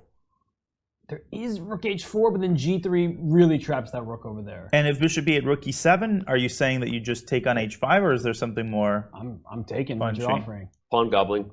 He's a pawn gobbler. Yeah, Fabi won't survive without that pawn. No. Without the pawn majority, that was one of his only assets. Yeah, but what a huge move by Hikaru. b4 is exactly, guys, the reason what we said maturity, poise, be deliberate, use your clock as a weapon, because b4 is the type of confusing move you want to play when your opponent doesn't have a lot of time.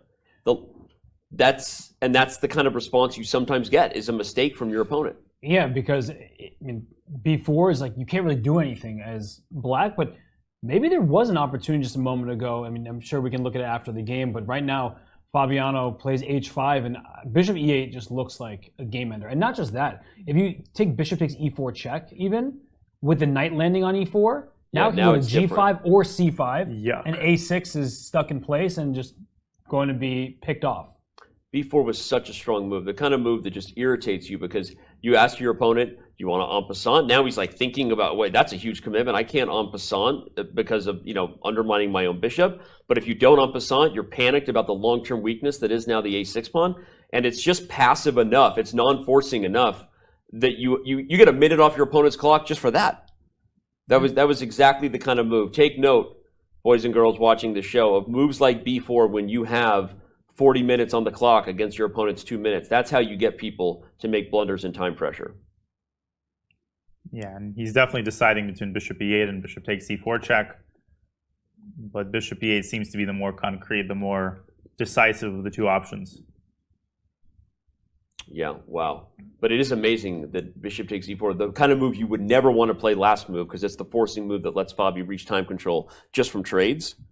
Now it's actually really strong because you snuck in this b4 move, crippling a6. So when that knight comes in, you got problems, right? You could actually do it now where you really couldn't before. There is no rook e7 because knight g5 check would win the rook. And now knight c5 is way better than it would have been without b4. Again, what we were saying, everyone, is if this is the opposite of what you want to do here. Making this trade in this position, you just let black make a move, like get pieces off the board with get one step closer to time control. But b4, what a move. h4 and b4. Those are the two moves of the game. Yeah, h4 really is the heroic move back there, and then b4 is one of those moves where you're not making h4 wasteful, right? It's like, I don't want to waste this great game, so let me play b4 and then seal the deal. Yeah. It's funny that b4 was a move we considered when the knight was on b7, but it's such a universally strong move. Like now there's no knight. It's still a great move because now it fixes the queenside pawns in addition to all the other things it does. And how bad is that bishop on d3? Right? As soon as c4 and e4 happened, it was entrenched, entombed, whatever you want to call it, but it never could get out and it couldn't be useful. And now its best use will be just to trade pieces, but it's too late. It's just been out of play this whole game, and he being Fabiano could never get rook f1 in. So Hikaru did a great job of avoiding rook trades. Yeah, you're right. This bishop just went from the biggest strength on the board to the most misplaced piece. If you could have put it anywhere else, you may have had a different dynamic with those two rooks being able to compete with the minors. Hikaru's depth of understanding about, I don't know how deep his prep went. We're going to maybe ask him if he wins this game. He'll probably join us in the studio. But the depth of understanding he had about this position is really showing clearly here, that whatever prep they got up to, regardless of where the actual concrete move ended, this has been an absolutely stellar performance from Nakamura here today. And it's what we've almost become used to. And that's not to take it for granted when he plays a masterpiece. But we mentioned the other day his win over Magnus Carlsen, one of the Champions Chess Tour events, where it just looked like a kind of fine position for Magnus, but Hikaru had that really deep fundamental understanding where it felt like Magnus, who's the best chess player on the planet, he just could hardly move. And every single move that Hikaru made improved his position. It's like Karpovian in a sense. Well, I like to come back in these moments to what I say at the start of some of his Speed Chess Championship matches, where a lot of people, who watch his streams, they just associate his incredible speed with tactical ability, and his tactical ability is incredible. But I think at his core, and he himself has made this point, he's a positional player. Notice how his pawn structure, it's always healthy. He rarely has weaknesses in his position. His repertoire is super solid. So, as he's gotten a little bit older, he's become more like Karpov. And again, that's terrifying. I became less like Karpov as I got older. He decided to become more like Carlsen. Maybe for the best.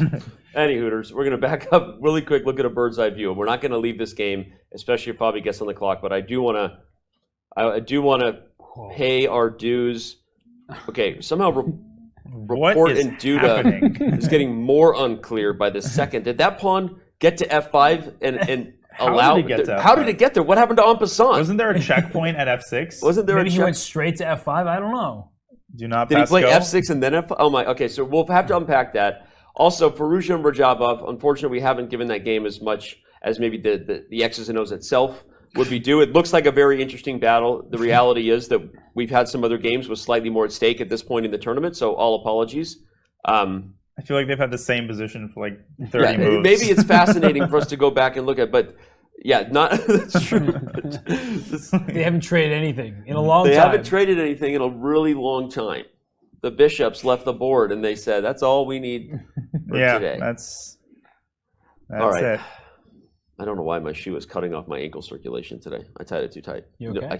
You notice I keep wiggling it? Yeah, do you need a moment? Well, I do that. I can't feel my toes right now. Oh, wow. I'm not kidding, actually. At the next break, I'm going to untie my shoe and get my foot out of here. Yeah, sounds like a pretty good call. Sounds like I'm trying to. Everyone's watching me twist my foot. They're like, Dude, what's going on? did he actually go to the, we need to go to the before report in that team. position? Are you? There's no way. I'm going to click to there. There's no way. Report what just happened. How in the world can you make the move B4 on the queen? There's no way that move just happened. We got to pan to a live cam. We got a visual confirmation. Pan to the live cam of Rapport and Duda just so we can see what's going on with that game.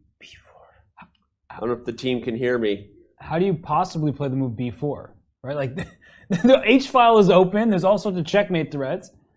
He did play B4. He played B4. He did. He played played it. B4. Okay, how did he get his pawn to F5? We have so many questions. Yeah, so many questions about the this last game. 4 moves have been like an apocalypse has happened. Duda's shaking his head.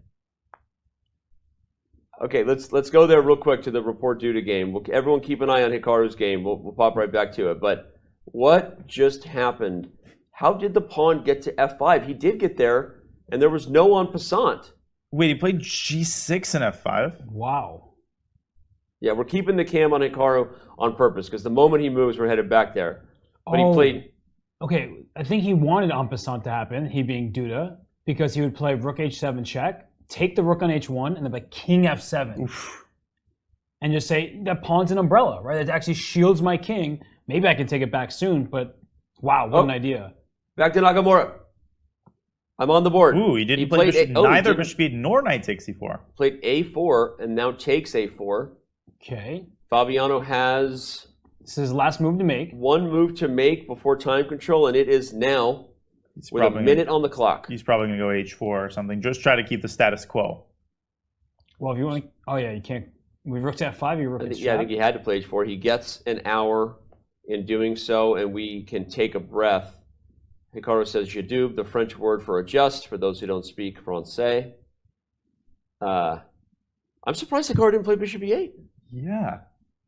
He just played for, I mean, a very logical move, though, right? He's still completely winning. You know, these pawns are split, A6 and C4.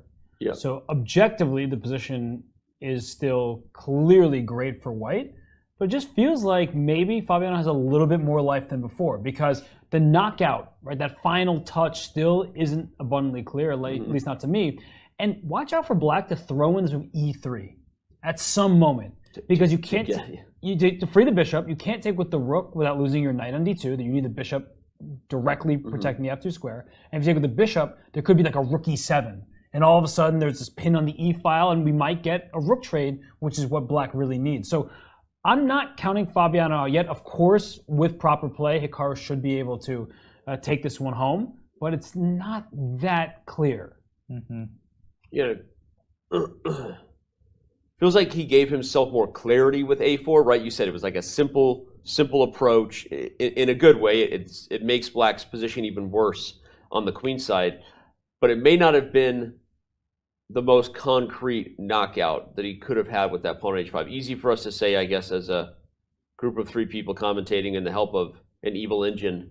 We can kind of spot things pretty quickly, but yeah, I'm with you, Robert. I think that suddenly this position breathes a little bit of life, and this E3 shenanigan is really tricky. But okay, now that we've reached move 40, we are going to back up to do what I was trying to do before and head back over to the man in the red suit. What is happening to black's king?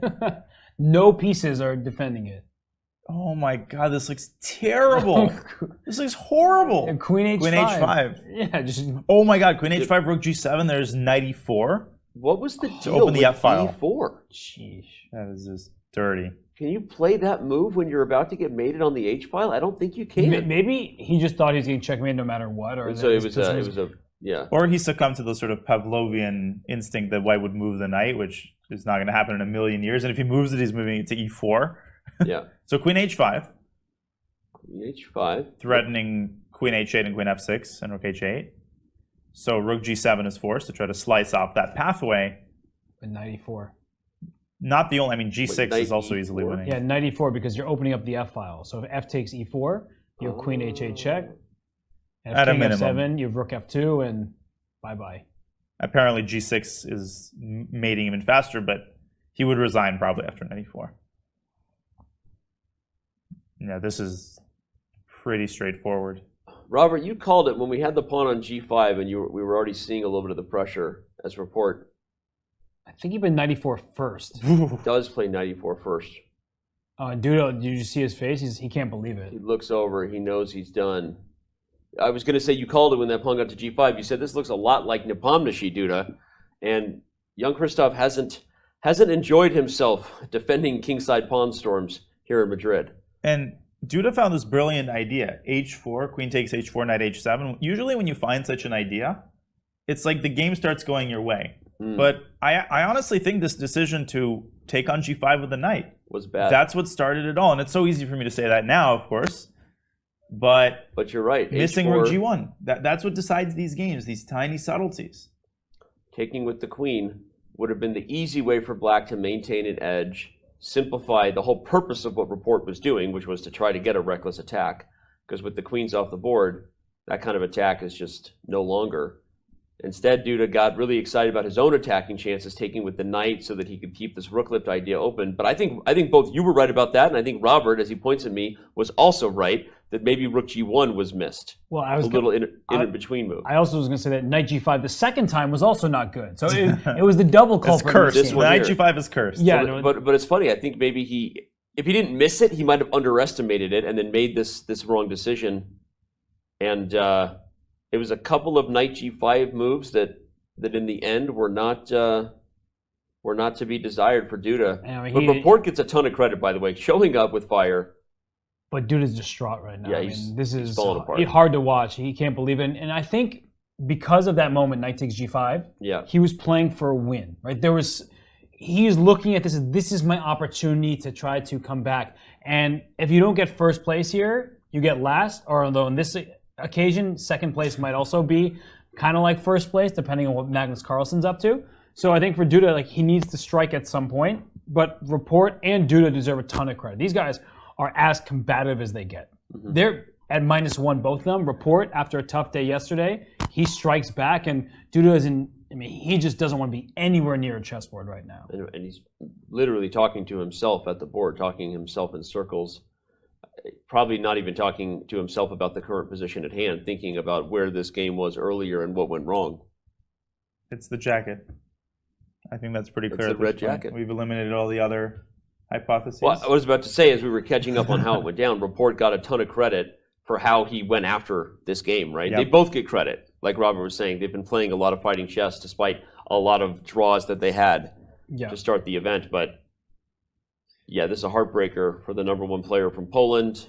On the flip side, though, you have to kind of, if you're a fan of chess, be happy for Rapport. Because he tried yesterday. He failed miserably by his own admission, but he just came back. He played some really ambiguous, amorphous line with no real plan. And maybe objectively, it wasn't better for white, but he just posed questions. And Jan-Krzysztof Duda wasn't ready to answer all of them. And now the only question I have is he going to resign or play a couple more moves because this one's over?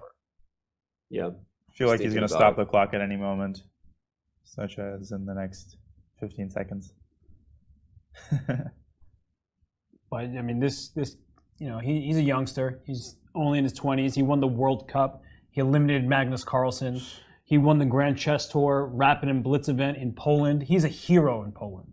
He's won honors from the president of the country. He is really making moves there. And there's a reason why Poland's been hosting more and more tournaments. And it's because of Jan-Krzysztof and Radoslav Wojtaszek before him. But I mean, look at him right now. It just, he's clearly put so much into this tournament. It's not going his way, but he is combative. He's had 6 draws, and he's trying his best. But when you go against the best in the world, sometimes that little slip. He doesn't even wait for his opponent to come back to the Yeah. table. Simply pauses the clock in resignation, stands up to put his jacket on, and he's not even waiting. Oh, there's Rapport coming back to shake hands. And but in a strange way, like that's, of course, as painful as it is to watch, this is also partly what makes chess so relatable. No matter what your rating is, what language you speak to yourself, these emotions are totally universal. Anybody who's ever played, an important tournament, a tournament that's meaningful to them, can understand exactly what he's saying to himself, as he's expressing this pain and his emotions. But all credit to Rapport for the way that he recovered today. Yep. It's the jacket. Put on a red jacket, and he bounced back. I think we're going to bounce to a break now that we've reached time control. I believe we have in both games. Although, what move is it for? No, we have not actually. We're not even close. Not even close. How to is time that control. possible? Well, we haven't been looking too closely at Firouzja Radjabov. They've been spending a lot of time deciding what squares to put their knights and rooks on. I'm saying it. No, I'm kidding. It is a position, by the way, that is about to come to life. D4 has been played. There's tension on the board between the central pawns. And somehow, Firouzja figured out a way to open the queen side, and he kept the A file, which is a big thing we were talking about earlier, that anytime White tried to do that, Robert, Black would be the one getting control of that file. Yeah, but he may have the A file, but look at that F file. If you think you're just going to double and isolate Black's pawns and D takes E5, you're mistaken, because after you take that pawn E5, yeah, it looks like it's about to be a problem, right? Black's going to be stuck with pawns, but look at the F file. So I'm ready to take your knight on G4 and try to remove the guard. So I'm just willing to leave myself with bad pawns if that means that I can just aim at the F2 square, because the rook on A3 and the rook on E3, they're not coordinated at all. And so Black's rook's, on the other hand, looking down at the F2 pawn and towards the white king, that could spell some trouble. What's the reason Black isn't also threatening to take E4? I'm asking for a friend, sure. not for me. No, you absolutely are. So I think that White actually may take the knight on F6, but now I have to calculate G takes F6 in addition to just rook takes. It's going to be a very dangerous move. I think G takes is better. Because rook takes knight, the other knight comes to G4. Right. And then H5 becomes a problem. Okay, so let's look at that. So if White tries to deal with this by knight takes F6, Black will actually take with the pawn. And here comes F5. And rook coming to G file, maybe a knight sack at some point. Ooh. You clearly don't have to worry about the E5 square anymore. You have two pawns protected. You've taken care of that problem. Right. It has a little bit of protection. Okay. So maybe knight takes F6, not what Firouzja wants. D takes E5, you were saying is... And knight takes D4, yeah, your move's even better. Oh, okay. There we go. I was wondering. I was like, I'm counting attackers and defenders here. I've degraded myself to just counting here. I'm not trying to use any international master level knowledge with you two here. That's not a bad strategy in this position. And a move by Alireza. Rook A2. What a cold move. Oh. Wow, he wants to... He's like, please take my pawn E4. Oh, does he want H5 and Queen D3? He absolutely does. Let's look at it. Knight takes H5. Knight has to run. Wasn't Teimour's king on H8? Why did he put it on H7? Because now he's regretting that choice. Yeah, this looks very iffy. Okay. And maybe Queen D3 first is somehow more accurate because I saw the eval bar go down, but I think it's the same principle. The whole point is that when the queen comes to this diagonal, H5 is really hard to deal with. And now Knight F6 would be taken, followed by H5 to win a pinned pony. And if you play D5 instead of bringing the knight back to protect your knight, now I go H5 and knight takes E5 as a fork. Knight takes E5 is a forking problem. Okay. Yeah, so Firouzja bringing some tension, some fire to the board. He desperately wants to get his first win here in Madrid. He has 7.5 minutes to play his remaining 6 moves. And 6.5 minutes for Radjabov to play his 6 moves. By the way, as he's thinking, I think the reason why H5 first wasn't good is really interesting. We don't have to delve into the details, but Knight F4. Oh, wow. G takes f4, E takes f4 with just a huge initiative. That knight from e4 slides back to g5 and potentially to Suddenly h3. h3 and there's a mating net. Right, everything comes alive. And Okay, wow. So that's why h5 collapsing. wasn't Wow. correct. In addition to the fact that queen d3 seemed like the more logical thing to do. We have a couple moves being played now. Rook a2, queen c4, and Firouzja immediately responds by putting the rook to safety.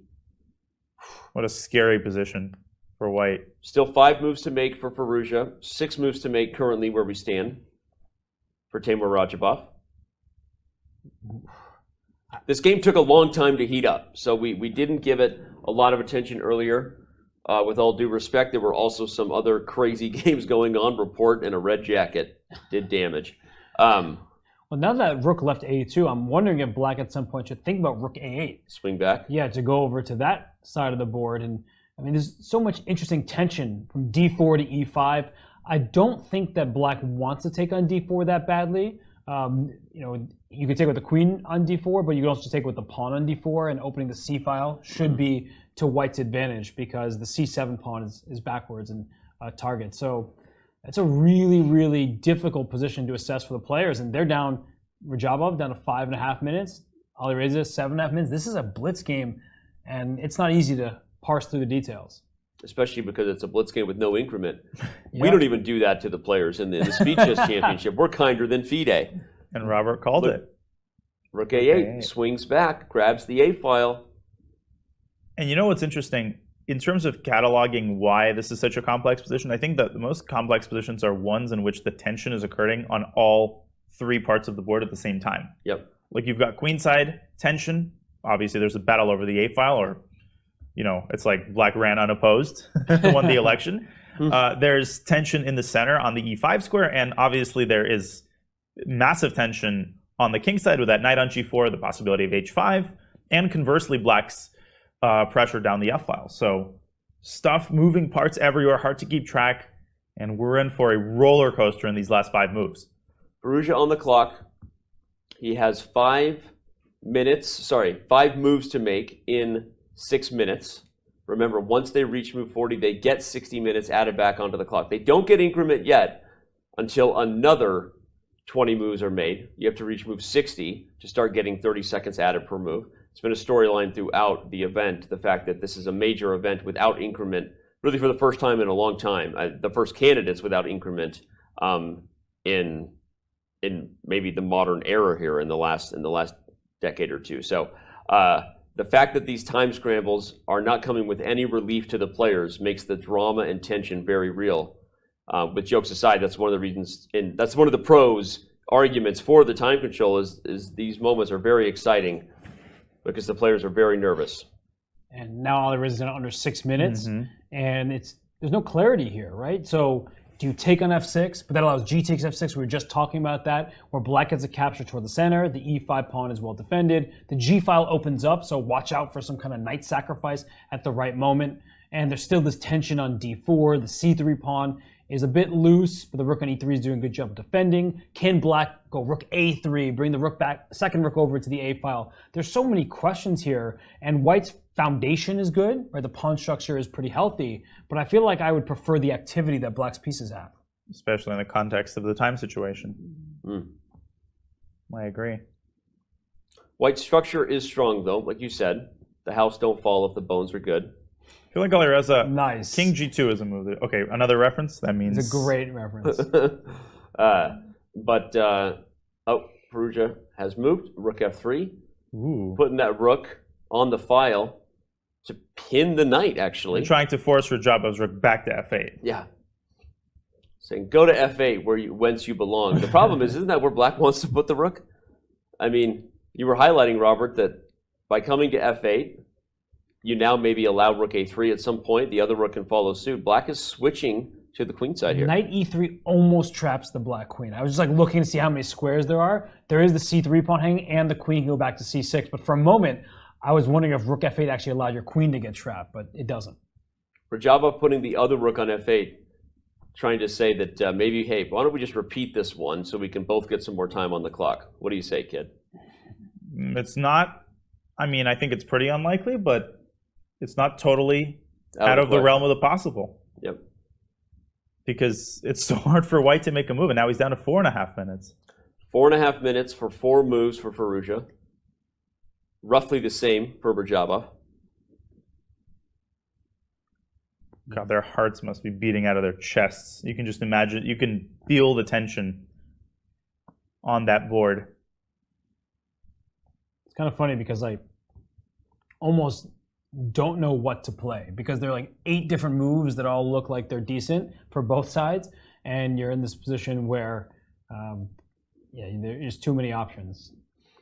No. Yeah, that's why, I mean, I don't think it's crazy that we'll see a repeating of moves. We already established that you don't want to take here on f6 and allow black to take with the pawn.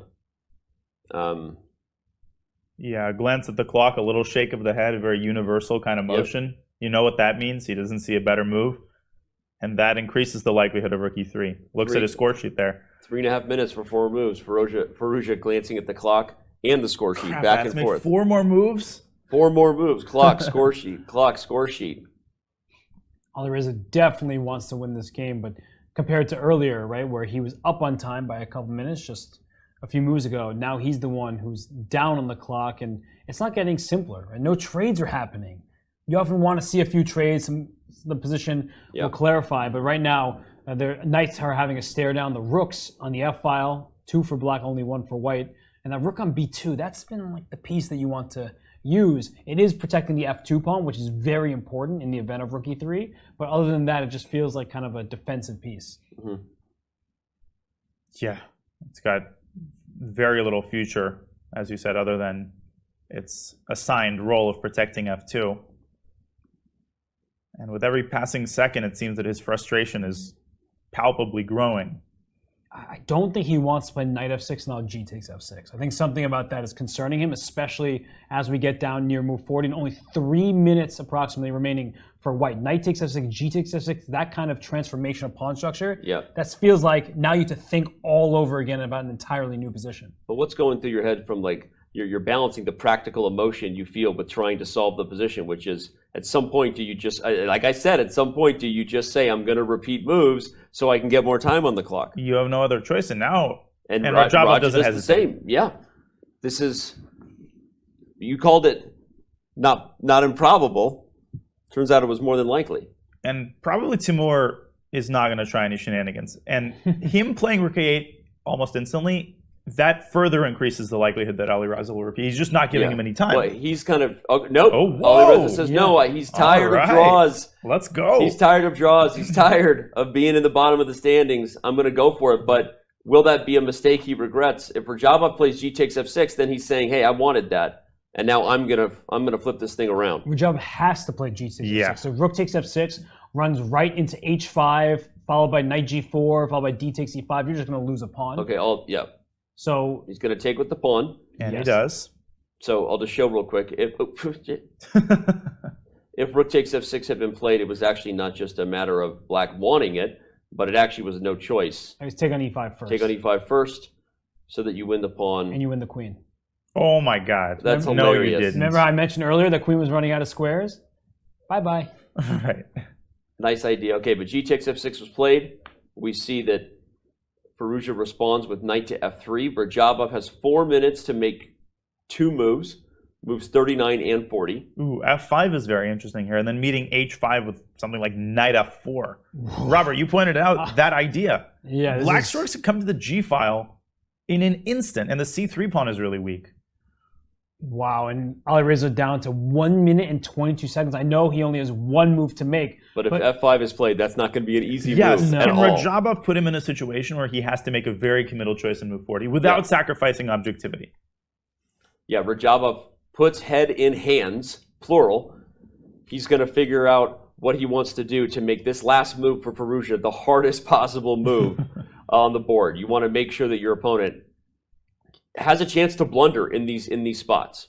And these positions are really funny to me because we see the eval bar saying slightly better for white. What the players are thinking, this is crazy. I have no idea who's better. Absolutely nutty, right? I need to make a move. Although I think in all fairness too, they don't think in terms of the eval and that. Right. They know when a position is unclear. Yes. They know when it's slipping. So there are the rare occasions where they don't realize that one of the players has a bigger advantage. Yeah, but if you said 0.4, they'd be like, what the? For who? They were like, for who? what does that even mean? Yeah, exactly. Yeah, point two for who's who's exactly better? for either side. Yeah, meaningless evaluation. More up Radjabov's alley, I think, is a move like Rook G7, but that would allow Alireza to quickly play King H2. Like, put anything on the G file, and White's king is going to get the heck away from there. That's a really good point. Rook G7 just makes White's 40th move easy. I think that if he smells blood, if his experience, oldest player in the field playing the youngest player in the field in this game, if his experience says that he sees some nerves, some shakiness, maybe he goes for F5 and lets Firouzja kind of squirm a little bit under the clock. Although Radjabov has struggled to play those kinds of moves, even with a lot of time on his clock. Yep, and that's why he hasn't won a classical chess game in more than 3 years. I'm not trying to, but it's the truth, right? Yeah. Radjabov has struggled at times in these critical, tension-filled moments to be willing to do that, which is funny. It's not the young Radjabov we grew up watching, or I did. Yeah. It was crazy. Hey, I'm old too. This chess. You're old too. I'm old too. Radjabov played King's Indians and sacrifices and Schliemann attacks back when the Schliemann was not even supposed to be a thing anymore. You're even supposed to say the word. I mean, Schliemann, what does it even mean? That's another show. But okay, Radjabov, does he play a move that allows Firouzja to approach move 40 with ease? Let's not forget, Radjabov has 2 moves to make. Yeah, actually, that's a you really can't good fall point. asleep. He needs to make his 40th move too to get that hour. Yeah, by the way, he now has less time than Firouzja. Oh my goodness, and he's playing Oh, knight E7. 97. Okay. Okay, but that's one of those moves where now White doesn't exactly know how to respond. Yeah, I can get behind that. I don't think it's a But what's the idea? I don't know. I was going to say, that's exactly the point. He wants Alireza to ask that. And he wants Alireza to spend 1 minute and 8 seconds asking what the idea is. And if I'm Alireza, I do not want to take on E5 because that feels committal. It might be a good move, but D takes E5 is a move obviously you can't take back, and maybe opening the F file again is going to hurt you more than it helps you. So I think you'd want to just play some kind of Knight D2. Yeah, that's a good Or looking just move. like even move the king. Yeah. Yep. Move the king. Knight D2 would just be the tempo you need, and it would also help Roger, by the way, because it would force queen to C6, and we'd have more time on the clock. And Alireza. Okay. So, I don't know. Of course, the DGT relay isn't always. Yeah, 100% the clock accurate, but reset a little bit there. Yeah, he had more time than it was showing. Yeah, I think now he has less time than it's showing because from his body language, it seems like he's getting ready to make a move. So I and he would keeps estimate 15 seconds. He keeps glancing at the clock. Oh, he's really nervous. I don't know if we can get a view on the clock. That would be sweet. He's got 15. Okay, so something is wrong with the relay here. Apologies for that, fans. That was super confusing. Seconds. I think it's 7 seconds. He made that move with 7 seconds on the clock. He did. And that both of them immediately get up. That was Classic scene. that was anticlimactic. So I don't know what happened there with the relay. Unfortunately, it wasn't as dramatic as it actually was for the players. Those nerves on Firouzja's face were very real. He made that move with 7 seconds on the clock. We did not have it properly displayed on the screen, but Radjabov responded instantly, and we have reached move 40 on all boards. Exactly. I'm both breathing and looking at Fabiano's game. And the last one we played was H3. And then Hikaru just played Rook A2. As if nothing is the matter. It's just another day at the office. What? Although the eval bar says maybe that's a little bit helpful. The thing is this. With every move that goes by that allows Caruana to make trades, the greater his drawing chances get. So, of course, we don't know fully yet. Will there be a storyline in hindsight that there was an opportunity for Nakamura Bishop E8? Will he go on to convert anyway? Certainly right now you would still put your money on that result. White is much better. But if the game is still going, you're feeling better about Fabiano Caruana's chances because with every trade, the harder it's going to be for White to convert. So, all right. It's going to be hard for us to get the break we deserve and to give my toes feeling again if I don't throw to this next read so that we can take a step out of the studio here. Coming up after the FIDE Candidates, the next FIDE major event happening in the world is the 44th Chess Olympiad. It is headed to Chennai, India, and it will go down July 29th through August 9th. Starts early if you're watching this particular show on the West Coast, 2:30 a.m. Pacific time. You can go to go.chess.com/Olympia2022 to get all of the info. Tune in. We'll have many great commentators daily covering the action. Robert Hess won't be there because he'll be the team captain for Team USA in Chennai. So if you're tuning in for Robert Hess, well then don't tune in.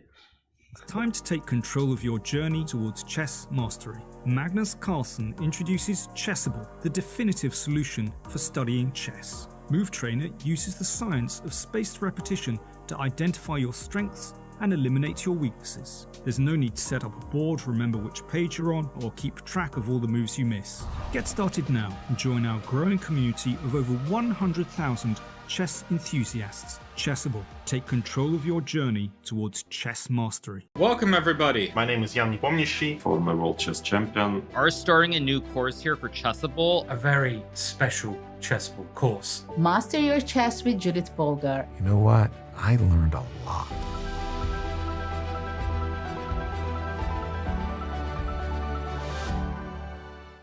Want to play chess online or learn how to improve? Join us at the #1 chess destination in the world, chess.com. With thousands of people playing at any moment, you'll quickly find a game with someone at your level, whether you're a beginner or a grandmaster. Chess.com makes learning fun and easy. Sharpen your tactics with puzzles and enhance your strategy with our lessons by top masters. Learn from your own games with our easy-to-use analysis tool. Chess.com has everything you need to take your game to the next level. Signing up is free and easy. Join Chess.com today.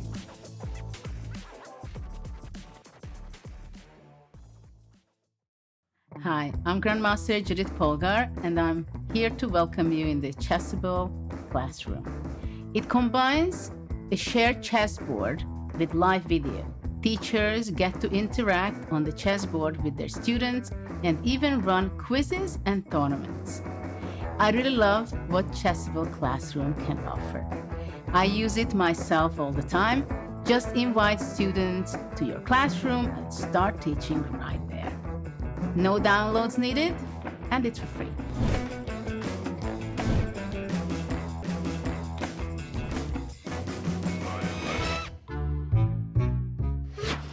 You guys excited for the candidates? Hey, can we talk for a second about this? Here we go. To the plaza we go. Which way's the plaza? You guys play chess? Yeah. Yeah? There you go. Are you excited for the candidates? Yeah. Yeah? You don't know what it is. You don't know what it is? I do, actually. Okay, what is it? We watched the Queen's Gambit. Oh, you watched the Queen's Gambit? No, Me too. Okay. You guys actually play chess, like on your phone? No, he does. Yeah? What are you playing on, chess.com? Yeah. Chess. You're about 1,300 on Lee Chess. Yeah. So it means you'd be like 900 on chess.com, actually. Yeah. Give me your username, I'll give you a diamond membership. No way. Not kidding. He's gonna be a contender in like 3 years. There it is. He's up and coming. So I'll give you a premium membership and then you won't have an excuse. Then you can use our... Yeah, I'll go back to it. Yeah, all right, man. Oh, you're an IM? That's me, man. Crazy. Yep. Magnus. He's like #1. Oh yeah, the guy that like beats. Yeah, so this tournament decides who plays Magnus Carlsen. So the next challenger comes out of this tournament. All right, guys, enjoy. Thank you so much. Have fun. So much. See ya. Great trip, guys. There you go. No drinking. No drinking. Actually, yeah, we're 18. Still true. no drinking. That's true. You guys are connected now? Yeah, no, we're buddies on. We're gonna send each other some ticks. Do you think they already talked about and then this? we'll talk about it. Is that your phone buzzing? They already Yeah, talked? they're already hitting me up for my digits. Okay. Yep. Maybe wearing a pager wasn't the smartest idea to fit in with them. Want to play chess online or learn how to improve?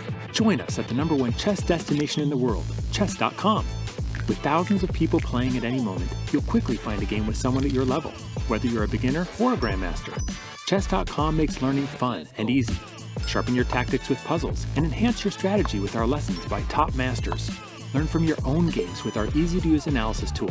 Chess.com has everything you need to take your game. Time to take control of your journey towards chess mastery. Magnus Carlsen introduces Chessable, the definitive solution for studying chess. Move Trainer uses the science of spaced repetition to identify your strengths and eliminate your weaknesses. There's no need to set up a board, remember which page you're on, or keep track of all the moves you miss. Get started now and join our growing community of over 100,000 chess enthusiasts. Chessable. Take control of your journey towards chess mastery. Welcome everybody. My name is Jan-Nepomniachtchi, former World Chess Champion. Are starting a new course here for Chessable. A very special chessable course. Master your chess with Judith Polgar. You know what? I learned a lot.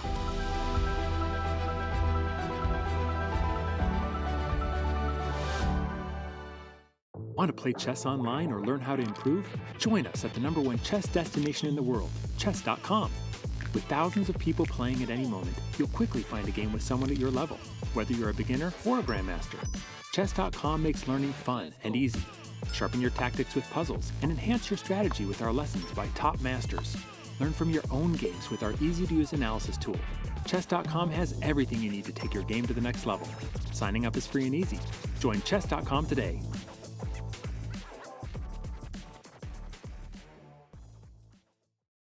Hi, I'm Grandmaster Judith Polgar, and I'm here to welcome you in the Chessable classroom.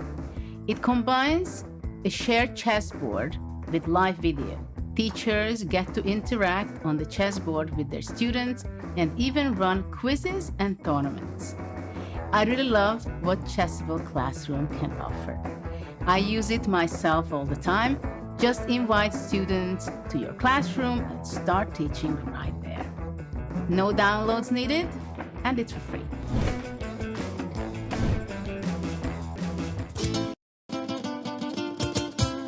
Madrid. Civilization here is almost as old as the game of chess.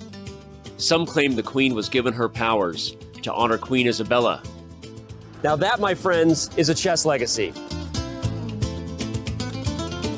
Passion for chess continues to thrive in Madrid. For the first time in 30 years, Spain's capital plays host to the Candidates, the most important tournament in chess. At the Palace of Santona, the stakes are high. 8 of the world's best players competing for the right to challenge for the most coveted title in chess, the World Chess Championship. The Candidates is grueling. The winner requires mental endurance and unbreakable focus. There are those familiar with the biggest stages in chess, yet still chasing unfinished business. And others from the next wave of stars with little patience for yielding to those before them. Mis amigos, the next challenger to the world champion of chess must come through Madrid. Like Queen Isabella before them, the Candidates is all about leaving a legacy.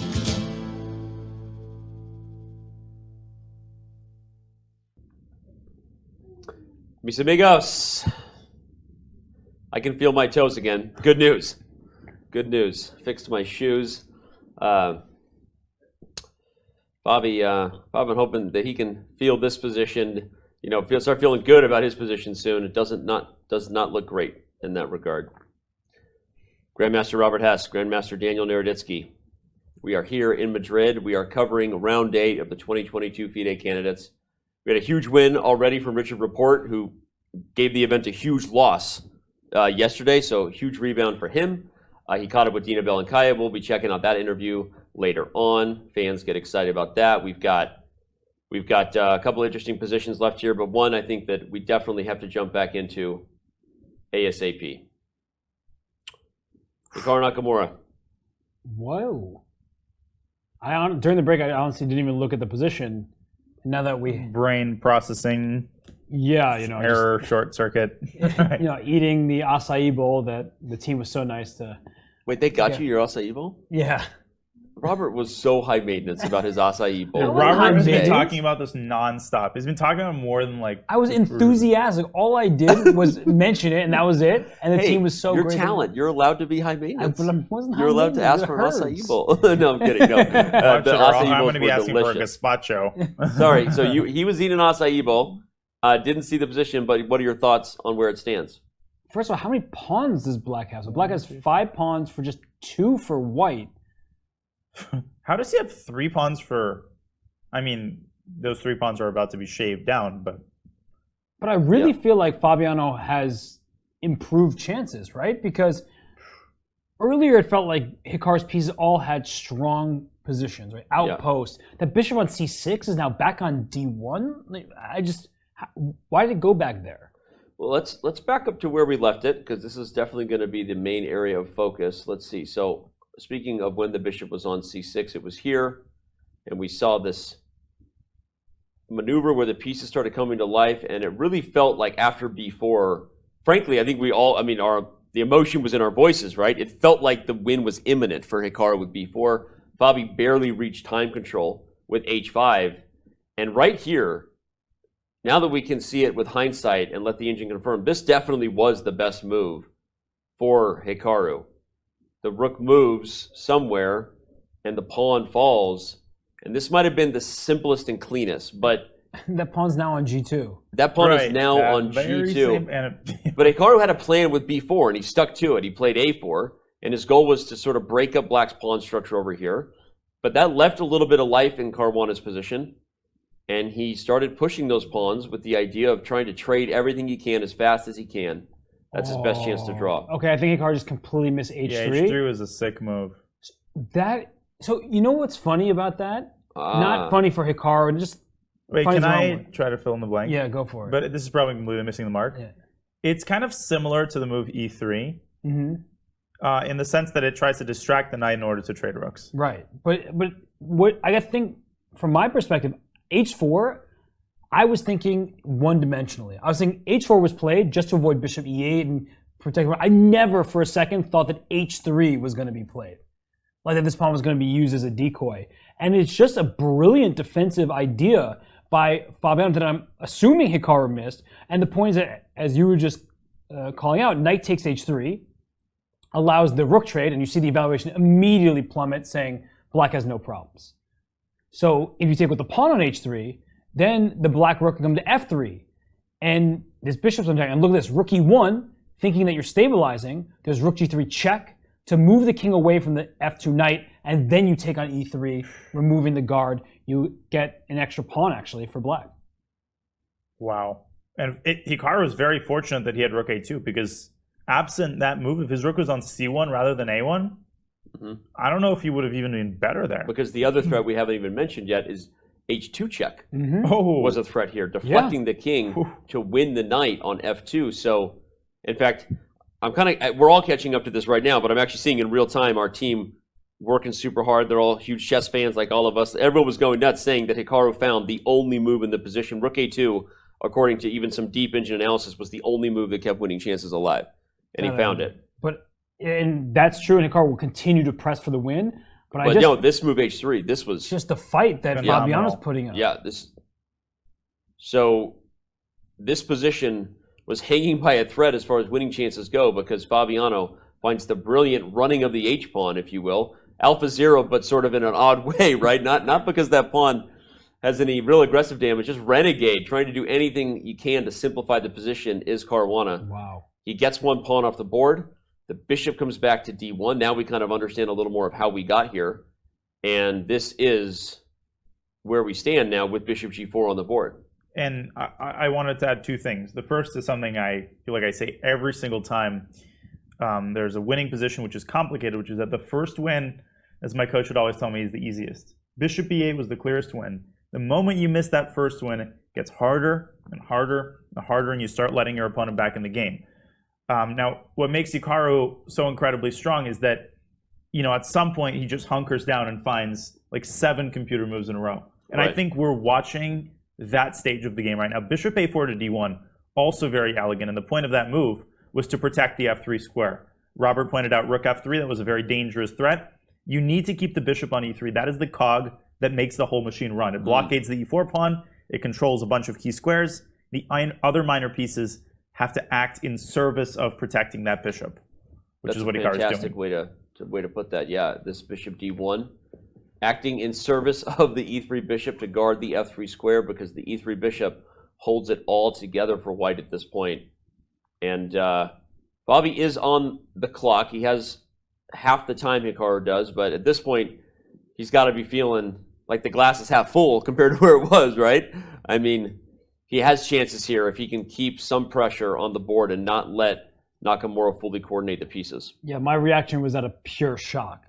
I didn't understand how the pawn got to g2, but it wasn't just some random magic. It was a great decision by Fabiano to use that pawn, renegade H-pawn to try to give him some chances. But Hikaru obviously still has the advantage. And that, as Dina's been saying, is the great thing about Hikaru, is even if he let that first one slip, he never gives up. He is relentless, right? He is the type of player who will try to find any last-ditch effort if it's available to him. Yeah. And right now, it's not ditching anything. He is better. He's trying to maneuver his minor pieces and allow himself to win. But there aren't so many pawns remaining. I guess that's now my concern for Hikaru's winning chances. But yeah, he's like Marshawn Lynch. Like, no matter how many defenders he has on him, he's just going to keep running. He's going to keep running until he makes it to the end zone. Yeah. But he's not just here so he doesn't get fined.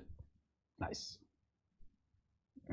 Take off my mic and retire now. You used that one yesterday too? But in this case, it was good. Wait, did Marshawn Lynch get fined? Have you never? I watched the game of football. I'm not there for the drama and the press conferences. Who invited Dina to Madrid? Yeah, get Dina some Skittles. Okay. Very, very famous interview that just says over and over again, I'm just here so I don't get fined. Okay, now that's ringing a distant bell. Yeah, and anyway. No comment. But we're just going to get back into it. I'm just here in Madrid so I don't get fined. Bishop G4, hitting the rook. After moving it, is Hikaru grabbing back the pawn and then kind of inching forward, or is there something else more important than getting this very dangerous G2 pawn that, as you said, Robert, basically magically arrived here? Crazy. Just moved. I didn't see where, but rook D5. D5. So the really annoying thing for white is you can't move this bishop from G4 because you need to stop rook F3 every time it's available. And you can't really move your knight. I don't know where it would go to because you give the F1 square and just the F file. So it seems like taking is... Yeah, that's step one. But let's say black just passes, like king G8 or something. I'm just trying to figure out what white's What's plan step is. 2, right? Because there's a bunch of pins. Rook G6 is in the air, and the D file is open. I'm trying to find a winning plan for white. Just give me a second, guys. I'll figure out the whole position.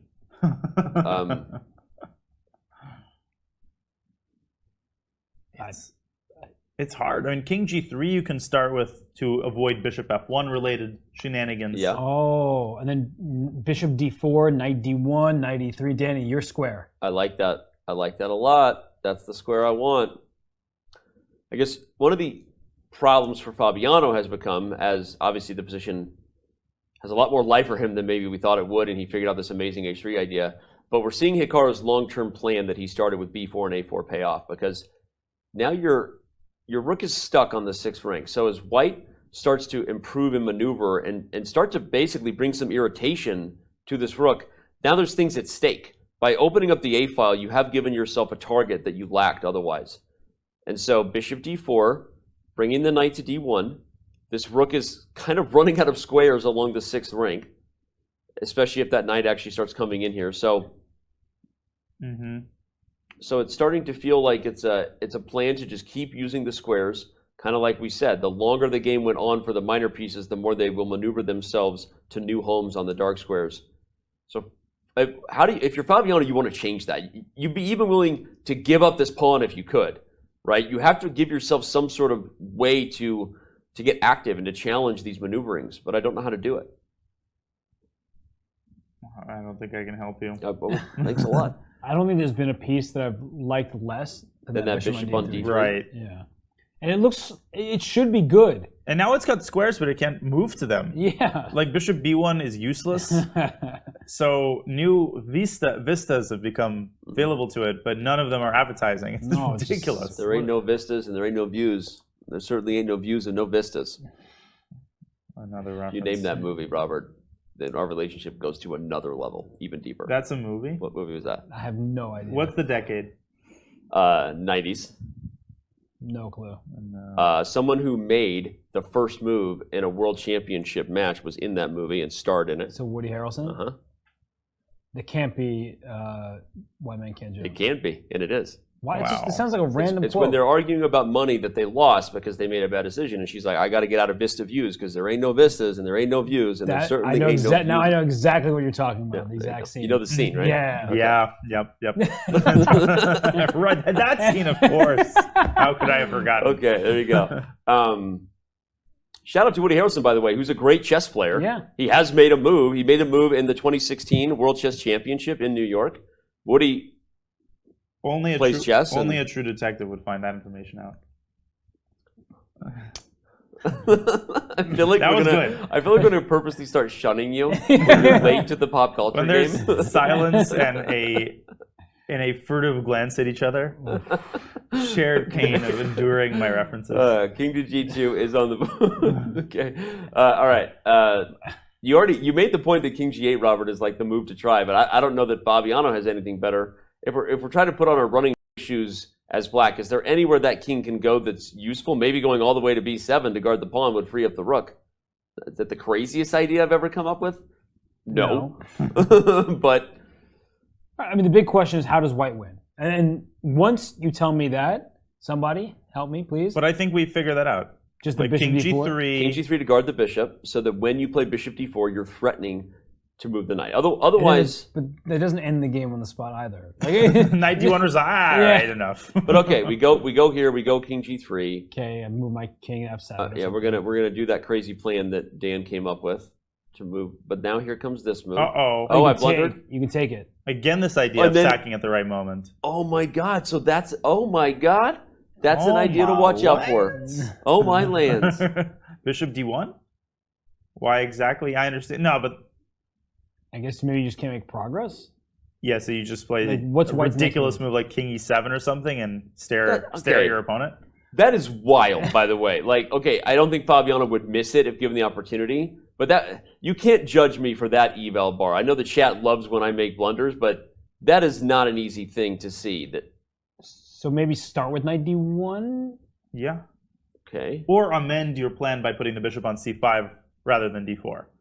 But we can go with Robert's approach. No, that's actually even better, so we'll do that. Yeah, bishop C5, and then... So the reason we wanted the king here is so that if the rook went to G6, you're not actually attacking the bishop, and I can continue my plan, I think. But yeah. Or Knight H3, Knight F4, I mean... Okay. That also prevents rook DG5. Yeah, okay, your winning plan is now just to be a pest. I mean, seriously, you're just going and trying to discombobulate black's pieces. So Fabi's getting into time pressure again.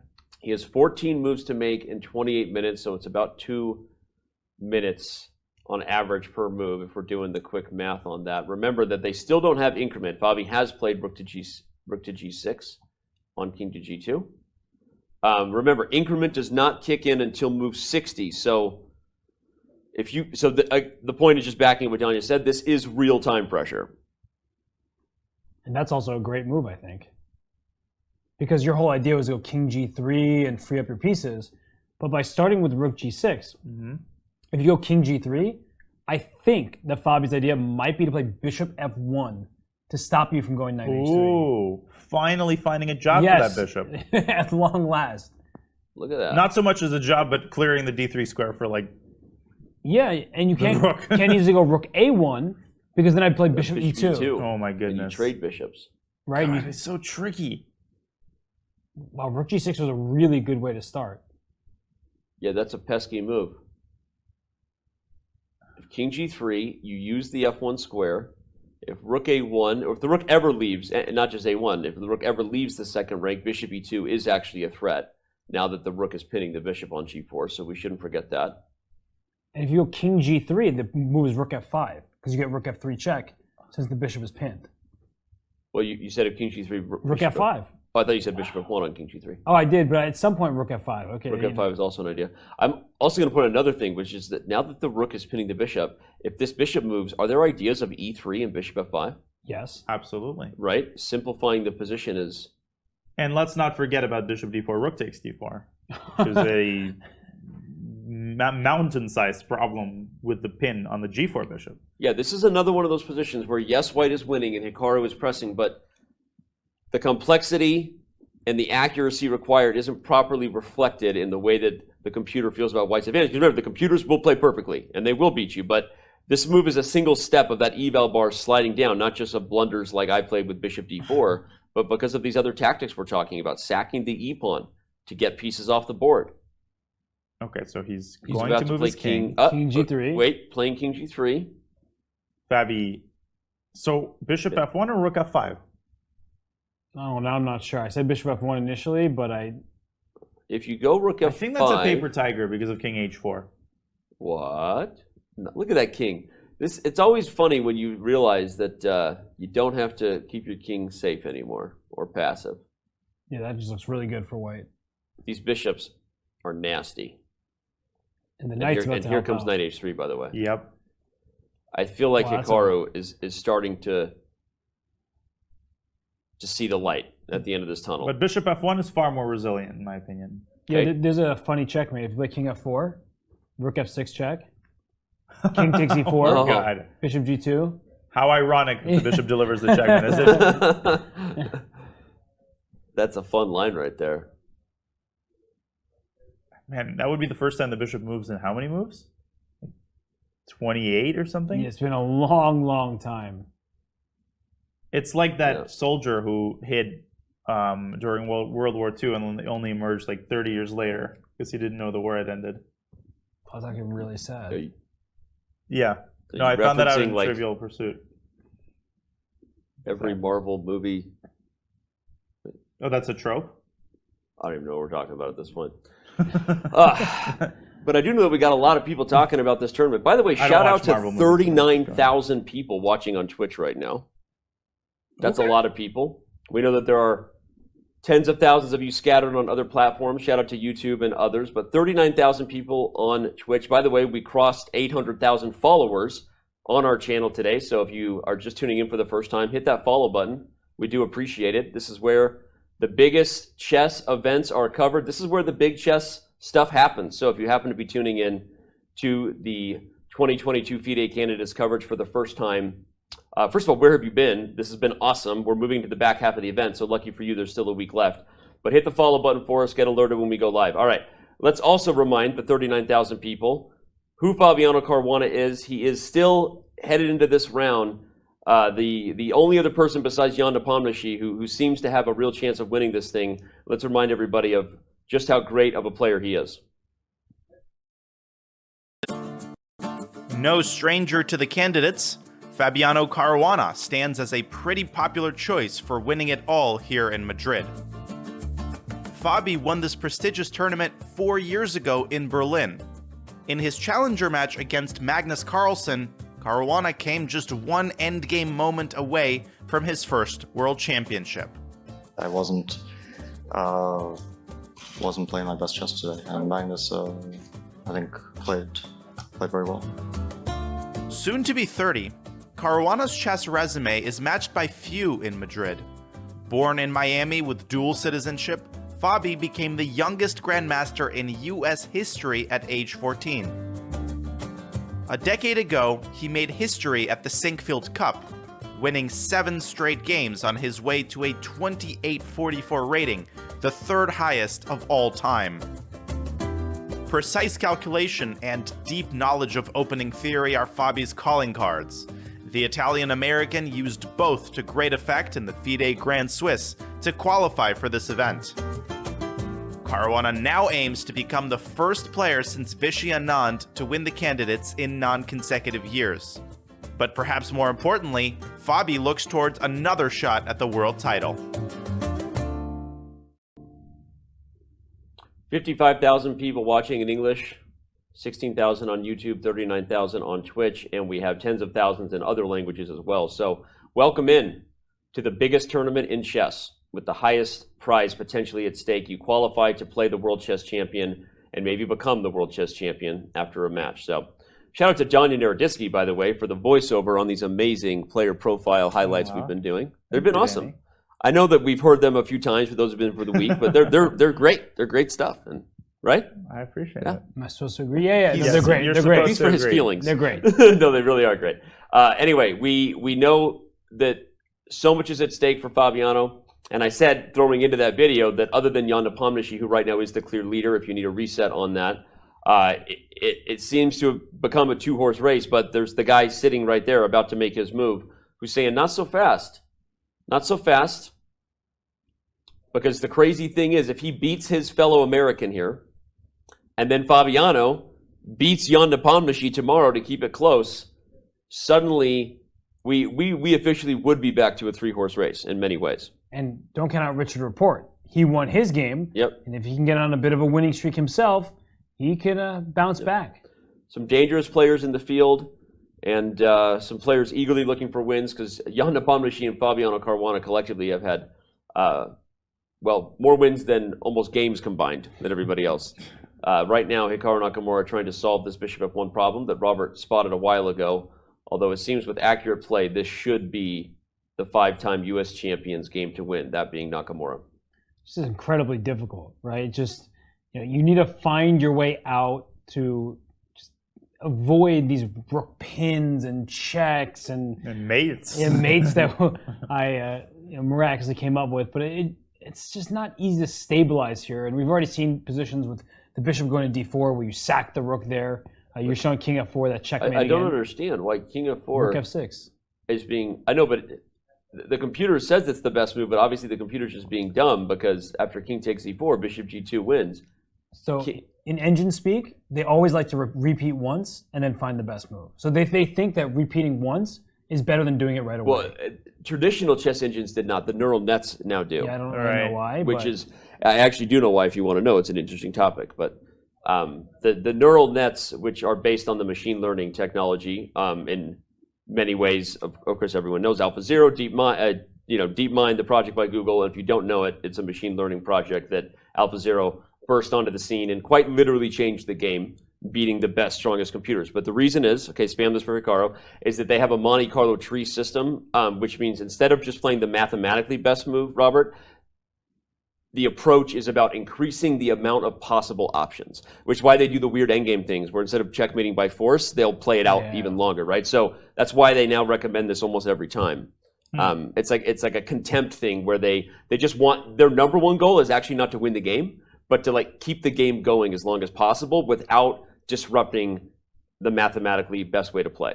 If you said that 30 years ago, the person listening would have thought we have reached technological dystopia. Yeah. The computers are now consciously messing with you.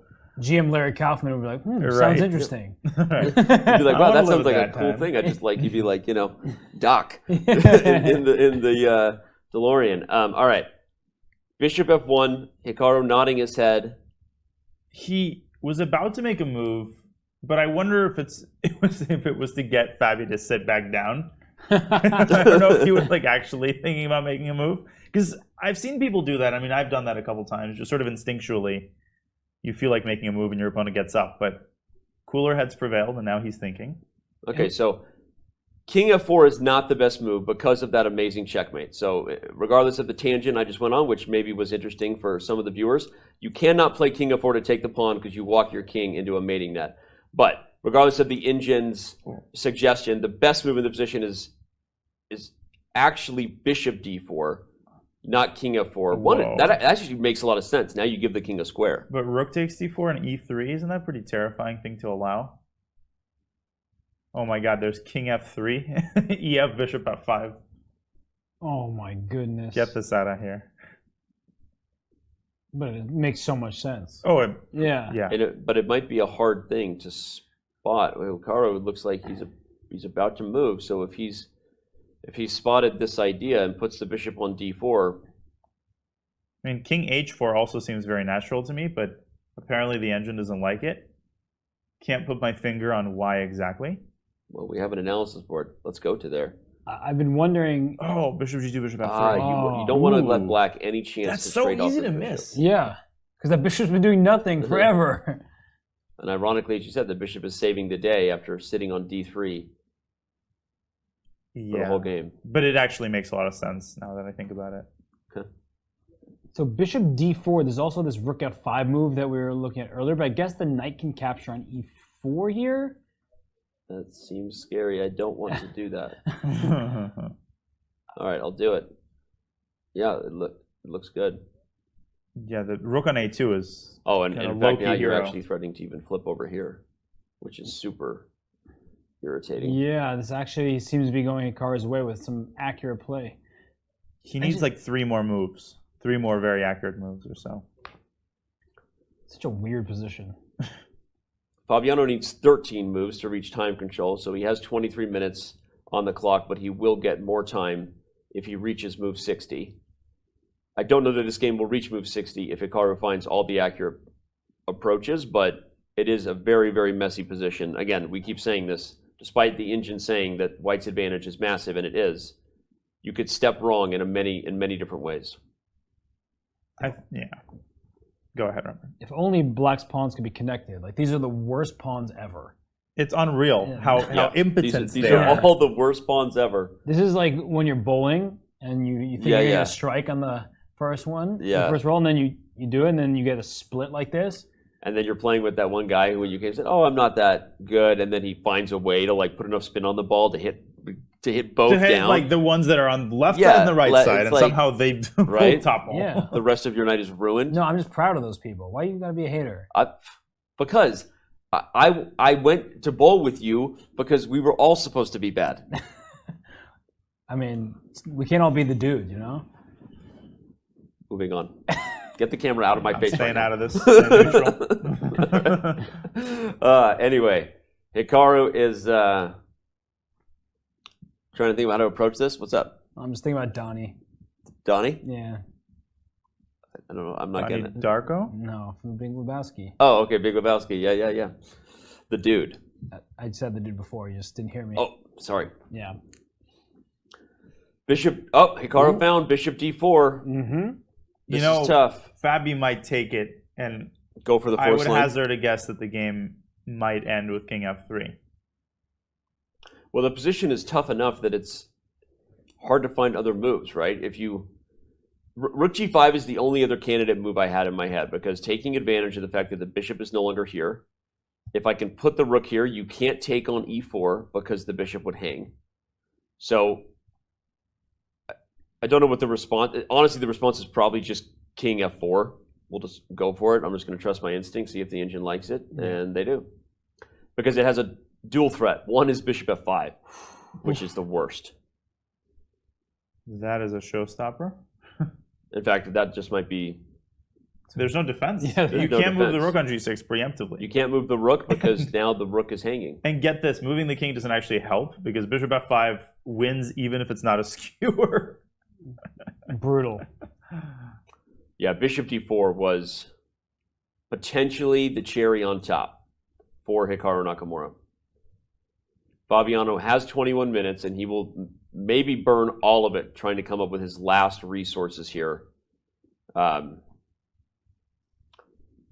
he's thinking, let's back up real quick and remind everybody there is one other game still going on here in round 8 of the 2022 FIDE Candidates. If you're just tuning in, the order was Jan Nepomniachtchi, tournament leader, a quick draw protecting his lead against China's #1 Ding Liren. Richard Rapport won a fantastic game against Jan-Krzysztof Duda, the #1 player from Poland. Richard Rapport also was wearing a super sexy red jacket. Was it red? Was it pink? Was it salmon? We'll ask Richard and see what his opinion was of the color, but it was hot. I'll say that. It was hot fire. It was a hot jacket. I'm comfortable. Literally. He looks good as he won that game. Man, it's nice to see chess players showing up in style. Can I get an amen for 40,000 viewers? Come on. All right, amen. All right, thank you. Yeah, you know it. All right, Richard looked good. I'm going to say that. And then we You're sit on a here. crusade. We sit here with Nakamura and Caruana, as we know, the biggest game in the round. You're looking at me, and then we have like Firouzja and Radjabov still playing over there. I feel like you just went full Mugatsu on us. Like Richard Rapport, he is so hot right now. Yeah. So hot right now. I'm going to call you Jacobium from now on. Yeah. All right. Well, Richard Rapport also caught up with Dina Belenkaya, but another player did. Ding Liren, after drawing his game quickly against Jan Nepomniachtchi, caught up with Dina, and here were his thoughts on the round 8 quick battle versus the tournament leader. Ding, thanks for joining. That was a relatively short game today. Did you have any intentions to have a bigger fight? Yeah, if we didn't play this drawish line, I'm ready for a fight. But unfortunately, he just goes for this theoretical draw. Didn't you have any temptation to deviate and have some play anyhow? First, I need to be solid and since he had a very good preparation in the opening. But actually, if I was not caught in preparation, then I'm going to play for a win at some point. But today, I didn't have any chance to win. How are you going to approach this second half of the tournament that just started? Well, just take it as a normal one, not the candidates, and try to enjoy the tournament. What do you think about the time control here? It is very special not to have any increments. I think it's a disadvantage for me, especially in this tournament, since I misplayed 2 winning positions. They're both in time trouble. Maybe I'm not get used to this time control, but it produces many excitement, especially in time trouble. Thanks a lot, Ding. Thank you. Yeah, interesting thoughts specifically related to the time control that may become a talking point in this game as well, as Fabiano is about to be under time pressure again.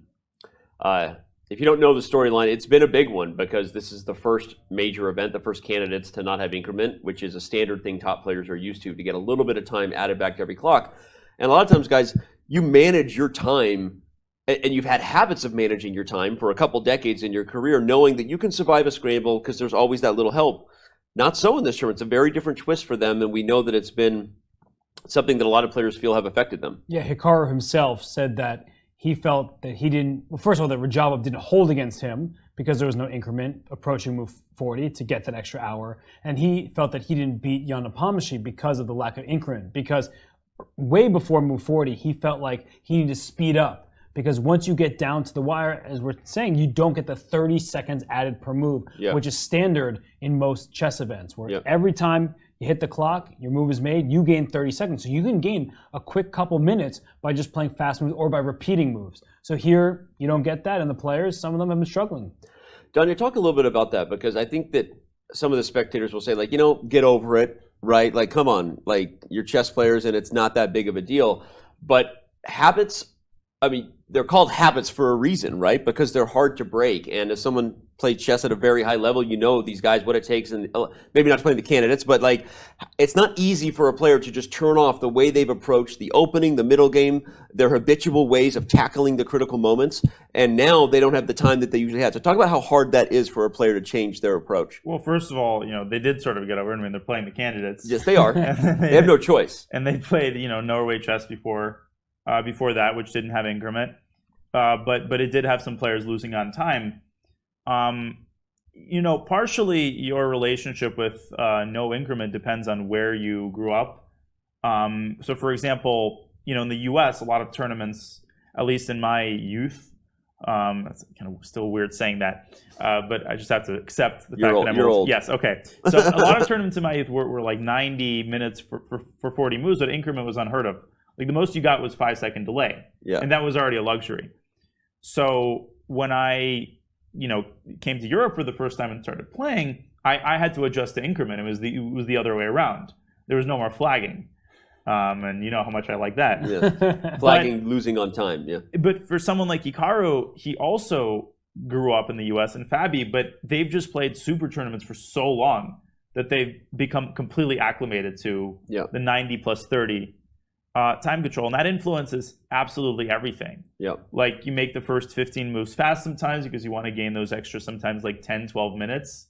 And then you get feel 30 like seconds to move, so 15 moves you make, right? You've already got 7.5 minutes more. Right, so it really permeates, the influence of increment permeates throughout the entire first time control. And without it, you really do have to change your strategy, and the paranoia of getting one of those time scrambles, which these players understandably really, really dislike, as you indicated, that paranoia is real. They're not just, complaining about it for no reason. It really does cause mistakes, but at the same time, you could argue that it makes it more entertaining, and the more flagging, the better. and nobody's allowed to argue with that. No Right? flag in the Right, Danny? right. Right, No, I mean, Robert? but like you said they're getting over it. They are getting over it because there's a $500,000 prize pool and a chance at the World Chess Championship title at stake. So they're here playing. They're not outside carrying. Yeah, they're not signs. picketing. No and increment. They're not rioting or I in any won't way. play. but at the same time, they are losing on time now in top level chess for the first time. You mentioned Norway chess, right? And nobody's lost on time here. But we've seen huge mistakes because of time scrambles, like Ding Liren losing a winning position against Teimour Radjabov, right? Meaning he lost the winning position, eventually drew. So it is interesting. It is blame that on the dramatic. increment. What? I'm not blaming that on the increment. Yeah, that was just I mean, maybe he does, and for some What reason exactly that's are you fine. not blaming on the increment? His messed it mistake up. was That to move I forward. totally agree with you on that. Me too. Not like we're calling Ding Liren out or Yeah. anything with that interview. I totally agree with you on that. But it could make him uncomfortable throughout the game, so it could have impacted him along the way, which like we keep saying, you need to be as objective as possible. But I don't know. I mean, players, they need to get accustomed to different time controls and different things. And just because it's always been a certain way doesn't mean that's the best way. Right? Tradition, for the sake of tradition, is not that appealing. But to me. increment is pretty recent too. I think a Yeah. lot of people think, well, this is how it's always been. Like, no, we used to have analog clocks and people didn't know how much time they had left, I like think- 1 minute or 11. I think we should have adjournments, honestly. Go backwards. Right. Go back to I know. I just don't think we should have clocks at but, all. By the way, I didn't play at your level, but I will say I learned the same. I had the same experience, and we all, growing up in the American tournament system, had the same thing. Playing increment was foreign to me. I remember when I first started playing with increment because I grew up, not being used to it. So had to adjust the other way. In fact, I lost a lot of winning positions, not appreciating that I was better up on the clock and played too fast, thinking my opponent, there's no way they can hold this. They have, 32 seconds, right? But they were getting time back. And so there are obviously a lot of dynamics that go into managing your time because we can't just play chess for years on one game. You have to have a clock for a reason. But Aren't you like in a company correspondence thing where your daily games have been lasting for years? that is true. Chess.com has daily chess where you can have multiple days per move, and we're still wrapping up the winner of, I think, the 2018 Chess.com staff tournament. Because I was eliminated because I don't have that kind of patience. There are people in our company that are just like taking the max days per move. We got to figure this out and get rid of vacation time for staff members. That is another story. All right. I mean, there were some stories of correspondence games that were paused, for the Second World War and then resumed. Like this game was played between 1938 and 1948. So, well, Fabi is trying to find any last chance he can. We talked about rook takes d4 with the idea of getting e3 because the bishop is no longer there. Maybe one thing he's thinking about is e3 right away, with the idea that if he forces this back and does he have time to swing back to freeing the bishop to get a trade going? I would imagine no, but at least it's an idea to keep the game alive. It's an interesting one because you of course can't take the bishop on d3 because the rook takes, and that spells a lot of trouble. Where white is fortunate to be able to survive, in fact. So you're not taking the bishop there, but maybe you can. There's no threat, right? Bishop f5 isn't really that big of a threat because your knight covers the bishop on g4, so maybe you can just play bishop d4. Just like put your bishop back in a nice square, and after bishop f5, you move your king. So now you're willing for it, you're saying? Yeah, why not? After the trade... Yeah, too many weaknesses, too many active pieces. The c4 pawn is dropping, the a6 pawn probably isn't that much longer for this board either, and the king on f4 is not getting checkmated. He made a move. He brought the bishop back to d3, and Hikaru comes back to the board. He's enjoying that player's VIP area. Doesn't like to sit at the board while Fabiano is thinking today. I don't think Hikaru has spent very much time at all at the board when Fabiano was on the clock. Well, he better not miss rook takes d4 now. Rook takes d4 is officially a threat because after c takes d4, c3 runs. For example, actually, king f4... It's very strong because it gives threatens another set of eyes on e3. Yeah, so you're back to this idea. Yeah, and it stops e3. So unfortunately for Fabi, that the most logical move in the position, it seems, organically, naturally stops rook takes d4 because of this new threat.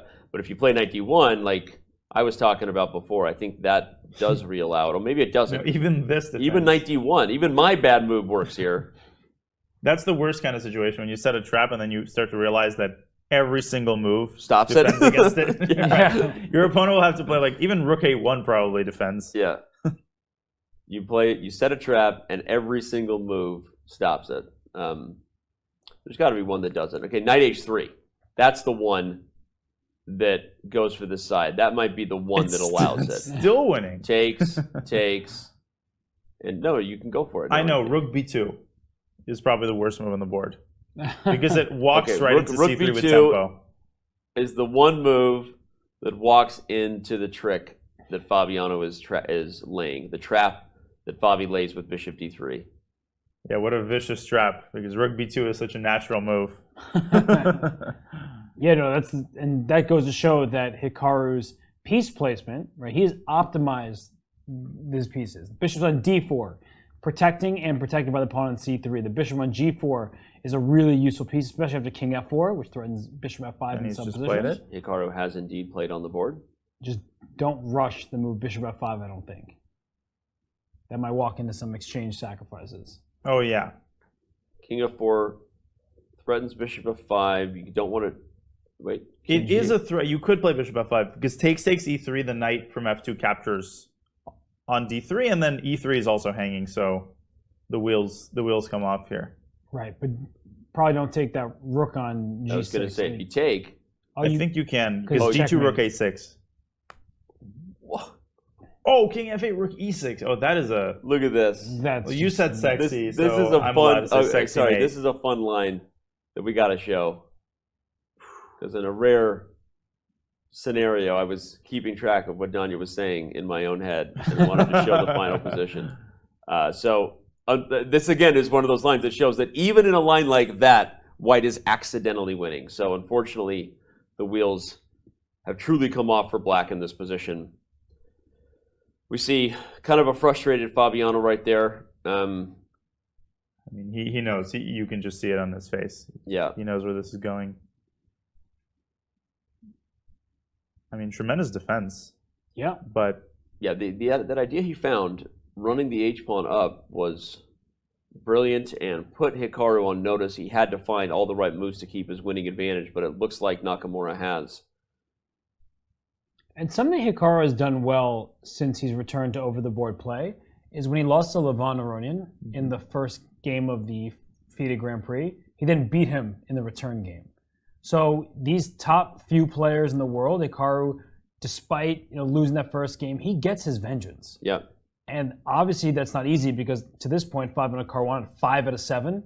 He's won 3 games, drawn 4, has lost none. So Hikaru, sometimes when you beat him, you poke the bear, and nobody wants to see Hikaru angry. He's always had a mindset and attitude, Danya, you've talked about, where it comes from many ways because he is just the online chess king in so many ways. He's just so resourceful, never goes away. It's unbelievable. It's unbelievable the opportunities he finds when you think he should just be dead. And, obviously he's played more online chess that matters, right? As more money and opportunities are there than maybe anybody. Maybe that's also helped him grow, is this transition with COVID behind us, coming back to over-the-board chess. He's qualified for the candidates. This opportunity that he sees now to rebound from a previous loss to Fabiano, his mindset is there. Right. And, for a lot of people, I think they very naively thought that, okay, when you give Hikaru 3 minutes, he makes the most of it. But when you give him, 90 minutes or 120, some people thought, after a minute, he's just going to stop thinking? That's, no. Hikaru is just as capable of putting that time to very, very good use, as any other super gem. Even as he's shown, he's better at putting that time to use. I mean, his time management has been superb. Yep. And that's an often overlooked thing. He almost never gets into serious time pressure. Yeah, and I think another element that he has admitted favors him, at least psychologically speaking, is he makes a heck of a lot of money in his quote-unquote other career as a streamer, or you could consider his main career. And that's really big because Richard Rapport, one of the big storylines heading into this event was that he has applied for a transfer to the Romanian Federation because he has sponsorship. And Richard has talked about how he doesn't make a lot of money playing chess. And he hasn't played in that many tournaments. And, that's difficult. He, is trying to make a living with his desired profession. So the fact that Hikaru, whether or not he wins the candidates, can just go back online on this very platform that we're on right now and make a very, very nice living. That's a big deal. And he has said in interviews that he used to put a lot of pressure on himself, and now he still cares, literally, but he doesn't have to put his entire like sense of self, his finances, everything into each and every individual move, and that can be very helpful when you can play with a clear head. It's funny because not only does he, you said he has the biggest, most followed chess channel on Twitch. By the way, if you're one of the 40,000 viewers and haven't hit the follow button for our channel, do so right now. We just crossed 800,000 today, but he has the most view. He's doing well, and he said yesterday in studio when he joined us that he's already looking forward to getting back to it. He misses his community, and his mindset is like, look, I already miss it, but that's not stopping him from delivering a huge, huge wound to his fellow Americans' chances to maybe win the candidates and get himself back in the running. Right, that's his job. We see chat getting involved in this conversation. Having a massive advantage versus Fabi seems exhausting. Lots of props to Fabi for this defense, even if unsuccessful. Little for us. That's what we saw yesterday, right? When Fabi came in after a win, and you see Hikaru is going to be skipping home all giddily, excited to record his game analysis video. Which she's been doing after every game. He also game. has a great YouTube channel. You should check it out. But I think it's often overlooked when one side plays a brilliant game that a chess game has two authors, and Fabi was a co-author. Hikaru wrote the better book. You have to read this. Sorry, if Hikaru got help, it's not collusion, but nepotism. For those who don't know, the nickname for Jan Nepomniachtchi carry me out is of this.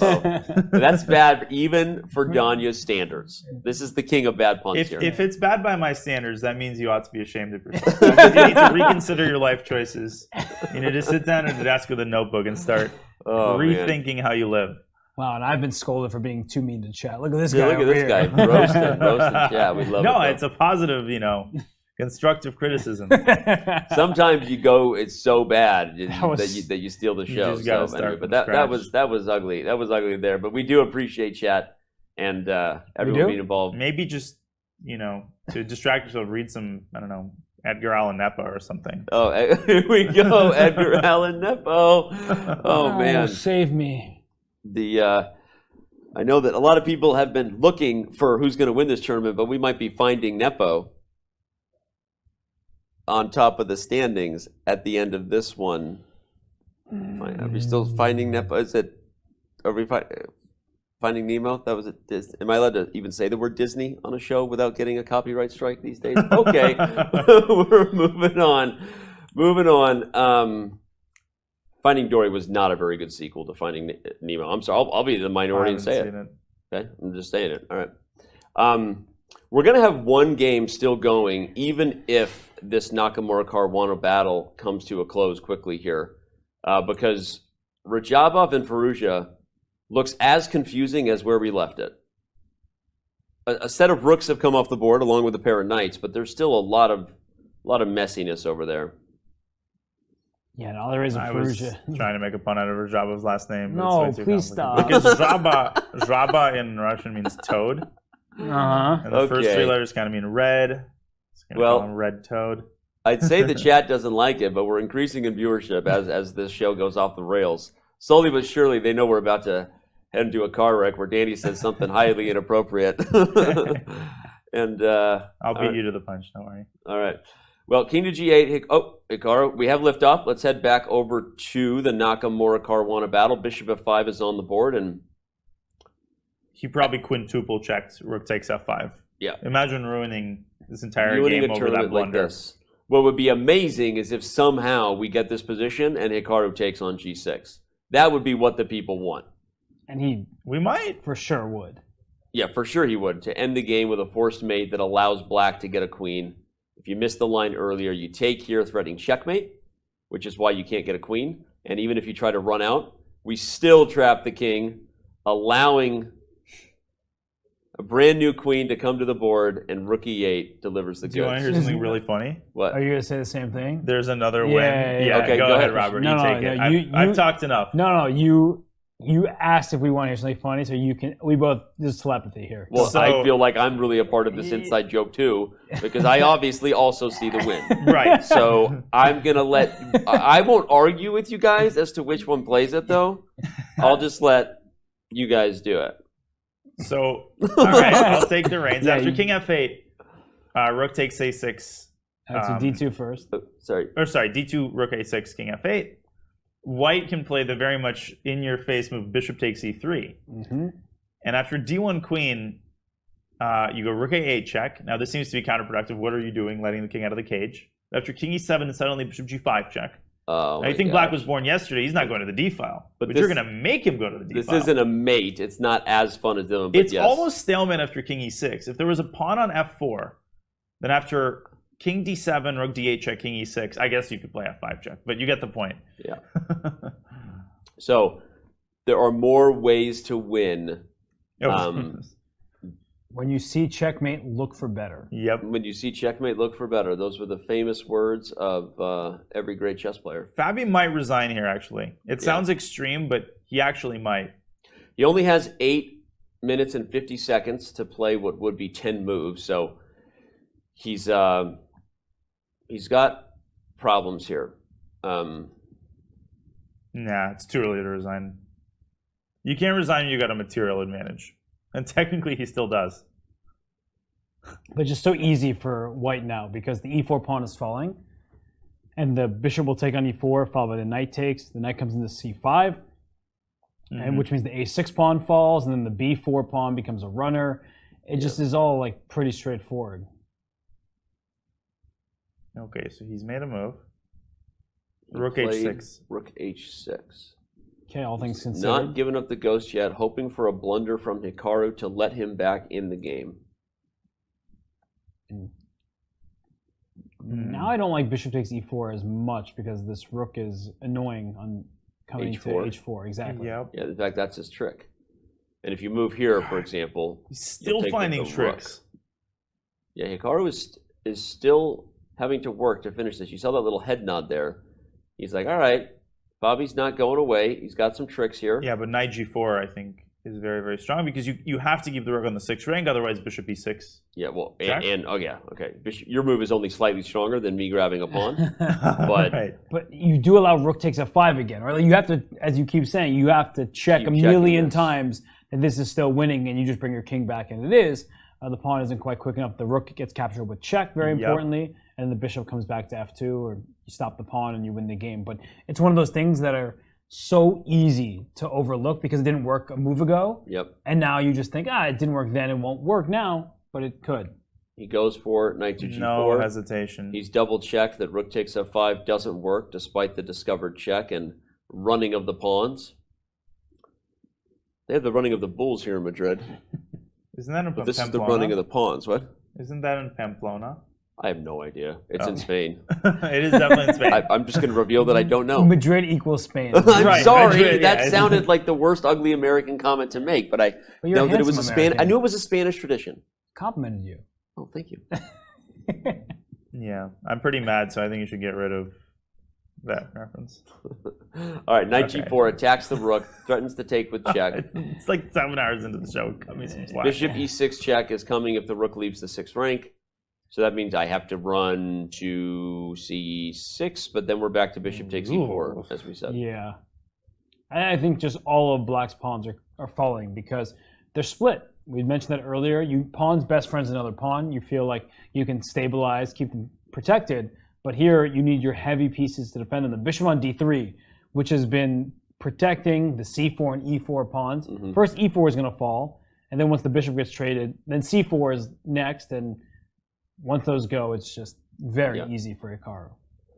But Fabiano's not resigning for a reason. There are opportunities to blunder, right? Hikaru looks zoned in, focused, and Fabi is also now under 7 minutes to make 9 moves. But I'm just saying, like, Caruana doesn't enjoy getting beaten over the head. That's not what he's into. Right. You know what I mean? If Fabi is still at the board, it's because he thinks there are some opportunities for a swindle. And so as long as we're here, all of you will be here as well. That's right. Sit in your chairs and don't go anywhere, or I will find you. 42,000 of you on Twitch. But the depressing thing now is knight g4 can drop back to e3. Finally. And then rook from a2 to g2. Finally. Right, Danny? I've been calling for this square since I was a young boy. The dream is real. Put that rook on b5 and Now here I come to the G file. That's right. Right on. This is it. This is all I've been dreaming about since I was a little kid. Getting active over here on the king side. All I wanted was that 993. All I ever wanted was that 93. I told Dad, I don't want football. I don't want your life. I want my own. Sorry. I want my own king on E5. That's right. And you got your wish. I don't want your life, Dad. I want my knight on E3. You'll get your wish if you wait long enough. All right. That's Thank what you, I brother always Jeb. say. Thank you. This is the Robert has disengaged himself gracefully from this conversation. Well, if that knight comes to E3, we might get another visit from Jebediah. That's Jebediah, not Jedi. I ain't no Jedi. I'm Jebediah with a B. Jebediah. Jebediah. Mm-hmm. Not to be confused with Jedediah. Not to be confused with. I wouldn't ever claim to be something I'm not.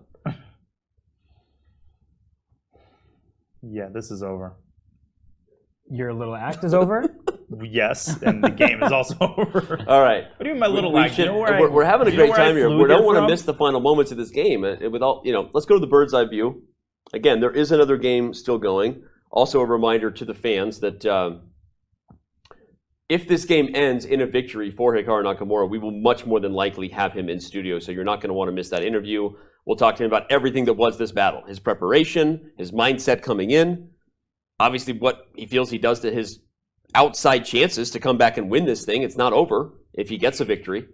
So we've got a lot of things to unpack with Hikaru, and you're not going to want to miss that interview should he get the W.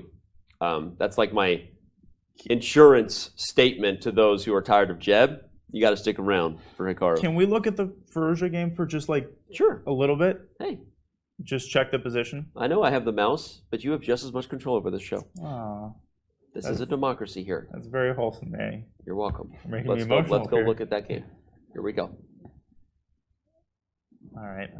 I've satiated myself. Now we can go back to the This is all you wanted was to get Firouzja on camera? It's like that scene in National Lampoon's European Vacation where he's touring all the landmarks and he has a checklist. Eiffel Tower, check. Palazzo in Rome, check. Ooh, F3, by the way, check to the queen. Check herself before she wrecks herself. Get out of my king side. Garde. That's what they used to say in medieval times when the queen was attacked.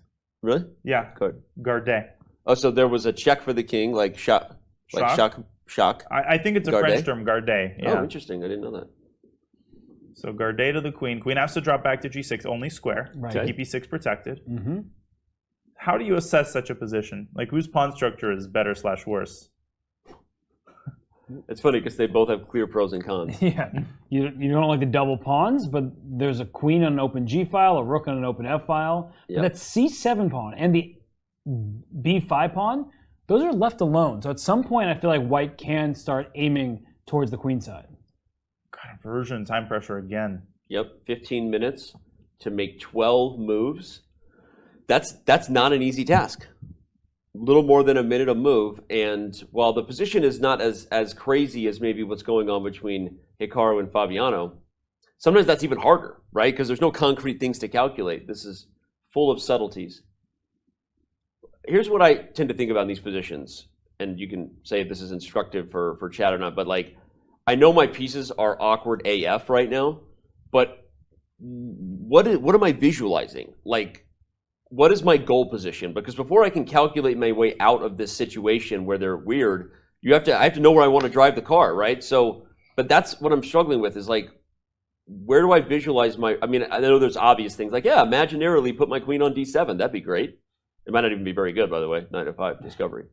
But you feel me, Robert? So what's the goal for white to kind of coordinate, untangle here?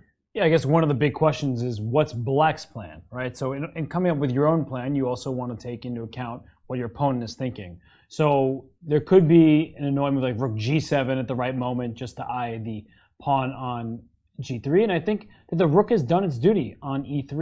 Right now that the pawn goes to F3, E4 is already defended, C3 is not going to be targeted anytime soon. So come on back. Yeah, so maybe bring that rook back just to step one. And you just need to figure out, like, where does this queen belong? Is the queen going to venture up the queen side and go after those pawns? Or should the queen help in the king side defense and the rook maybe go to the a file at some point? I like that a lot. It's not, I'm not really answering your question directly because I do think that there's no clear plan for white just yet, but I also think that black doesn't exactly have a clear plan. So I'm just going to start by making sure that my king side is safe before I start looking over at the queen side.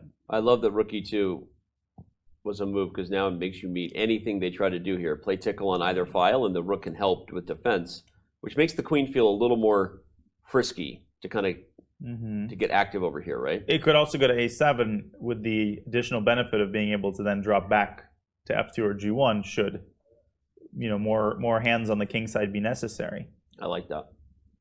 But Alireza is really wrestling with the absence of a plan here, and I think that's really bothering him. And I think it's been bothering him since the first time control. You could just sense it.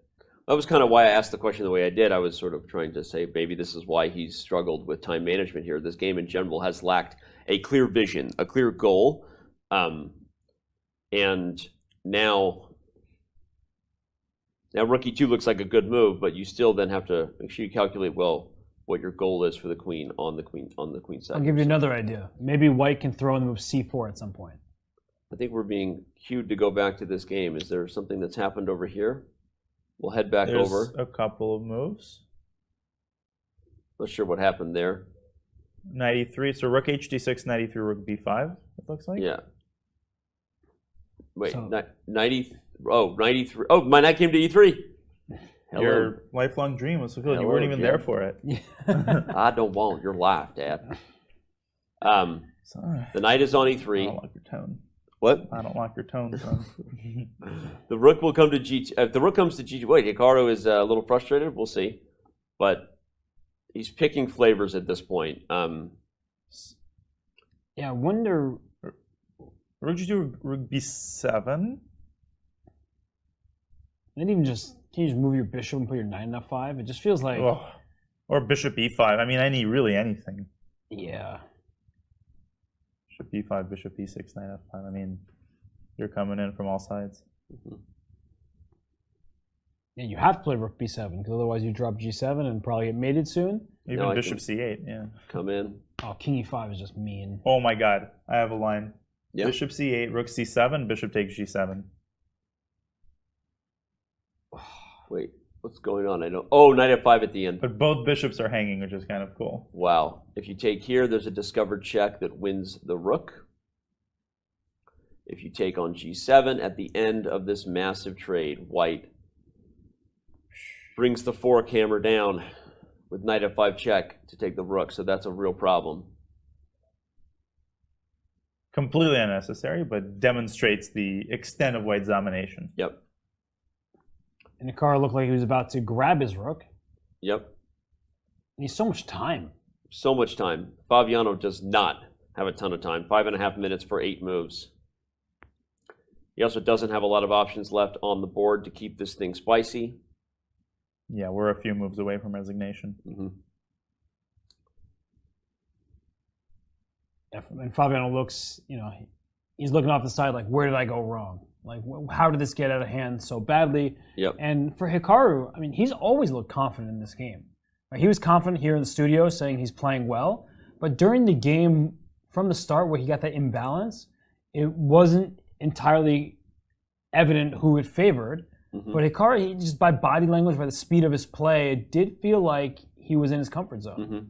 No, that's what I was saying earlier. It seemed like he understood not just whatever theory and prep he brought to the table concretely, but he had a good feel for this position from the very beginning. It's evident by how quickly he was able to play, the advantage he earned on the clock, obviously the position on the board says that he knew what he was doing. And h4, b4, we talked about those 2 pawn moves, both brilliant ones. And he's about to make this thing a mess in Madrid. Wow. And you know what else he's done well? Recovered from oversights. I mean, he hasn't reacted emotionally. He missed a couple of things this game. I think similar thing happened in his first win against Teimour. He's just cold. I mean, knight h1 was incredible. And then, of course, h4. And then later on when he missed h3, reacting immediately with rook a2 and bishop d1, rattling off these critical moves. it's not about playing perfectly. Nobody plays perfectly over 60 moves. Yep. It's about the way you react to adversity during a game, and he's reacted tremendously well. Bishop c5 is perfectly good enough. Well, not a lot of people saw this coming, which in hindsight, maybe, we should have thought differently. Hikaru has been playing well. He had the white pieces, but Fabiano playing as well as anybody besides Jan Nepomniachtchi, you felt like he was on form and would keep it that way. I don't know that you blame Fabi for this game. I think you give Hikaru credit, right? He'd be scoring his first classical win against Fabiano in 7 years. I think maybe the one thing you can regret, not necessarily blame anybody for, is the opening choice. Because Fabiano, he's been very solid all tournament. Yeah. And now he got into a position that was very hectic. Yeah. And he didn't have control of the game. Yeah. So I think from that perspective, it's a situation where if he could go back in time, maybe he would have played a Petrov. Maybe he would have played something that just gives white a tiny advantage, but at least you don't have to figure out, wait, who's better here, because I don't know if a rook and 2 pawns is better than 2 minor pieces. Yeah. It should be, but here it's not, and what's my actual plan? So I do think there is that element to the calculus, but as you're saying, you do just have to give Hikaru a tremendous amount of credit and respect for coming into this game, giving it his all, and just outplaying Fabiano Caruana. That's the long and short of it. Well, and then because of what you just said, there's no way to not take the next step of the storyline. So if that's the case, and an opening choice might be the only thing you could regret, why did you make that opening choice?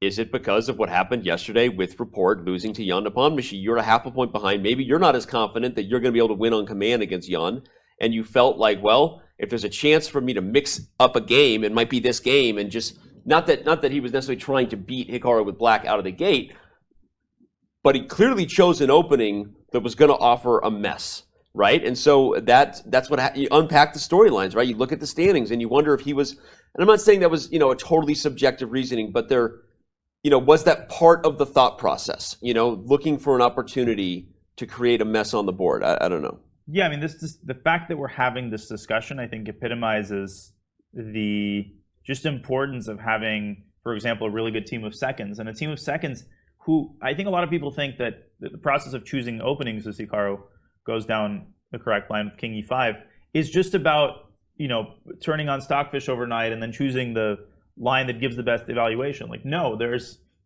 a menu of 30 different options. Yeah. All of them are good objectively.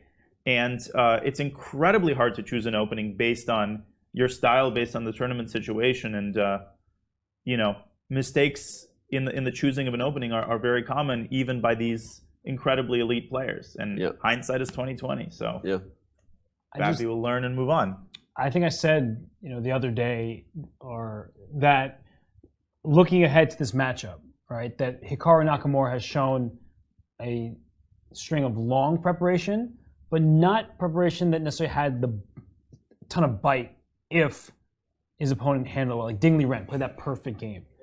But Fabiano Caruana, Ding Liren, they're capable of playing that perfect game to withstand that preparation. But this was such a different type of game. The style of the game, it's one where, all these players are pretty universal. They can play any type of position. But Hikaru Nakamura plays this type of position exceptionally well. Yeah. And it's showing. So, it's hindsight is 20/20. It's very easy to sit here and say this and that should have been done differently.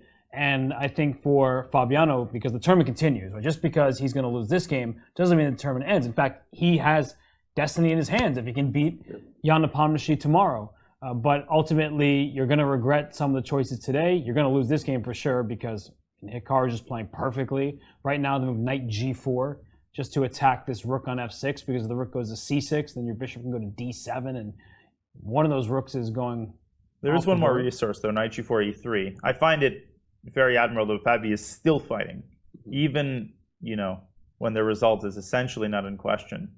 Well, he's making sure Hikaru doesn't get careless, right? And Hikaru is showing the poise and focus of someone who doesn't look like he's about to get careless, but that's what we've been saying from the beginning. It's totally winning for white, but there are opportunities to blunder here, and unless Fabiano thinks those are gone, he's going to keep playing, right? So the fact that he's still sitting at the board means, I was joking about the viewers not going anywhere, means that we still have something to look at and talk about. And by the way, again, reminder to 43,000 of you on Twitch and tens of thousands elsewhere that regardless of this result, what Robert just said is true. Fabiano will get his chance no matter what against Jan Nepomniachtchi tomorrow. Tune in.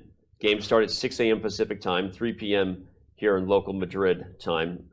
And he has the white pieces. So the candidates is not over, and it just adds more drama to the matchup that is the American tomorrow, the leading American going up against the tournament leader there in Jan Nepomniachtchi. So, wow. Yeah, wow. Those are the round 9 matchups before you for tomorrow. Fabiano Caruana, as we said, will get white against Jan Nepomniachtchi, and as Robert said, he has never won a classical game against Jan Nepomniachtchi, the previous challenger, the most recent challenger to Magnus Carlsen. But Hikaru hadn't won a classical game in 7 years against Fabiano. We just had a global pandemic. Things are weird in the world now. Who knows? Maybe tomorrow Fabi figures out a way to crack the nut that has been Jan Nepomniachtchi. And we saw on the graphic as well that Hikaru Nakamura plays the black pieces against Teimour Radjabov. Yeah. Radjabov hasn't won a game of classical chess since 2019. Yeah. He's struggling in this event. Hikaru is, I think, it's 3 wins, 0 losses, and a bunch of draws. So Hikaru has a good record against Radjabov. So the black pieces, maybe he's not to be deterred, and he's saying, at this point in the tournament, I need to keep winning, so I'll take my chances. Although the way Teimour is playing, he's so tough to crack with black. With black, I mean, I don't. Probably the last loss with white has come even before his last classical win, in 2014 or so. Fabiano is all in now on the sack that we've been waiting for. Like we said, running of the bulls, not in Madrid. But this is the running of the pawns in Madrid. Problem is they're not running very far. Yeah.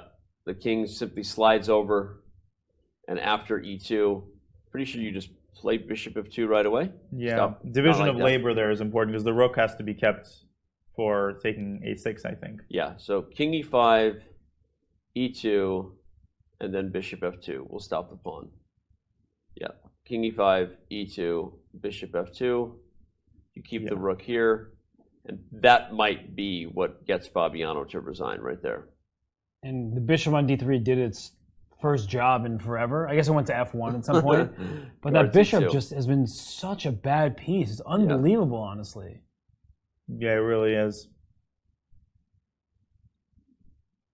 That's honestly the narrative that unites all stages of the game, because nothing else has remained the same except that bishop. Are there any other Rook tricks B8. here for black that rook b8 try to swing around and make some counterplay happen? Wow, the engine likes rook takes a6. I don't know if I'd have the cojones to play that move. I mean, Wait, why is it good? You said just push your b pawn at the end. And so you allow the piece, and then you just win with the b pawn? That doesn't seem like something we're going to see here. Right, you can just put like a bishop on e1 and stop the pawn. But no, let's give up the piece. Why would you do that? Why would you keep your extra piece? Even king d4 to me feels like the most human move, because if rook e8, then I'll play bishop e1. Right. And if not, I'll take next. But all right, computers, I for one welcome our artificially intelligent overlords. Welcome to 44,000 people watching on Twitch. Hit the follow button while you're here. The biggest events in chess are on this channel right now. This is the most important tournament in chess. It is the candidates, and it decides who will challenge Magnus Carlsen for the World Championship title. And the player on the top of the screen there, Fabiano Caruana, he did just that in 2018. Yep. He drew every single game in classical chess. He didn't lose a single one. But unfortunately for him, the quicker time, which shows that's where Magnus got him. And Hikaru Nakamura, I doubt he needs too much of an introduction to our online audience, because he's likely their introduction to the game of chess, or they've been following him for many years, and the tales of his retirement have been greatly exaggerated. He's not just of my retirement and his decline. Yeah, he's not just unretired, but he's playing amazing chess. He's been gaining a ton of rating points. His performance rating in his events have been amongst the highest in the entire world. Yep. So Hikaru Nakamura, I mean, he's not just making fans because his online personality. And there is that, of course, but it's also his great chess playing. And let's not forget, and I'm really jumping the gun here, but Hikaru's record with Magnus during those rapid tournaments during the pandemic was really darn good. And I think that was the first sign that, you know, he's not done with classical chess, even though that was rapid. Well, he's maybe a more confident player than he's ever been in his career. He feels more at home as a streamer. He said it himself. He has a community behind him. It almost like he feels like the pressure is off in his career. Like he made it. He did it. He arrived. Right? Financially secure. I mean, it matters and it's true, right? Whoa. 1 second. No, it's going to go back up, right? 1 second. What is the idea? Wait, it allows rookie. Whoa, my goodness. No, but King D. No, but that idea is actually quite dangerous. King D4, Rook E4 check.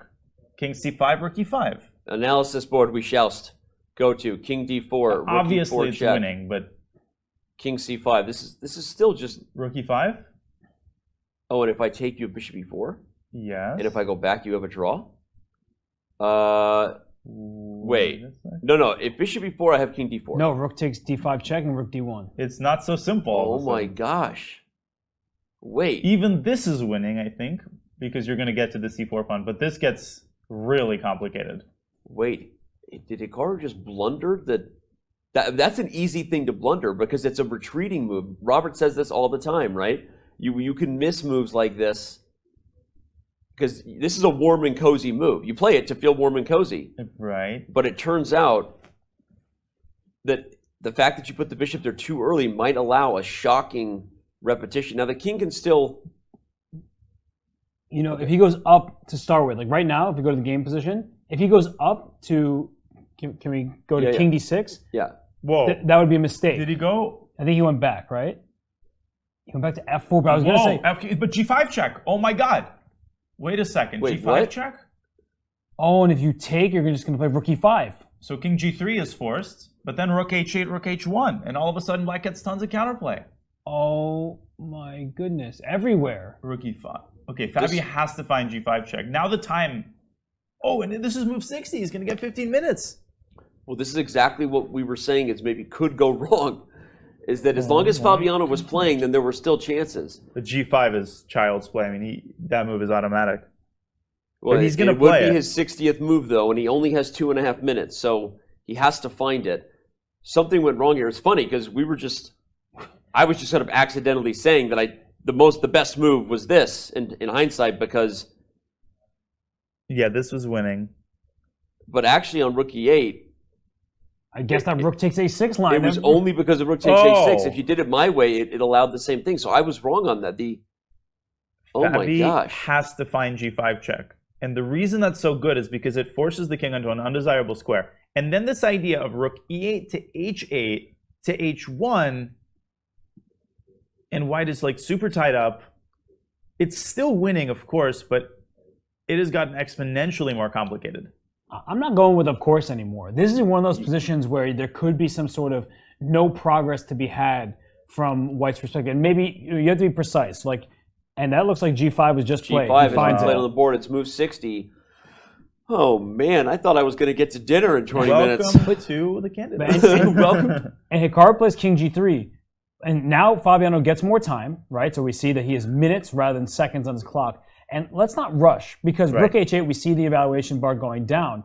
Can we start with the move Rook to E5, just to force that knight away? The knight going to C7 looks very beneficial for white, because you're just going to win the A6 pawn. But after the Rook slides to F5, now that knight's very far away. Oh, and you're going to somehow contain it, maybe even with your king at some point. Yes, maybe my king can help stop the B pawn, while your Rook is tied down to defending the bishop over here. And this is just... getting kind of wild. Maybe there's some drawing mechanisms as well, where I put my bishop on E4 and give a bunch of checks. This is really complicated all of a sudden. I just don't see Fabi find. I don't know. I mean, Rook the way E5 he's is resisted such a here, hard move to find. I'm okay. I just feel like the allure of Rook H8 the allure of Rook H8 is so high. Right. But let's look at that again. Rook E5 hits the knight. The one thing that I think is a human way to find Rook E5 and Rook F5 is that, in addition to the fact that it's a super concrete way to go after getting the pawn, this idea of cutting the king, right, from coming back, it's kind of an intuitive one to see from like a blockading perspective, right? We've been talking about what are the goal positions you can get that make it hard for your opponent to come back in. And that's an interesting idea, right? I think that's one that a human could find. And you know what piece I've been hating on all game? Do you know how important that bishop on d3 is? Apologize to that bishop. That's right. I'm apologizing, but for so many different reasons. It protects e2, obviously, but it stops the rook from going to b1. So if the rook is tied down on a1, defending the bishop on e1, when the king walks its way over for black to the queen side to stop the b pawn, there's never an option to get your rook behind your passed pawn, because that's how you would win. And if we actually just like try to make like knight c7, rook f5, knight takes a6, rook f1, rook a1, king to e6, I believe. Yeah, that's a great point. You would love to play rook b1 at the some right point. moment. Yes, and so here you go king d5, d6, whatever, and after here there's no rook b1. You b6, if we just show it. Yep. King c6, you would love to play rook b1. It would be such a good move, but you can't do it. There's this bishop on d3 covering the square, and that means you're going to lose your pawn over there on b6. So the king actually stops this pawn. This is unbelievable geometry. And all of it starts with the move rook e5. Fabi made a motion of making a move, but now there he goes again. He's about to move the rook. We just don't know to what square. Yep. You know why I think Fabi can find it? Do you remember yesterday he talked about that g4 move? Yeah. Like out of nowhere? Yeah. He is clearly, in great form. And in this game, for most of it, it looked like he was just getting outclassed. But when he has these, puzzle-like motifs, I think it's within his wheelhouse. It's very difficult. We have the engine off the side showing us that rook h8 was incorrect. That leads us to a different position. But the idea being that the pawn on b4 can't just run and become a queen, and the rook on f1 ties white down completely. I'm like in my head trying to figure out how white can play for a win there. To me, the hardest move in that sequence to find is king e6, actually. Understanding that b4 pawn, it's a protected passer, understanding that it can just be contained by the king like that. Yeah. There's something about that seems just so hard to visualize. Yep. Okay, here he goes. Oh my, he lands? Is that e6? Yes. Wait, he plays rook e6. Not rook e5, rook e6. Similar idea, I guess. Knight c7, he's going to go rook f6. Yeah, so he has the same idea in mind, which is if we get basically the exact same line. Could transpose, actually. We could actually see a transposition. But because you don't attack the knight, that's the difference, everyone. You're not forcing knight c7. So rook e5 forced the knight to move on your way to f5. Rook e6 does not force the knight to move. So Hikaru could find other moves in this position besides knight to c7. It does protect the pawn, so it might make him play knight c7 anyway, right? Because knight c7 is the only way to win the pawn now that the rook can't take it.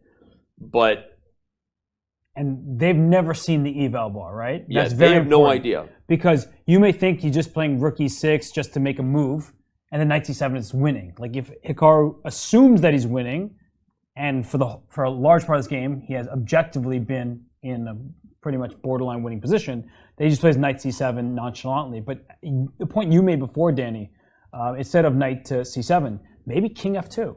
Maybe bring your king back around, because when this rook eventually finds its way to the first rank, the king can go to e3 and to d2. That frees that rook that was on a1 in the other variation. Now it's free to be more mobile. The risk of that is, of course, the g pawn. Yeah, go ahead, Danya. Yeah, no, I didn't mean to interrupt you, but yeah, black will play g4 at the right moment, and there's a lot of moving parts to keep track of if you're white. For example, if you leave the rook on a1 and black's rook gets to h1, even if you park your king on d2, black will be threatening g4, g3. And let's not forget that black actually has 2 pawns for the piece, so the material advantage isn't actually as vast as it may appear. Yep. So this is nuts. Wow. No, you're right. That's a human move to play, though, Robert, if you're afraid of what happens if you start calculating lines on knight c7, rook f6, and you go, hey, I really don't like that world where my king is cut off in communication from my bishop. I think the intuition is that white should just be winning, because the g pawn's not going anywhere. You have this passed b pawn with knight c7, knight takes a6. Like that just seems like it has to be winning. Yeah. As soon as you get a passed pawn, you think I won the game. but somehow this bishop on d3 covering b1 is so important. The rook cutting off the king on being on f1 while pinning the bishop over there. That's just like the perfect geometry for black. So somehow the position is still one where white should be better, but even here, +3 when you're up a piece, that still gives hope for some kind of fortress or some kind of ability for Fabiano to tie white's pieces down, and we'll see if progress really can be made. Okay, so Hikaru about to make a move. Hikaru about to move, but the one thing you mentioned that the players have never seen the eval bar, they don't know, and maybe they don't even know how tricky some of these moments might be with those potential weird looming blockades we see for black. He looks like he's about to grab his king. He likes this king f2 idea. But I was going to say, the one thing you're kind of nervous about if you're in Hikaru's camp is he has a time advantage, and at some point you want him to just like use 10 minutes to figure it out, right? Maybe he doesn't appreciate some of the sensitive nature of this moment, that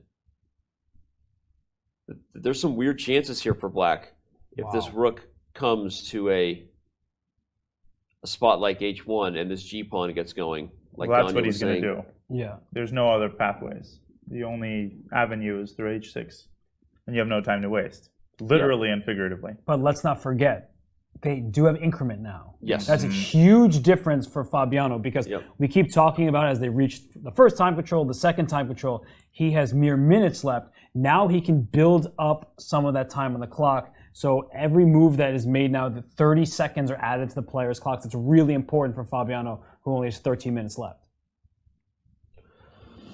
Oh my gosh. But he's taking his time. Are there any other candidate moves that might be attracting him with their siren song? Rook d6 is the only one because it attacks the knight. If he wants the rook to get to f6, attacking the knight is the way to do it. But rook d6, I think the issue is that the rook can come to a5. That rook is free to go. Now that the king has done the job, yeah, that would actually be... And if rook h6 now? I think the problem now is your g5 pawn is loose. And that's what I'd imagine. So king, can I get away with king e3? I know what you're doing. You know, rook h1, rook f1. So I want to free my pieces and bring my king I just to want to d2. do it and see what happens in this line. Okay. Why is this so easy for white? Rook takes g-pawn is running. a6. And then stop the g-pawn with your knight. And you just come back. Oh, and now the pawn's out. Yeah, knight 3 also threatens bishop takes g3. Because bishop takes g3 was not possible a move ago. Because rook d1 was a big problem. Okay, but Fabi is taking a very significant amount of time on this move. Well, he's also, I think, trying to appreciate how critical the moment is, though, because he has increment and the game has changed, so to speak. He's like, I need to make sure I play accurately. I've got increment coming to me later. I want to make sure I don't blow my chances right here, right now. And I completely understand Hikaru's decision making. That's the thing, right? It's very easy for anybody, the fans, for us, to be like, wow, how could that move be made? But what Hikaru has just done, bring his king to f2, e3, d2, so it has a home rather than being cut off from the rest of the board, that is like a perfectly sensible decision. It just happens to be the wrong one in this game. And for Fabi, he needs to tie down white's pieces anyway, and then push that g-pawn, because that g-pawn is a pass pawn. Pass pawns, what do they want? To be pushed. If a pawn gets to the other side of the board, it becomes a queen. Or a knight. Or a bishop. Or a rook. Oh my goodness, and there's so many beautiful things here. So if you play rook h6, right, you're going to go rook to h1. And if you say go, I think, I'm trying to figure out how to, let's go a rook a1. I guess rook h1 happens, and then I go king to e3, g4, right? This is the problem, is that as long as this rook gets to f1, like king f4, right, you're going to try to win this g-pawn, but I can give you the g-pawn, because that's a rook f1 check, king takes g4. It's like a fortress. You have no progress for the same reason. What a fortress. Even if you go here, you're not threatening to take the rook. And even if you win a6, it's still a fortress, as we discussed previously. Because the king, like king e6, which allows knight c7, takes a6. The g-pawn is not important. What's important is that white cannot possibly get out of this pin on the first rank, and you can't bring your knight around to even attack the rook, because the rook's not actually en prise, because once I take back, I get a new queen. This is exactly the kind of position that you have to look at, because the eval bar is going to say white's winning, but this is where humans, in a rare way, can maybe be more effective in their approach to a chess position than a computer, because if Bobby can visualize something like this, Danya, right, if he can see it in his mind's eye, he might be able to hold, despite the absolute insanity of that statement, that Black is going to hold this endgame. It's one of the most beautiful positions I've seen. Goes, and I think he's about to grab his rook. And where is he going to move it to h6? Goes to h6. Oh my gosh. He's looking for this idea. Again, the forcing line that we could see here is king e3, rook h1, king d2, or no, rook a1 first. No, it was, so if the king goes up to e3, then I think you need to start with the g pawn. Okay. Not. You have to push first. Somehow that's wrong. Okay. Yeah, but then the idea is that the knight can come back and that's get the a problem. pawn. Ooh, that's a big problem. So that's actually really important. Huh. Wait a minute. Rook h1, king d2, g4. But I think we've seen this. Rook takes a6 and yeah. Now you have time because your knight comes back and stops. Why didn't we factor this in the first time around? Yeah, what did we? What did we calculate? I think I just threw in like a random rook a1 just to do the geometry. Oh. But king e3 is obviously a better move. So after king e3, maybe I need to keep my rook on the 6th rank to keep my a6 pawn defended for now. Because if you're going to go after the a6 pawn, so you need to wait for knight c7. I think so, yeah. So let's say you go rook e6 check. You can't go king d2, or can you? Why not? Because I have rook d6. Oh, and bishop b1 check. Yeah. Oh my God! And rook a5, bishop b4. This is unbelievable. You can't go king d2 because of rook d6. Oh my lands, and that forces repetition, and that's the secret. You can't move your knight. Bishop b1 check wins the rook. If you protect with rook a5, rook a5 at least. But there's bishop e4, and I just win your knight. Your pin piece is gone. Unbelievable. Wow. How many ideas are manufactured by Black's two pieces, one of which, of course, has been consigned to an ignominious all of a sudden, Fabiano gets up, looks at another game. We haven't seen him do that in 2.5 hours. Right, exactly. But I wonder if he's looking just because he feels like he's still going to lose. Because sometimes you do that, you finally stretch your legs, you're like, okay, this game isn't going my way. Or are we going to see the Fabiano perch, where he's now feeling good about himself, and you can see by Hikaru's face and his eyes darting from this one side of the board to the other, he looks a lot less sure of the position than he did before. And we have the evaluation bar verifying that he should be less confident. But he's, I think, seeing some defensive patterns for Fabiano. Well, I mean, I think inevitably you see the contours of and this counterplay is scary. We're talking about counterplay that if things go really wrong, I mean, Black's pawns get pretty close to promotion. And he went king to e3. And now rook e6 check, he has to find this. Oh, he played immediately. Or no? He played immediately. He did. He played rook e6. It's already on the board, and that's why he got up and took a breath, because he sees the idea. Question. What about king d4? What if you run to c5? Okay, but can I... Okay, Hikaru made a move. But king d4, can I bring my rook... We saw this idea. We saw this already. Or did he not? This is the idea. Right? Because you have bishop e4. But don't you have rook takes a6 and rook d6? This is different than before? Or I think we may have looked at it, but not extensively. We may have just determined the Black as counterplay and... Okay, but who wants to get to this position? No, nobody. Just looks go back a couple moves, because... Okay, Hikaru has not made a move after, yet. Go back more? One more. Yeah, here. Can I go after the bishop again? Start the whole process again, right? Rook e6. Oh my gosh, rook e6 and start that. Because the king on c5 does not actually give away anything. The king is not going anywhere. It's just stuck on an awkward square. It just feels like such an improbable defense. He went back. He goes back to f2. And Fabi goes right back to h6, gains a little bit of time. Hikaru's going to reset here and say, like, all right, because what he clearly just saw, guys, is he saw the idea for the first time probably of this. I think that's what he had missed, right?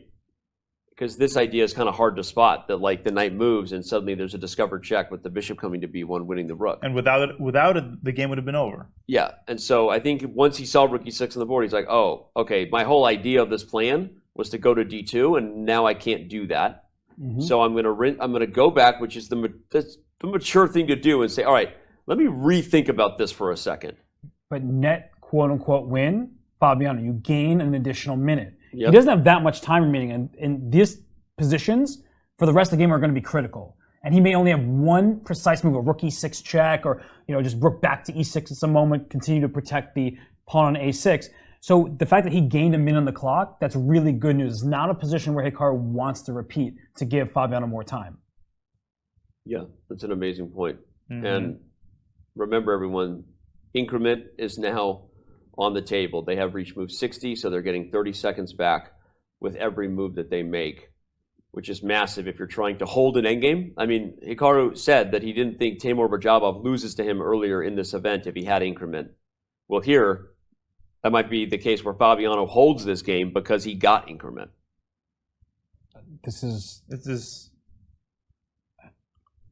something unbelievable, unreal. I'm trying to wrap my head around this position. Like, this is where just like the chess player in me, I have to remember that I'm commentating in front of a lot of people, because I'm just like, this is fascinating that white has a knight for just right here 2 pawns, but it looks like the a6 pawn can fall at any they're moment. not very good pawns, or the passed pawns are. Yeah, 93 but it's not normally what Robert you would say is like, normally it's like connected passed pawns or something, right? And back goes the knight. Okay, rook h1. But rook h1, because rook f1 check is such a big threat. This was the idea that we're worried about, because if this rook lands on f1, you can't take it. Right. If you take it, black gets a queen. And but Hikaru sees that. He wants to go knight e3 to g2. What he wants to say is, okay, I'm going to delegate the knight to defend the bishop, and then I'm going to quickly go after that a6 pawn.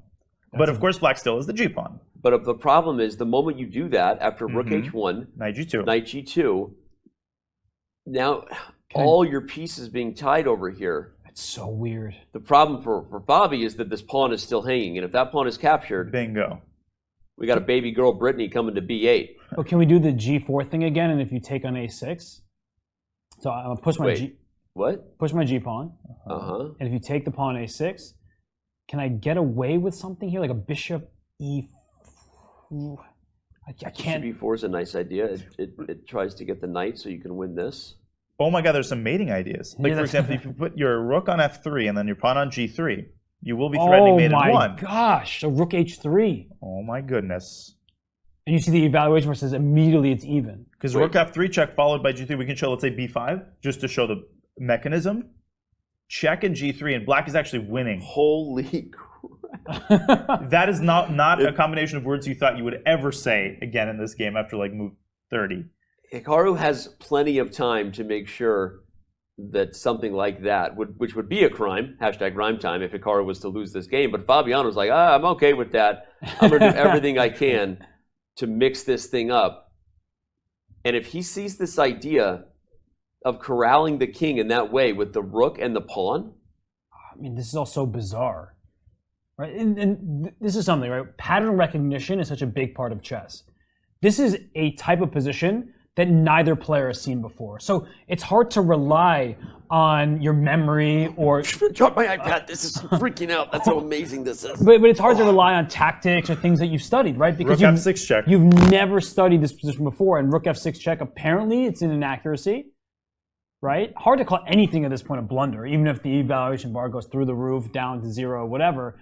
But you just have nothing to rely on. So he's going to bring his rook to f1. And he's trying to get the king onto the g file, but apparently that's counterproductive because it eliminates the possibility of that mechanism.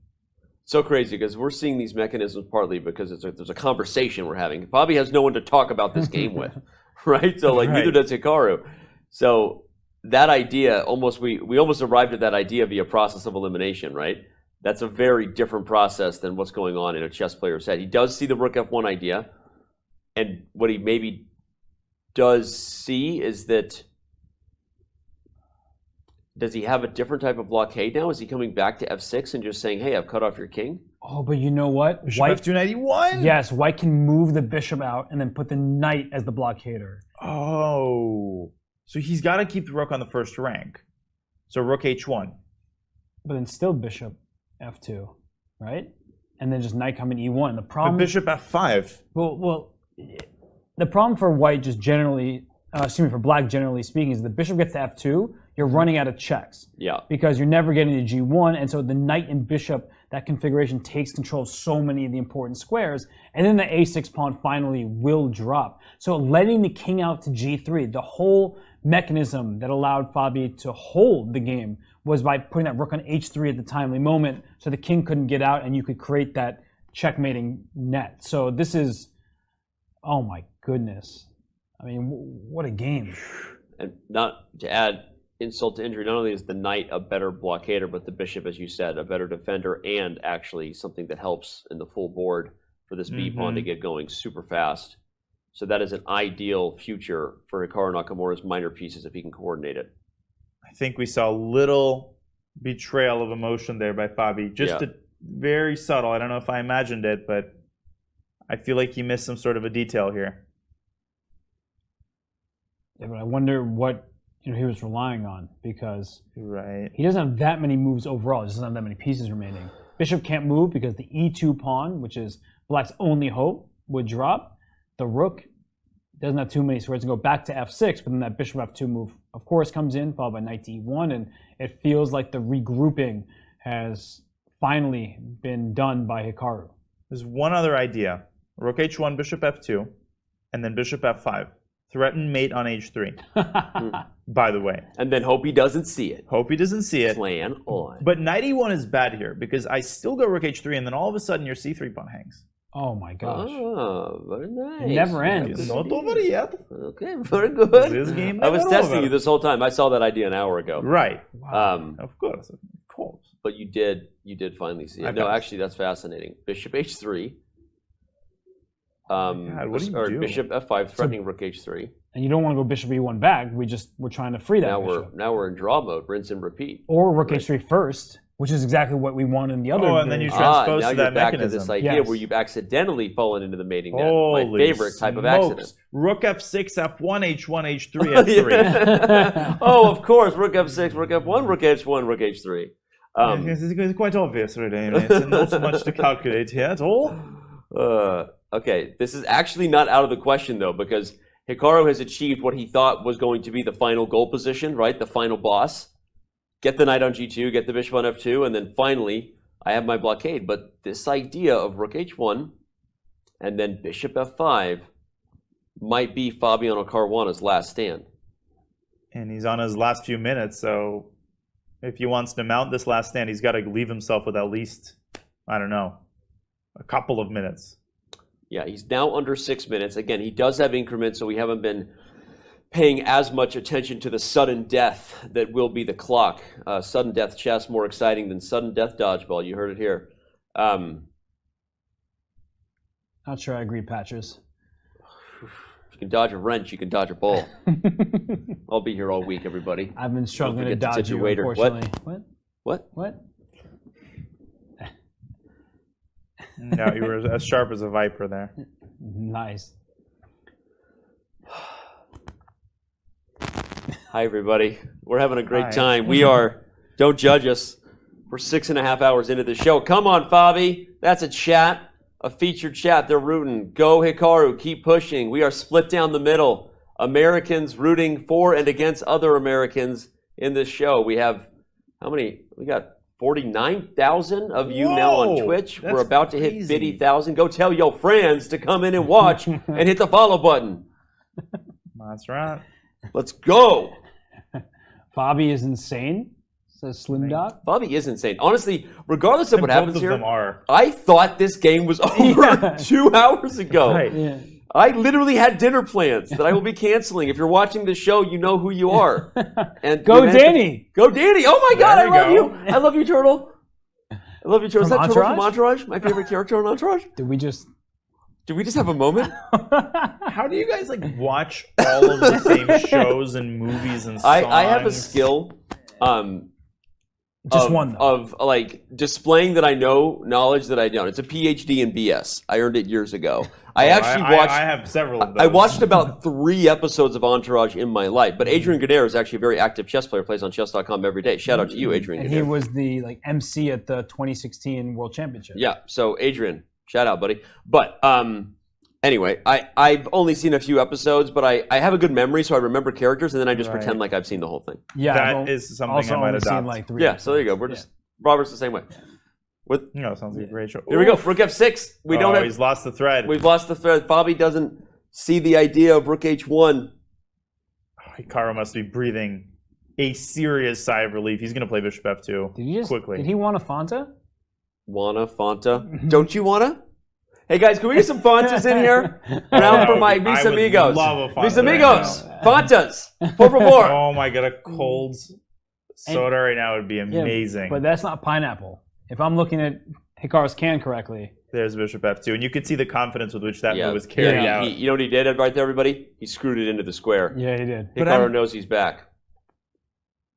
I'm going to be a bit of a jerk. Oh. And I'm gonna say that I'm a bit surprised that Fabi didn't keep his rook on the first rank, because I feel like that's the juiciest defensive approach. Because at least there you create, the potential for some sort of tactic. Now, the Hikaru grabbed his coat. He knows it's over. What that means. You know it's over when Hikaru grabs his coat. It means he knows he's out of here in T minus 10. You know why? Because he never wears his coat longer for 10 minutes because he starts sweating. We've talked about it, and it gets too hot for him in there. It's over, 91. So it's over. 91 occurs, and he's got the position. That's actually got to be super freaking intimidating if you're playing Hikaru when he puts on the coat. Yeah, he knows this one is done. And, something I was thinking about for Fabiano, because he has to play Jan Nepomniachtchi tomorrow. Yep. And on one hand, you have to kind of be like, all right, I found some cool defensive ideas, right? That's what Fabiano did well, but... Mis Amigos. Fontas, pass them down. Yes. But I don't actually want a Fana. I don't want to either. Yeah. Plus, and Fonta's not sponsoring this show, so I don't drink it if I'm not sponsored. Yeah, but you know what I will do, though, since we broke the fourth wall? I will grab some water. Am I even allowed to open this? Open it. Yeah, I'm kidding. It. All right. Open it. Well, you weren't kidding. They're not I make jokes about the lack of sponsorship. If you're a sponsor out there. I have... but I don't actually want the Fana. So this tastes so good after a 6-hour commentary. It ruins the recycling. It ruins the recycling, but also probably hurts people's ears. Oh, sorry. Oh. The first time I've ever cared about chat. 50,000 people. 50,000 people are tuning in on Twitch. Cheers to you. We are witnessing. It's so hard to say this because if you're just getting here, the action from Madrid has been hot. The weather is hot outside. The action on the chessboard has been pure fire here through the first half of the candidates, and the back half looks like it's not going to disappoint in any way. This is the first round of the back half. We still have an entire week of chess ahead. And the other game is still going, by the way. By the way, the other game, Firouzja, Firouzja, the youngest rising star in the world, is still trying to get a W, his first win in the candidates, the youngest player in the event against Teimour Radjabov, the oldest player in the event. But we're not talking about that game because the battle of the Americans is where the action is. Coming into this round, Fabiano Caruana trailed Jan Nepomniachtchi by only a half a point, but his countrymen might be able to cause real problems to his hopes if he gets this W. But for Hikaru, that puts him right back in the thick of it, and we're suddenly talking about a 3-horse race again. Yeah, no, and he just went Rook A5. He's feeling good about his chances. He can go after that G5 pawn. That G pawn was supposed to help out Fabiano, but now he's on the verge of losing it. The knight can come back to E1, bishop to E3, all that kind of stuff, and Fabiano's running out of pieces, running out of time. He's running out of hope. Yeah. I mean, we've said that before, but this time we actually mean it. Because there are no squares. There's no infiltration squares. Everything's defended. And Hikaru's posture, what he's wearing, all of that is an indication. He put on his coat. Yep. They say it's the hope that kills you. That's the death sentence. Oh, it's the coat. Did I say? No, I don't know what you say, and I don't think I want to. Yeah, I don't either. You have to believe. By a 2-1 majority. Thanks, Ted. Thank you. I mean, you got to be a goldfish, Fabi. Tomorrow, you better be a goldfish and forget this game if he has any chances to take the top prize here at the Candidates, because tomorrow Fabiano Caruana plays Jan Nepomniachtchi, who will be the tournament leader, clear tournament leader, and he's maybe going to have to get a win. So if you wondered what you were doing on Monday, you weren't going back to work. You were changing your plans. Time to call in sick now because you're watching the Candidates. Oh man. Wow. What an incredible game. And chess is, it's such a rich game. It's unbelievable how one game can produce this many ideas. Like, I never stop being surprised at that, even after 20 plus years. You know, chess is a lot like what my doctor said about fettuccine alfredo. That's too rich for my blood. I like that. I squeezed it in because he just said rich. I'm like, just on fire. Ted Lasso. I prefer marinara. I cannot wait for season 3, by the way.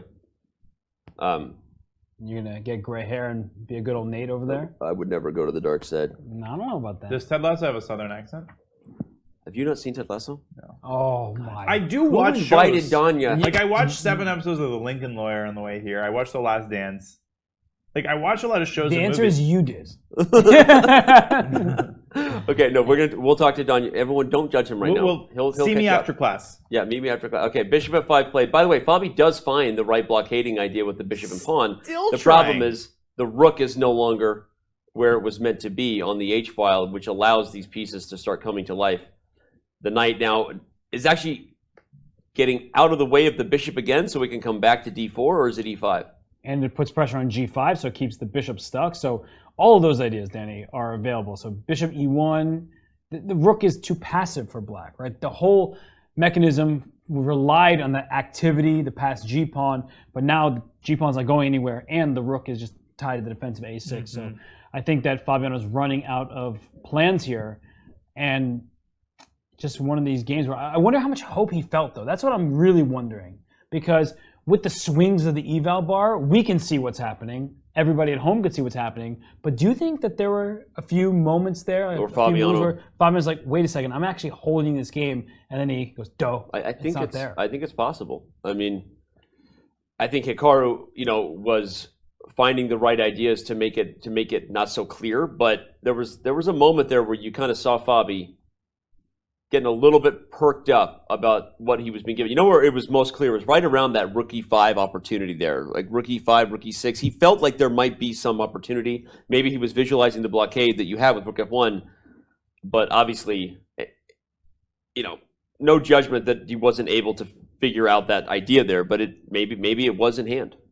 And when Hikaru repeated like king e3 and he found rook e6 check, that was another moment when I'm sure Fabi could sense that Hikaru was getting nervous, but he had to find this mechanism with the rook on f3 and the pawn on g3. After 6 hours of unbelievably intense defense, I mean, come on, we got to cut the guy a little slack. Hikaru put on his coat, but if Fabi keeps the pesky defense up, will we ever see a first ever, which would be Hikaru take off his coat and realize he's not over yet? Well, he went knight d4. He's attacking the bishop. He's attacking the pawn e2. That forces the bishop back to d3. But what does white do after that? Yeah, that's my problem. Is okay. Bishop comes back to d3, and if the bishop comes to d3 and you start going back to the idea with the king, I think rook e5 though, right? Rook e5. Yeah. King f6, and then you just move your rook somewhere. Where? Yeah, but if you move the rook anywhere, knight takes e2 is coming, right? Just put it on e3. I'm watching out for rook takes d4. I looked at it. I actually looked at it. C4, c3, bishop b1, c2, and bishop b2. Or rook takes e3. Yeah. Okay. I actually didn't even see rook takes e3, but I saw that my bishop could stop the pawn. So king f6, rook e3. Okay, let's look What at if we it. King try f6, h5 or some? Nah. rook e3. Forget it. Just so everyone knows, the international master in the room didn't blunder. Even though this is easier, I saw this. This was my win. Okay. But with Fabi playing king f6, is it? Wait a second. He took it up. He took it off. I think he just got warm. I said he puts it on when he thinks the game is less than 10 minutes, because otherwise he starts to get too hot in the room. You did say that. I did. What happened? You were correct. Clip it and ship it. Clip and ship it, everybody. All right, but seriously, you can put the rook on e3 or e8, I think, if we're worried about rook takes d4 tactics. And how easy is rook e3, a5, ba, rook a6, and knight takes e2, rook takes a5? Oh my gosh, yeah, it's like never ending. I mean, you still have to win that, because the pawn is on a light square. Hikaru was not about to move the rook, too. He was about to play knight f3. We might even see a knight and bishop checkmate to culminate all of this. Oh, man. I think Fabiano would resign, but he did go knight f3. By the way, if Hikaru goes on to win this game, and we do have him in studio, I will be teasing him about the coat. Do not worry, chat. I think this is actually an excellent move. Because it invites rook e6. Hikaru will take g5, and then easily surround the e2 pawn. And all he needs is one pawn, the c3 pawn. Yeah. To win the game. And that's the pawn he needs. Unless somehow the b pawn becomes an a pawn. That's what I said. Yeah, no, but I'm saying... Yeah, I was just about to say, unless somehow the b pawn becomes an a pawn, there are outside drawing chances. You still have the c3 pawn always, which is... Ko coming back on. So now Hikaru's back into confidence. I don't speak good anymore. Little shimmy that he did when he put it on. Took one from Steph Curry. Oh, yeah. Drop the 3. Drop the shimmy. Fabi is dropping low on the clock right now. He's about to be under a minute, which we've been talking about the problems on the board. That is a big problem off the board. He looks like he's going to resign. Yeah, he looks like he's finally up. And as we see it, OMGs or snaps. We do indeed have a victory for Hikaru Nakamura in round 8 of the 2021 FIDE Candidates. Hikaru. And I can't quite read his lips there, but I can't read them either. But I'm wondering what part of the game they're focusing on. It's much earlier. I can't believe they have the stamina to analyze at the board after that unbelievable struggle. All right, let's go. Let's go rest. They said. Yeah, what a game though by Hikaru Nakamura. Yeah, seriously. He might have had to win it like 40 different times, but that's because Fabiano Caruana gave him everything he could handle. But when all is said and done, Hikaru used those initially 2 minor pieces versus the rook. That dynamic, he just seemed to understand it extremely well. He scores a very important victory, and for the first time, he has risen above 50%. And that's nothing to sneeze at because this tournament is ridiculously tough. And for the first time in 7 years, Hikaru Nakamura defeats his American rival, Fabiano Caruana, in classical chess. And no better time to do it, Danya, than the first round of the back half of the candidates. Listen, remember at the start, I invoked that Alekhine quote, you got to beat him in the opening, middle game, and end game. In this game, Hikaru had to basically win 3 games just in the end game. Yeah. I mean, this was something else. And it's going to take some time for me to process all of what I just saw. Well, we have one person now a full point in the lead, that being Jan Nepomniachtchi, who drew his game much earlier today. We have 2 players neck and neck right now. Wow. In second and third, those being the 2 Americans. And as you look at Hikaru's upcoming matches, knowing that he still gets 3 whites, he has 4 out of 7 whites in the back half. This is not over. No, and actually he has some spots where he can really punch. Because Rapport, we have talked about every round, not the best opening theoretician. Hikaru Nakamura comes with extensive preparation, very thorough, and he comes with ideas that are honestly difficult to meet. So that round 11 game in particular, also round 13, Duda just lost his second game. He hasn't won a single one. Hikaru gets the white pieces against him, and let's not count out tomorrow's game. Look at that record, 3 wins, 0 losses. So Hikaru has a pretty nice back half of the tournament considering his history with these players. Everyone is tough. There's no walkovers here. But still, when you look at the list of pairings, Hikaru, now all of a sudden he's like, I'm right back in this. Indeed, he is. We still have a game to get back into here in round 8, which is a little strange, but we are also going to be joined by Hikaru Nakamura in studio. You obviously do not want to miss that interview. Don't go anywhere. Believe it or not, there is still more ahead here in round 8 of the 2022 FIDE Candidates Tournament in Madrid.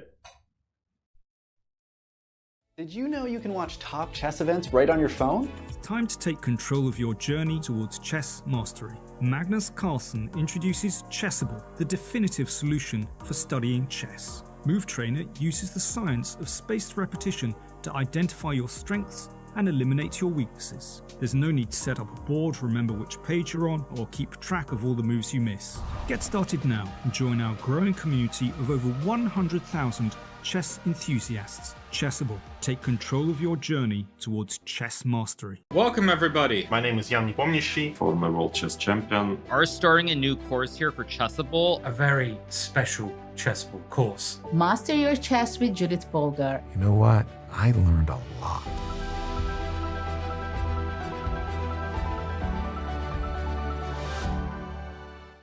Want to play chess online or learn how to improve? Join us at the #1 chess destination in the world, chess.com. With thousands of people playing at any moment, you'll quickly find a game with someone at your level, whether you're a beginner or a grandmaster. Chess.com makes learning fun and easy.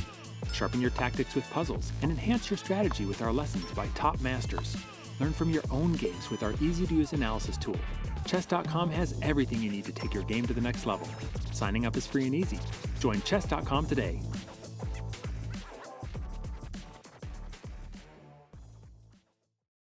Hi, I'm Grandmaster Judith Polgar, and I'm here to welcome you in the Chessable classroom. It combines a shared chessboard with live video. Teachers get to interact on the chessboard with their students and even run quizzes and tournaments. I really love what Chessable Classroom can offer. I use it myself all the time. Just invite students to your classroom and start teaching right there. No downloads needed, and it's for free.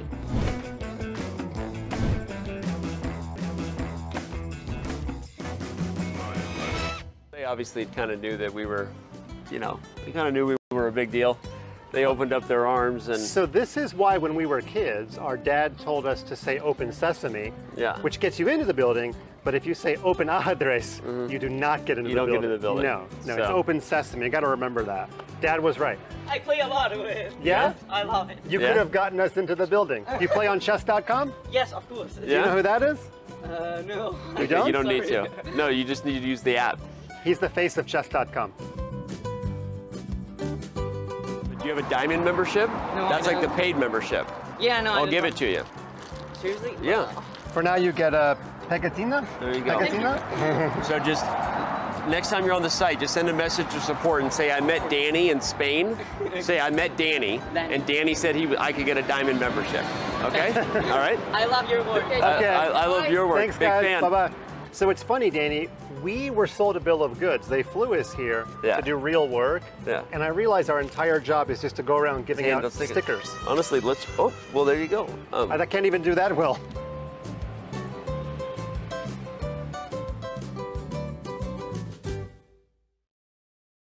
Chess Kid is fun. Chess is great for the brain, but it's also fun to play.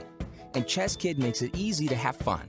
Whether your child is a total beginner or a prodigy, they can hop on and find a well-matched opponent from around the world at any time. Chess Kid is the safe, parent-approved way for your child to play chess online. Chess Kid is educational. To kids, it feels just like playing, but chess is a great way to learn patience, strategy, and critical thinking.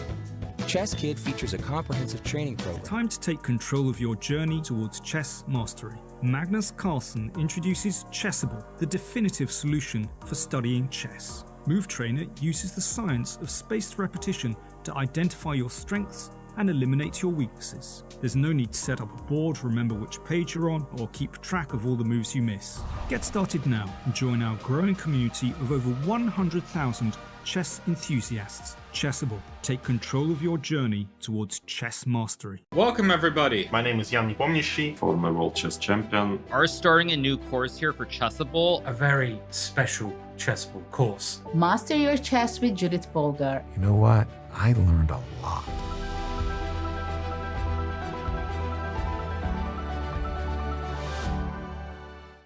Want to play chess online or learn how to improve? Join us at the #1 chess destination in the world, chess.com. With thousands of people playing at any moment, you'll quickly find a game with someone at your level, whether you're a beginner or a grandmaster. Chess.com makes learning fun and easy. Sharpen your tactics with puzzles and enhance your strategy with our lessons by top masters. Learn from your own games with our easy-to-use analysis tool. Chess.com has everything you need to take your game to the next level. Signing up is free and easy. Join Chess.com today.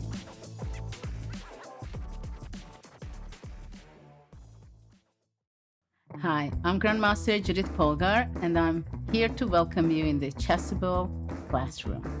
It combines a shared chessboard with live video. Teachers get to interact on the chessboard with their students and even run quizzes and tournaments. I really love what Chessable Classroom can offer. I use it myself all the time. Just invite students to your classroom and start teaching right there. No downloads needed, and it's for free.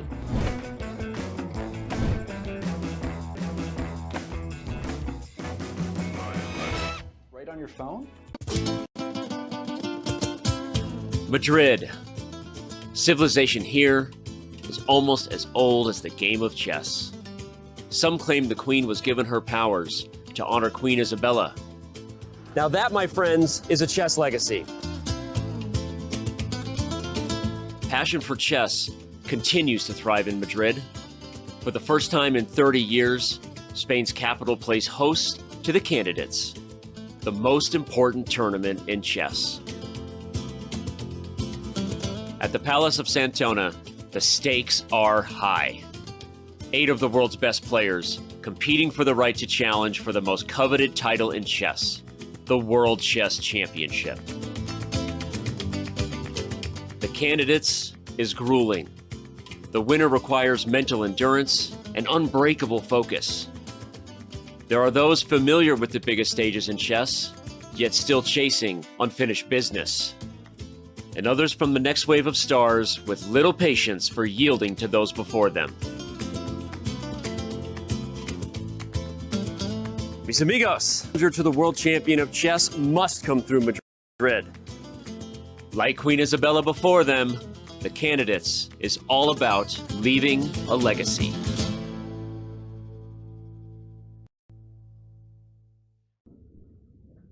The Candidates is all about leaving a legacy. What you guys can't see, guys and gals, wherever you are watching the show, is that Robert Hess likes to say the last few words of that video under his breath every single time. And I still don't know it's because if he's a secret fan of the script or just making fun of me. You want to come clean, buddy? It's your chance. There's still 38,000 people here. That's right. Well, before I answer, what do you think it is? I know what it is. I'm supporting you. Making fun of me. No, I listened to your voiceover work. Yeah? Yes. So I'm supporting you. Oh, okay. And you're calling me out in front of everybody. John has also had some great voiceover work. I hope everyone's enjoying the show that we're putting on here in Madrid. The team works super hard, and we're going to continue to bring you all the action as these players do the real work on the board. And we appreciate the show that they put on daily. Can I just say something really quickly? Please. These two players are in last place. And they are fighting. And they're fighting. So the fact that they haven't just called it a day, repeated moves, made a draw, maybe that will happen. But they're 66 moves into this contest. They're at the bottom of the standings, and they're fighting every single turn for an advantage for somebody to come up with an idea and make a mistake. So you have to give credit to both Firouzja and Radjabov. Firouzja, we know, he comes in with a reputation as a fighter. He's very young. Radjabov, somebody who hasn't won a classic game in a long time, but he's clearly here to fight to the very end.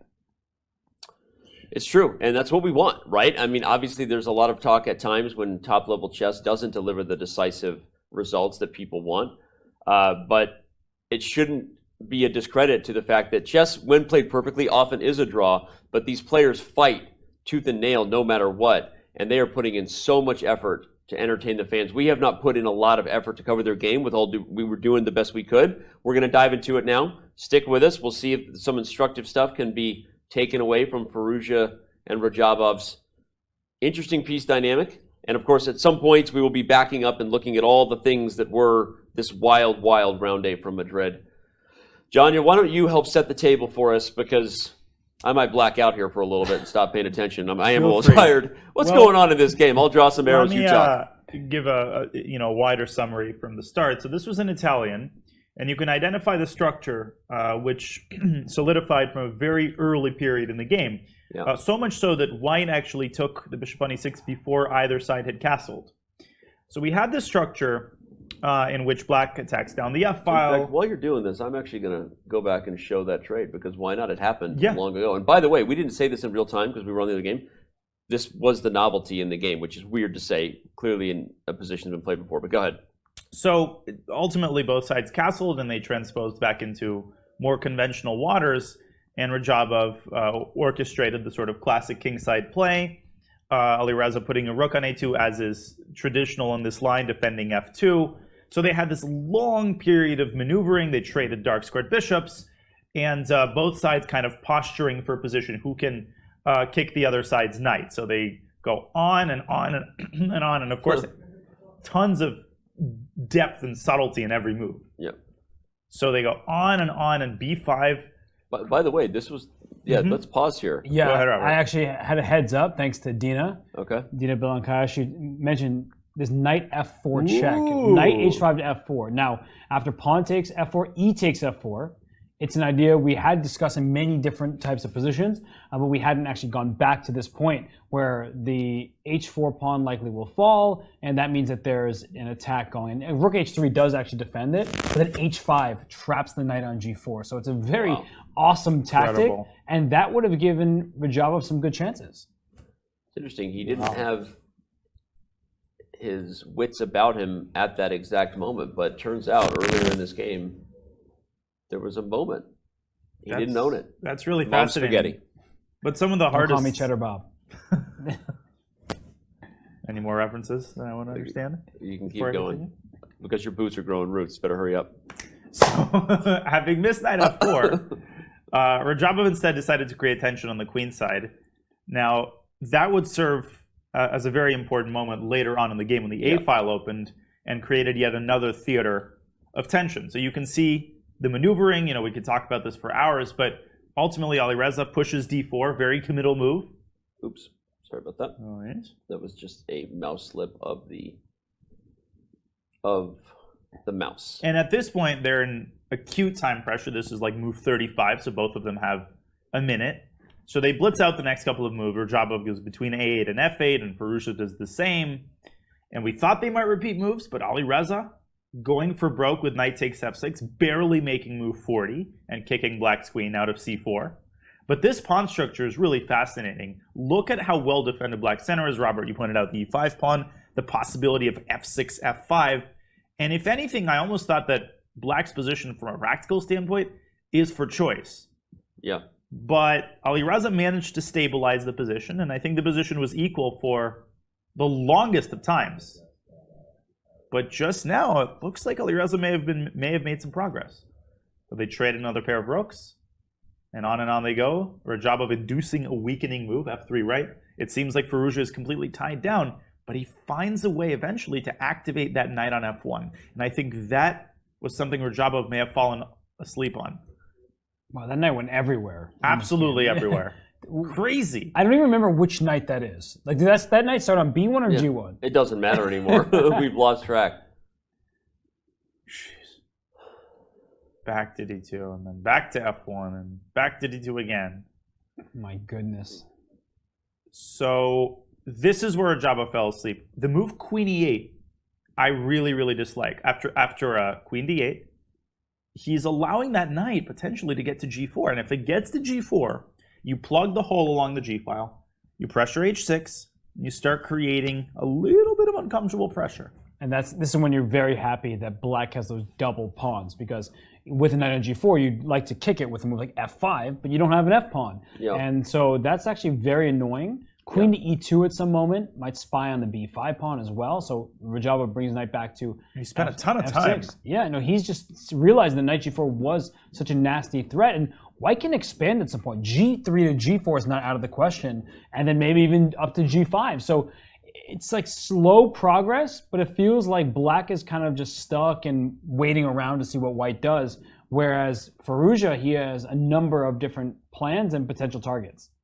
Slow progress, but it is progress right now for the youngest player in the event. If Firouzja was to get his first win, that would be huge, obviously, for his confidence, for his family, his feelings, his fans. A lot of F's in there that would be good for Firouzja to get his future, another one, back on track. But okay, real quick, Hikaru Nakamura, exhausted from his game, actually will not be joining us in studio. We've just gotten word of that, so disappointing news and apologies to the fans. It was a plan and we thought a foregone conclusion, but turns out no. He did catch up with Dina Belenkaya, so we will have that interview at some point.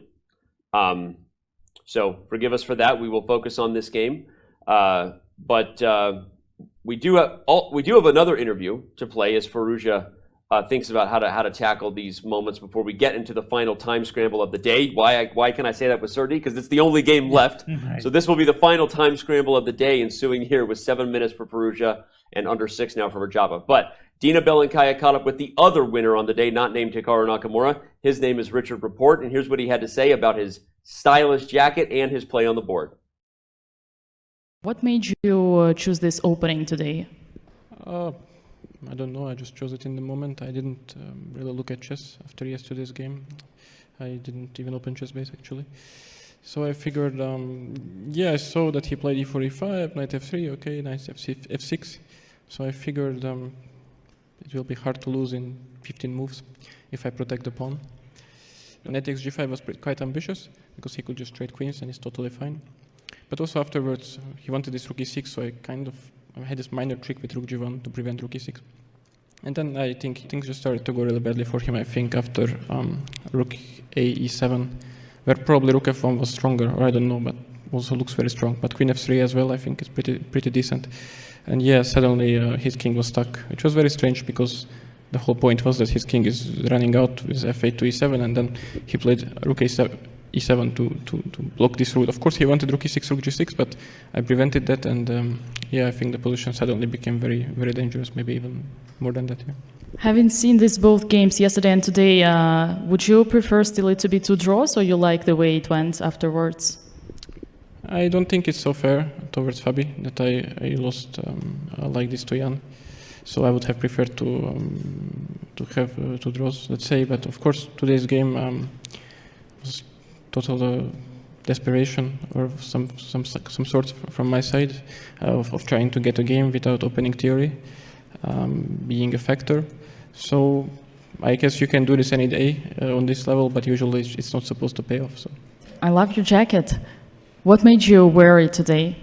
I would like to say something, overconfident, but actually it was my wife. She insisted on me wearing it yesterday, which proved to be very smart that I avoided that, because it wouldn't have been fair towards the jacket. So yeah, I chose to do it today, yeah. Our audience was wondering, is this red, pink or salmon color? I believe it's pink, but I guess it's up for debate. Any particular strategy for the next games? Nothing. I will think about my outfit to confuse. That's the winning move. Thank you, Richard. Thanks. Is he not just... I want to unpack every single thing he said. What a great interview. He's incredibly likable. And, it might be good for him to have no plan, because he came in today with just no opening preparation just to get a game. It worked out well for him. He actually played quite nicely. But the part I think we want to discuss is where he apologizes to Fabiano, where he essentially says, yesterday's game, my loss to Nepomniachtchi when I could have just made a draw. He's like, that's not fair. He used the word fair to Fabiano. And it's a bit loaded of a term. And obviously, he just wanted to play his game, but it did change the tournament a lot. Whoa. Sorry. I think Alireza might have just blundered a pawn. Okay. But we're going to give it a second. But I was also going to say how crazy it is that Richard didn't do any preparation. And am I allowed to say badass? I'm just going to say it anyway. I said badass yesterday, actually. Okay, great. Just how badass it is that he just comes, decides what to play on the spot on the Petrov, chooses an offbeat line, and just checkmates the guy. No, but seriously, that's maybe what he should have done against Jan. And again, in hindsight, obviously 2020, I want to unpack what he said too. We know that Rapport and Fabiano are pretty good friends, for those who don't know. So I think he felt just genuinely bad about his own performance and that it wasn't fair to the race going on between Caruana and Nepomniachtchi. But like you said, fair is a loaded term. Chess is an individual game, and you have to make the decisions for yourself. But he also confirmed, by the way, the jacket is pink. That may have been the biggest takeaway from that interview. Let's make sure that has been stated for the record. But all right, you're right. That was a huge move, this move, King H3. Radjabov. Oh, so knight takes e4. I think Alireza intends knight g4. But if I'm calculating correctly, there's knight takes c3 in that position. Yeah. Oh my goodness, it's actually a crazy line. So let's look at it. If we can bring up an analysis board, that knight takes e4, right, taking advantage of the fact the pawn on f3 is pinned. And after knight... I'm just going to show real quick. For sure, the queen is lost. And so knight g4, the point is that... sorry, knight g4. Well, g4 is also possible. But if you go knight to g4, you're trying to say your knight's under attack. And it looks like... If you move the knight, I fork you. Right, but knight takes c3 is available. And queen c2 check. Looks like it just picks up the knight, but you have queen f5, blocking the check, saving your queen from the fork, and in fact pinning this knight. But this has been Teimour's problem all along. He just doesn't trust his calculation at all. And he doesn't end up taking risks in these situations. And I think he gave Alireza a pass there with king h8. Wow. Yeah, and he, after knight takes e4, there is the move g4, and we see the evaluation bar off to the side of the screen here. It says it's still level after the move g4, but you have to take those chances, right? And that's your point. And instead he was king back to h8 in the game. He's avoiding all sorts of pins and checks and forks, but that move might just be a little slow because white can push the pawn to g4. It's an idea we mentioned earlier, and it just feels like now white has all the momentum. White absolutely has all the momentum. g4, you can't quite yet, but you're not far from being able to play g5.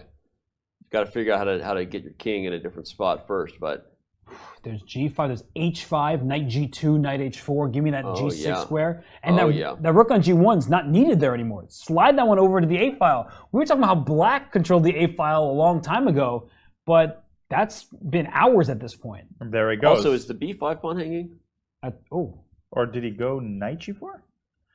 Wow, what a move. Knight g4? I thought about this briefly. The point is that after you trade, white's pawn structure looks ruined, but you get the f file, you might even get the a file, and the b5 pawn is a very serious weakness. And white has this big pawn majority on the king side, so a lot of rook endgames are actually going to be good for white. Yeah. Because of g5 and h5. Yeah. That's actually super deep. And the main point here is the g4 pawn does look loose, but when your rook ends up going after the queenside pawns, black will need to use either the queen or the rook to defend those pawns, because the queen on e2 keeps everything defended for white, and that will distract black's pieces from the g4 pawn, which will free up white's queen. That's a really, really nice move, knight to g4.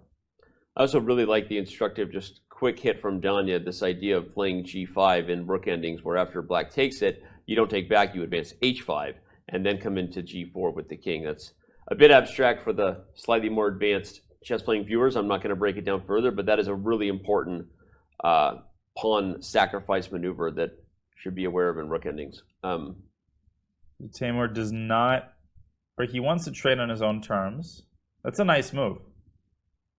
You have to give Radjabov credit, but you're right on one hand that he's maybe not playing ambitiously, but he also understands that changing the structure is maybe not beneficial for him, so he's keeping the status quo, and that's a hard move to make, right? Instead of just taking and doubling your opponent's pawns, you take me. If we're going to trade, it's going to be on f6. Right. And this is actually better for black than helping white with the structure, because these pawns kind of remain under the gaze of black's major pieces and leads to some lack of clarity. You'd like to almost have your king over here defending them, but if you try to come back this way, black actually can maybe sneak a pawn because the pawn is pinned. So Radjabov is very good defensively. He's very good at keeping the waters murky and making his opponent's life difficult.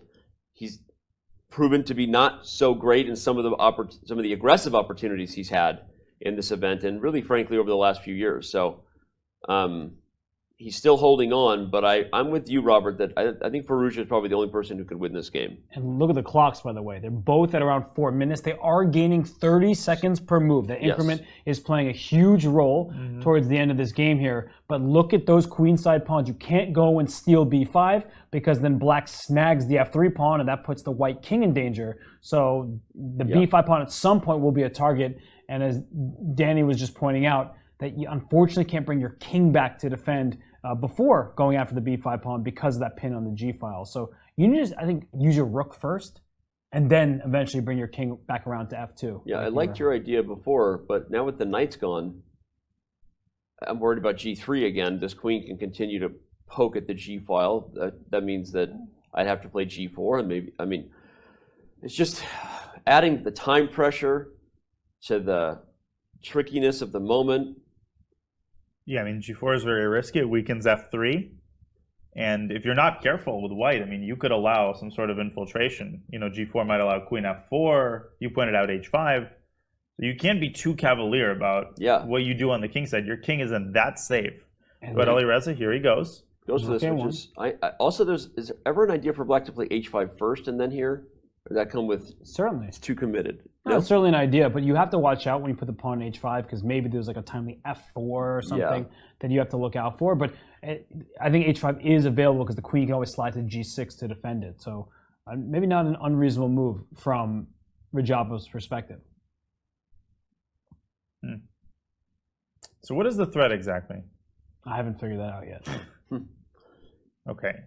Queen G6. Radjabov says, I also don't see a threat, so either bring your rook back to G1 to I guard see black's checkmate. threat, though. You see black's threat? I believe I do. Chat, do you see black's threat? This is your opportunity. I think that right now, what Firouzja needs to do is he should play G4. And we were talking about the F4 square being vulnerable, but white can slide the queen up to E3. Any queen trade is going to be a problem for black because whose rook is better? This rook on A1. So I don't think black can afford a queen trade anytime soon. So you play G4, you play queen E3, maybe slide your king over to G3, and you actually keep everything well defended here. And that's going to be very annoying because I think that black's best bet is to shuffle, but at some point this rook will start trying to pick off pawns. That's a great point. I like it. Yeah, and the problem is the black's pieces are also going to be tied down to tying down white's pieces. Like you move your queen away from F6, then white's queen gets active. So it's like a mutual standoff, and white's queen can handle it together with the king. For it. That looks like Robert Hess's advice. This is moving in Firouzja's direction. Agreed. We could see the first victory for the youngest player in the candidates. Wow, and this here is in Madrid. What a tough position to play with just 3 minutes on your clock. Because, for example, for black, the H5 move that you mentioned, I think it's actually a mistake here because you just played G5. Okay. And now white has a protected pass pawn. So a lot of trades will just be good for white because now you're going to always have to look out for the pawn. You're distracted by it, and white can focus on the other side of the board. So maybe it's viable, but it's something you really need to consider before playing. And when you have 3 minutes left, you don't have the time to calculate. Yeah, H5, you'd love to play it for the idea that you'll get a mating attack, but if you don't get said mating attack, you just gave your opponent a winning advantage in any type of endgame that might be around the corner. So G4 puts a ton of pressure on Radjabov. He's about to go lower than 3 minutes for the first time here in the last time control. They will not get any more time on the clock. There's no more benchmarks to reach as far as getting an additional hour or even 15 minutes. But they do get 30 seconds with every move. So this position suddenly looks terrible. Yeah, it's one of those funny moments where, like, as less pieces were on the board, Firouzja's winning chances have increased steadily, right? With the knights, with the pair of rooks, every piece that's coming off, whoever controls this file and whoever controls the pawn breaks, Robert Hess says this a lot, is usually in control over the game. Right. And white controls the pawn breaks on the king side, because H5, G5. Black can't really, I mean, this is the only thing that I come to then is like, how do I make a mess of this if I'm losing? But D5 is never going to work because it just favors white right here. And it also opens up the B1, H7 diagonal. So if you ever get a situation of the black king on H7 due to rook A8 check, and white could park the queen like on D3. So, you know, so it's not just, as you said, impractical to open up the center. Okay, so Radjabov moves his queen back, adopting a fully defensive posture, which is probably what he has to do.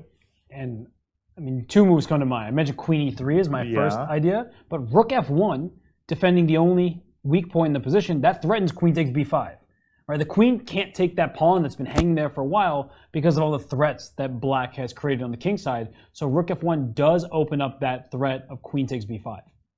Rook F1 would defend the F pawn, maybe force Radjabov to come to the diagonal, but that's my problem with rook F1 is what's the follow-up, right? I want my rook to be at its best over here. I might play F4 at some point. Not out of the question that I just started. I think he's going to go queen E3. Yeah, it's likely. When you say F4, you add stress to my life. You okay?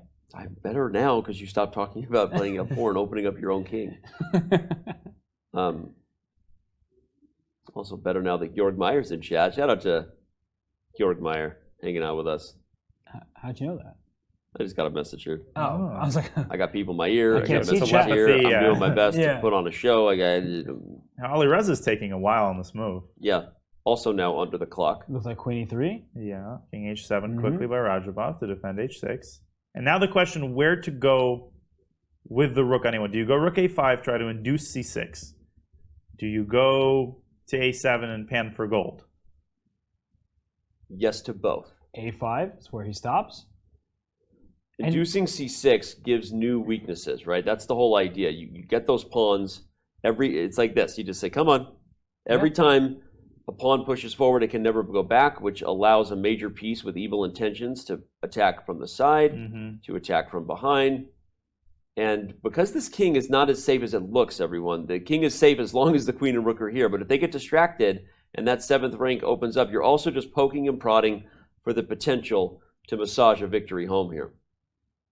And I could see a zugzwang happening, where like black just runs out of moves. So queen d7 played. You can play queen d3 just to go after the pawn on b5.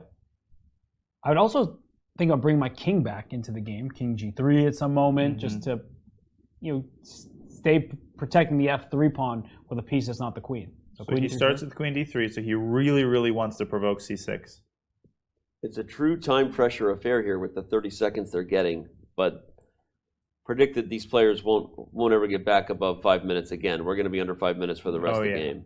And I'm not Radjabov sure. made a move or no? Not yet. But I was going to say rook f7, which looks like it's a way to protect b5 tactically. You might still be able to take on b5. I understand black's going to take on f3. Queen f7 in the end. That's actually a really good point. And then you Rook F7. staircase toward the c7 pawn. You can, exactly, staircase toward the c7 pawn. You can also play g5. That was my first instinct. Just push my pawn. And You then have double Here pawns. comes the mating now. I have a this pass is pawn. winning, yeah. And I'm just going to go after your king. Love it. Love it. Yeah, actually, it's funny. Rook f7 is a move that you would play like in a blitz game, right? After queen d3, you see rook f7 and you play it. Because often it just feels like you can never take a pawn that allows me to get a check. But actually, that would go very wrong. Even rook f7, king g2 actually is an undesirable outcome for black because that will force c6. Yep. Very true. Radjabov under 2 minutes now. And he really doesn't want to play c6. I mean, that move... The moment he plays c6... You just know, You know the f4 move that you didn't like before? Don't talk to me I'm about still, it. oh, look at that. I'm going to show it. I was actually just looking at it because after this, you have an e5 discovered check. And then the game is... Then... Oh, and I think he just succumbed. Actually, you can play anything. Rook a8 now is also winning in addition to this. And he did succumb to playing c6, which means if you're Firouzja, you have weaknesses. And look at this master class. Here he goes. Comes back to the deep. Guys, everyone, stop what you're doing. I know it's been a long day. We've had some amazing chess, but you might be witnessing a master class here from Alireza Firouzja. This whole concept, inducing the weakness quickly, comes back, heading over to the new pawn that was not a target before and is now. And the virtuoso placement of the queen on d3 to create the pin, stopping d5, and defend f3. And the queen has easy access to other important squares, such as e3. So if Radjabov moves his king back, you could consider the move queen e3, for example, to hit h6. Look at that move, trying to say the queen can't take d6 yet because f3 falls with check. He is right about that. But that d6 pawn is going nowhere. Grab a Snickers. Remember those commercials when you were hungry and if you didn't get fed, you acted like a diva? Well, I've been hungry You're not for several you hours. when you're hungry. I've been very hungry. I'm about for to start several acting hours. like a diva. Well, right now, queen went back to f7, so d6 not able to be captured. If queen e3 keeps that queen at f4, I could see he's hopping around his rook, though. What does he want? Yeah, where does he want to put that rook? He also only has 3 minutes, Rook minute and a half A6? for Radjabov. Oh, you think he wants to go back to a6 just to mess with him a little bit? Bother the c6 pawn a little? It's a really big moment for Alireza because this type of position, there is an advantage for white, but you typically have to just be very accurate because if you make one inaccuracy, all of a sudden black just equalizes on the spot. Yep. That could be because white's king is on h3. I know, Danny, you've been saying, leave that king alone, don't open it up anymore. But black at some point might try to strike against that king. Yeah, definitely. If you move your queen to the wrong spot, if you allow h5 in the wrong set of circumstances. Okay, so he goes queen e3. I really like that move. I think solid chess. Not trying to play hero ball. Just defend all the squares first. Defend f4, so there will not be any creepage, if you will, of this idea of prying open the white king. What do you think of white going h5? Is it worth it? I've been thinking about it. To freeze that pawn where it stands and eliminate the counterplay? Sign me up all day. That's less stress chess. It also allows the white king at some point to just run away. Like if the queen ever goes, the queen's gonna have to move at some point from f7, especially if you put pressure on d6. Or if a rook comes to d1 and a pawn's on h5, you go queen e7, and now my king could finally run away without hanging one of my... Yeah, I really like that. That's so it actually gives really you the nice. freedom to do that. Now, Radjabov under a minute. The problem with this is like if you misstep somewhere else and you took away your own ability to change the structure later on, maybe create a pass pawn with some of the tricks we were talking about, like a rook ending where you sack a g-pawn, push h5, put the king on g4, and you could be winning even down a pawn as white, depending on whether you still have the a file or other things. So h5 is a move, but it's a committal move too, right? 30 seconds. Okay, 30 seconds for Radjabov. Wait, now he's back to 30? No, he's back to a minute. Yeah. So, okay. Yeah, looks like the clock transmission is How about king g3 here? Why don't we start our king walk now, right? We want to, at some point, get the king away. So king g3 is just step one. We can play h5 later, and then go king f2 and king e2 and all that stuff, if we want. Well, he likes it. I was going to say, the idea at some point is worth a try because that puts a seed of doubt in your opponent's mind when they have no time. Now we know what Raj is thinking. With a minute, he's like, wait a second. Do I really need to be worried about this complicated king walk? It's a very hard move to face in time pressure. No, impossible to face in time pressure. He moves his rook to the side. c7. Is he preparing c5? I guess we got to jinx each other. Counterplay? Did somebody order counterplay? Best defense is a good offense. That's actually a really good move. As long as it comes with a paella. That's some sangria, huh? One of those right now. Okay. Oh, that's actually a huge move. Yeah, I don't think c5, I wouldn't recommend it too soon, but there are plenty of positions for sure where you play c5 to get the activity, but I feel like c5 makes your d6 one even more vulnerable. So there is that drawback. Yeah, the moment you play that, white's rook d1. I mean, taking, you do get the c file, but the d6 pawn immediately under fire there. There's also rook a6. Yeah, you can attack from various angles. And By the way, don't play rook a7 here. Oh, queen f4 check. Are you kidding me? LOL, LOL. Radjabov casting a little glance up. Now, he's provoking d5. And normally I'd be against playing d5, but in this specific position, I feel like Radjabov should seriously consider it. But you know what Firouzja wants? After d5, he might look at rook to e1. Just keeping the tension and threatening in many positions. E takes d5 because the e5 pawn is loose. Yeah, but I could play rook f7. You wouldn't make that kind of move. Okay, the rook slides over to d7 to defend the d6 pawn. But this has been Radjabov all game, right? We keep talking about it. He doesn't want to change anything. He doesn't want to change anything. He's not going to unless he absolutely has to. Yeah, it makes sense. Firouzja, as masterfully as he's played, he's provoked all these weaknesses, but Radjabov is holding on for now.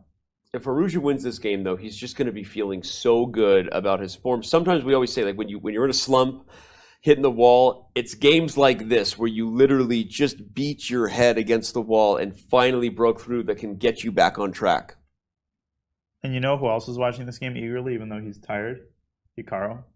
Because if Radjabov loses, he's going to be pretty devastated going into tomorrow's game. Yeah. I mean, a 100-move game, you know, and then you got to face So you're saying Hikaru is rooting for Firouzja right now? Yeah, totally. Yeah. Although, if Firouzja wins, it might put Radjabov in the mindset of, let me just make a draw. Oh, that's true. And because Radjabov's white, he has a little more control over that. And if Radjabov, say, won this game, now he might be ambitious. Right. He might say, oh, I got a first taste of victory. Let's now get another one. I'll get the white piece against Hikaru. I can, fight against him, my old nemesis. It's a fight now. That's it. It's the same time now you'll have to be. Oh, man.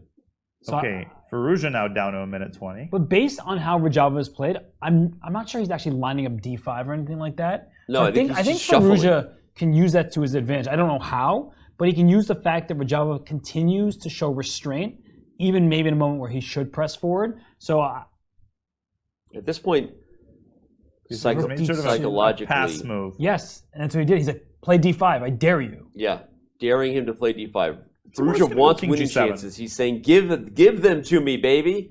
Play d5. Give me a chance. And you know what Roger's going to do? He's going to say, like, no. No soup for you. No soup for you. King G7 is a... I guarantee you Radjabov plays King G7 or a queen move that subtly sits tight. Well, I think he likes his queen placement on F6. Oh! Whoa! We have liftoff! Radjabov makes a pawn break. Call the press. Unbelievable. The move D5. And you know why, partially why I think he did it? Look at Firouzja's clock. He just burned 2 minutes daring Radjabov to play D5. Like, you know what? In your face. Now Black is winning chances. Yeah. No, I mean, Rook E2 was the move I wanted to play with the Rook on C7, but with the Rook on D7, I'm a little bit nervous about Black playing D4. Yeah, right. God, you're going to get a Here comes passer? D4. Pass pawns must be pushed. Uh-oh. In fact, if this queen leaves the F4 square, we're immediately back in business as far as aggressive ways to attack the white king. Wait. But if Rook E2 D4, I might be able to take, and after pawn takes, play E5. Oh, my lands. Takes, shake and bake. Mom helped. Queen Here comes queen E4 check. Desperado. Desperado. The queen takes H4. That is... Oh, I didn't see that. That's really And we have a important. drawn rook ending. Drawn game. Wow. Okay, wait. So, rook E2. Mm-hmm. Well, Firouzja down to 30 seconds. Okay, we've got 30 seconds for Firouzja. Increment or not. That's nothing in this position. It's absolutely nothing. It evaporates in a millisecond. He looks at his clock, glances at the clock. Down to 20.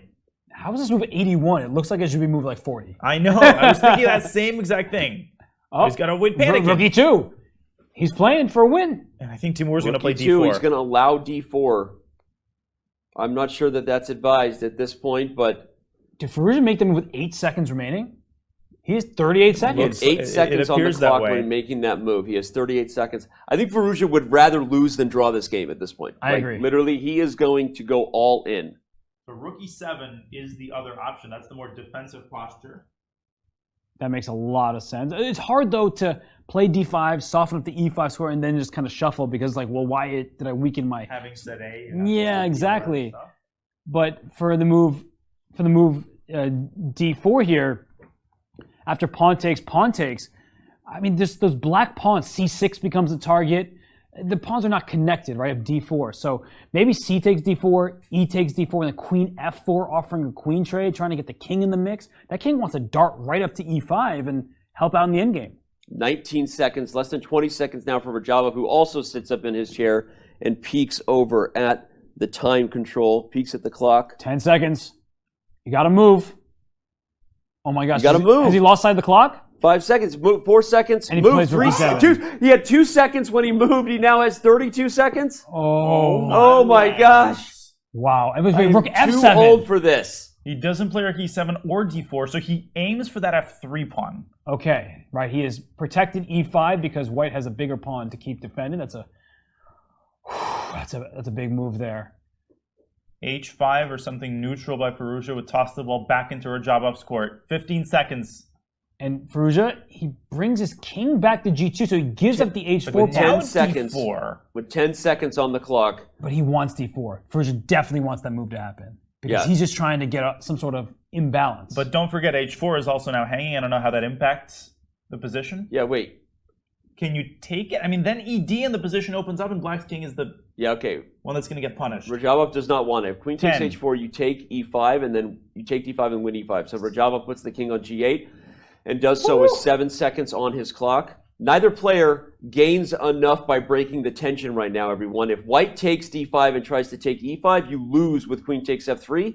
But if black plays D4 to try to get a pass pawn, takes, you ultimately give white more chances as this structure and majority gets going. So the reason we're seeing the deadlock is because neither player can improve their position by breaking in the center. And H5 played to make sure that pawn H4 doesn't fall. So, you know, what's black's move here? Probably just keep moving the king around, but you could put in the wrong square. King G7, for example, would immediately be bad. And queen E5, and queen you would takes be a pin. Yeah, you pin the queen. Yeah, if king G7, show it real quick. If king G7 takes, and takes E5, you can't win anymore because you're pinned to G7. So king H7, very important. Puts the king on the correct square H7. Or no, he hasn't moved yet. Time. He is. He goes to H7. Oh, he did move. Just now. With 1 second, okay. With 2 seconds. Wow. Now it's Alireza's turn. Can he find a way to improve? Rook A2. Let's not sleep on that idea. That still exists. At some point in this game, guys, a move is going to be made. like the eval bar is going to go nuts because look how well they are maintaining the balance. When computers are so good at humiliating human beings at chess these days, when a blunder happens, these guys have not made a move that has given an inch at all. It's honestly just fascinating how well they're playing here. Queen d3. Well, King g7, and they might repeat. I wonder what the threat is after. Right. Why did he play that Queen move? d3 was threatening to take the pawn with discovered check. And so now you can move the rook away. Rook a2 comes to mind. Black is tied down to the g6 square. So there's no pieces hanging, but if the queen were to move away from its defensive g6, e takes d5 happens, and the queen g6 checks. So it's for black, that queen is probably going to sit around g5 and back to f6 and so on. So I like the move rook a2, just trying to activate the rook. 10 seconds. Oh gosh. And he's down to 7, and Firouzja deciding what to do as he goes. He moves back with to 6 seconds rook. on the clock. Rook to e3. So he frees his queen, but where to? Look at black's pawn structure. Now maybe it's black's turn to go rook a7. Absolutely. You force the white rook back to e2, I think. One fun note, because we saw it differently at the end of the time control the other day, Robert, we talked about, in the increment portion, the players are required to write down the move, every single move, no matter how scary it is. And you might see some scribbles on the score sheets as the game goes on, but players have no time or energy to write down their move and just want to focus on what's on the board. And look at Radjabov, determined to find a move here. He's down to 20 seconds. He does not want to touch his d5 pawn. If he pushed that too soon, after d4, c takes, e takes, e5, he moves his queen. Wait. Up to f4 goes Radjabov, but e takes d5 and queen g6. Then the king just steps back. I guess there's nothing. Wow, that's a big move to play, but there is nothing there. Takes, and check. The king would move to safety, and actually white might regret that whole idea. I think Alireza should make a draw. I think you should just go rook e2. And just surrender? Yeah, because, I mean, he's got so many weaknesses, and it almost seems like Teimour is taking over the initiative. Yeah, that queen on a 4 is very active. It's the rook e2. Rook e2. He does indeed play it. Oh my gosh, he like almost missed the clock. He had 3 seconds left when he made the move, but you saw him. It took him a couple slaps. Twice. Swipe or no swiping. So queen will come back to f6, I suppose. But then he can play rook a2, right? He can actually maneuver for a bit.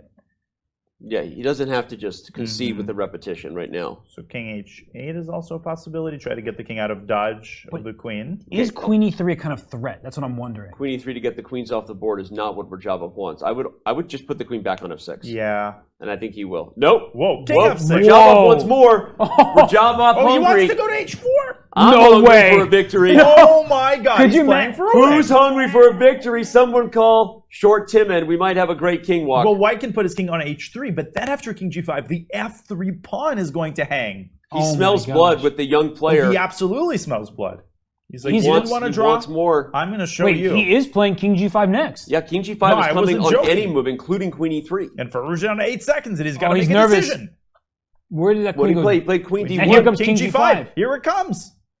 For the first time, we have a tiny little edge given to black by Stockfish 15.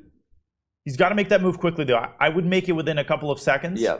To leave himself with a little cushion. Get the pressure back on Firouzja. Yes. Play king g5. And you no longer have a queen trade because you can't play queen d2 because once the queen trade happens and black takes on e4, down going all of white's pawns. Black is back winning down the house. now. I feel like he might back down. He's down to 10 seconds. King g5. Raja, go aggressive. 5. Don't play king 4. g7. Make a move. Oh, he's got to go. He There it goes is. King g5 with 1 second on the clock. Oh my gosh. This is unbelievable. He Now, plays how it. do you defend the f3 pawn if you're Ali? Rook f2, there's d4. Oh my god. And Oh, then queen d8 d8. check. You have to watch out for Queen queen d8. f6. I think black still wins there. Oh gosh, that's nerve-wracking though. Oh my god. No, that's a draw. Rook Queen f2, d2. if you take, back there's and queen forth. d8 No, and king white is h4. winning. Oh, then there's queen e1. Oh my Rook- god. There's Rook a grasp of e1. set. He's down to Rook 6. e1 is the only move that maintains. And he the finds balance. it. He found it with King h4, 4 rook seconds h- on his clock. Yeah, it makes sense. King h4, rook h1 check. Yeah, Radjabov calmly God. adjusts the pieces. Oh my gosh. Teimour's got to go king h4 and force that draw. Yeah. You think so? King Yeah. h4, rook h1 check. What king about rook g5. a7? Ooh. Why can't he go for the open file? That's a great Rook question. a7. I His guess king on g5 is hanging out. Rook a7, rook e2. Rook and then a7 is d8. the move to play for the win. No, he goes king King h4. h4. He's gonna. repeat a little bit, get some time on the clock, perhaps? Will Teimour go for the win with rook a7 check? Because Alireza is not in a position to not repeat. Right. Any kind of queen move is just d takes e4, and then white's pawns start falling. Although here, actually, queen d3, d takes e4 might force the draw. Queen d8 check, back to d2. Yeah, that's actually a forced draw. Repetition. Oh. The king walked himself into a trapped repetition, which again is, I don't know who is happy about a draw here and anymore. Firouzja has 30 seconds to figure it out. It feels like an eternity given. Yeah, he had a minute. A whole minute. Everyone relax, chat. Go get a drink. We played 90 moves of chess. These two are really giving it their all. They're giving the fans a spectacle. And right here, right now, I mean, it's a big decision for Alireza. Does he try to repeat? And if he does Teimour Radjabov throw his rook over to a7? I don't think he will. You think Radjabov takes the draw? Yes. Well, what do you play? Rook e1. Radjabov has a huge choice. Play king h4 and accept the repetition that will ensue. Note that white has to play this move, everyone, because queen g3 check would be winning for black. So king h4, we will likely see a draw. If Radjabov wants more, if Radjabov's hungry for that first victory in 3 years, now might be the time. Yep, I'm hoping he goes rook I d7. hope he plays it too, because I want to see someone win this Yeah, game. Rook d7 is another good That try. might even threaten d takes e4. Even if you sack the rook, that Yes. black queen is going to massacre all of white's pawns. Rook d7, actually, that's a devious move. Rook d7 has d4 or d takes e4, as Danya pointed out, because at the very least you have a draw by repetition with all the checks, and actually you might be able to go He's for less more. than 20 seconds. But with every ticking seconds, it becomes less likely because he'll have to adapt. Yep. Every second that goes And by he goes king h4. means he's more likely to settle. He plays king h4. Alireza Firouzja will have no choice. The threat of queen g3 is unstoppable without checking and repeating moves. And look at Alireza. He looks at his score sheet because he does not want the draw. He's thinking, can I do something else? But at this point, if he doesn't take the draw, he will lose the game. So I have a king g5. It just doesn't look like there are too many. If you play rook e1, it's not a draw yet because it's black on move. So Radjabov can play king h4 and that would force it. Radjabov has one more chance on rook e1, I believe. That seems that seems correct. Yeah, Firouzja doesn't particularly want to even claim a draw, though. No, he doesn't, but the point is he doesn't have a choice on king h4. He has a draw. No, it is a draw right now because rook e1 was the first time it was played. Yeah. And Radjabov, I think, is claiming the draw now. Yeah, it's obvious. Repetition with king h4. He stops the clock. And what an ending. My gosh, what an epic ending here to a... I wanted Radjabov to play rook d7. I wanted the fight to continue. So did Firouzja. God, Firouzja declined so many repetitions this game. My gosh, these two gave it their absolute all. How they even have energy to talk right now is unbelievable. They've been playing this game for 7 hours. I don't know how we have the energy to talk. We've been commentating for 7.5 hours. And the draw means that both of these players, despite the massive effort here in round 8 to kick off the back half of the candidates, will remain winless at this point in their 2022 campaign. Just look at that. That's love of the game right there. Yeah. That's like, they've just played 93 moves. They're talking about move probably 15 right now. Right, or 53, and somehow they remember where the pieces were. Yeah.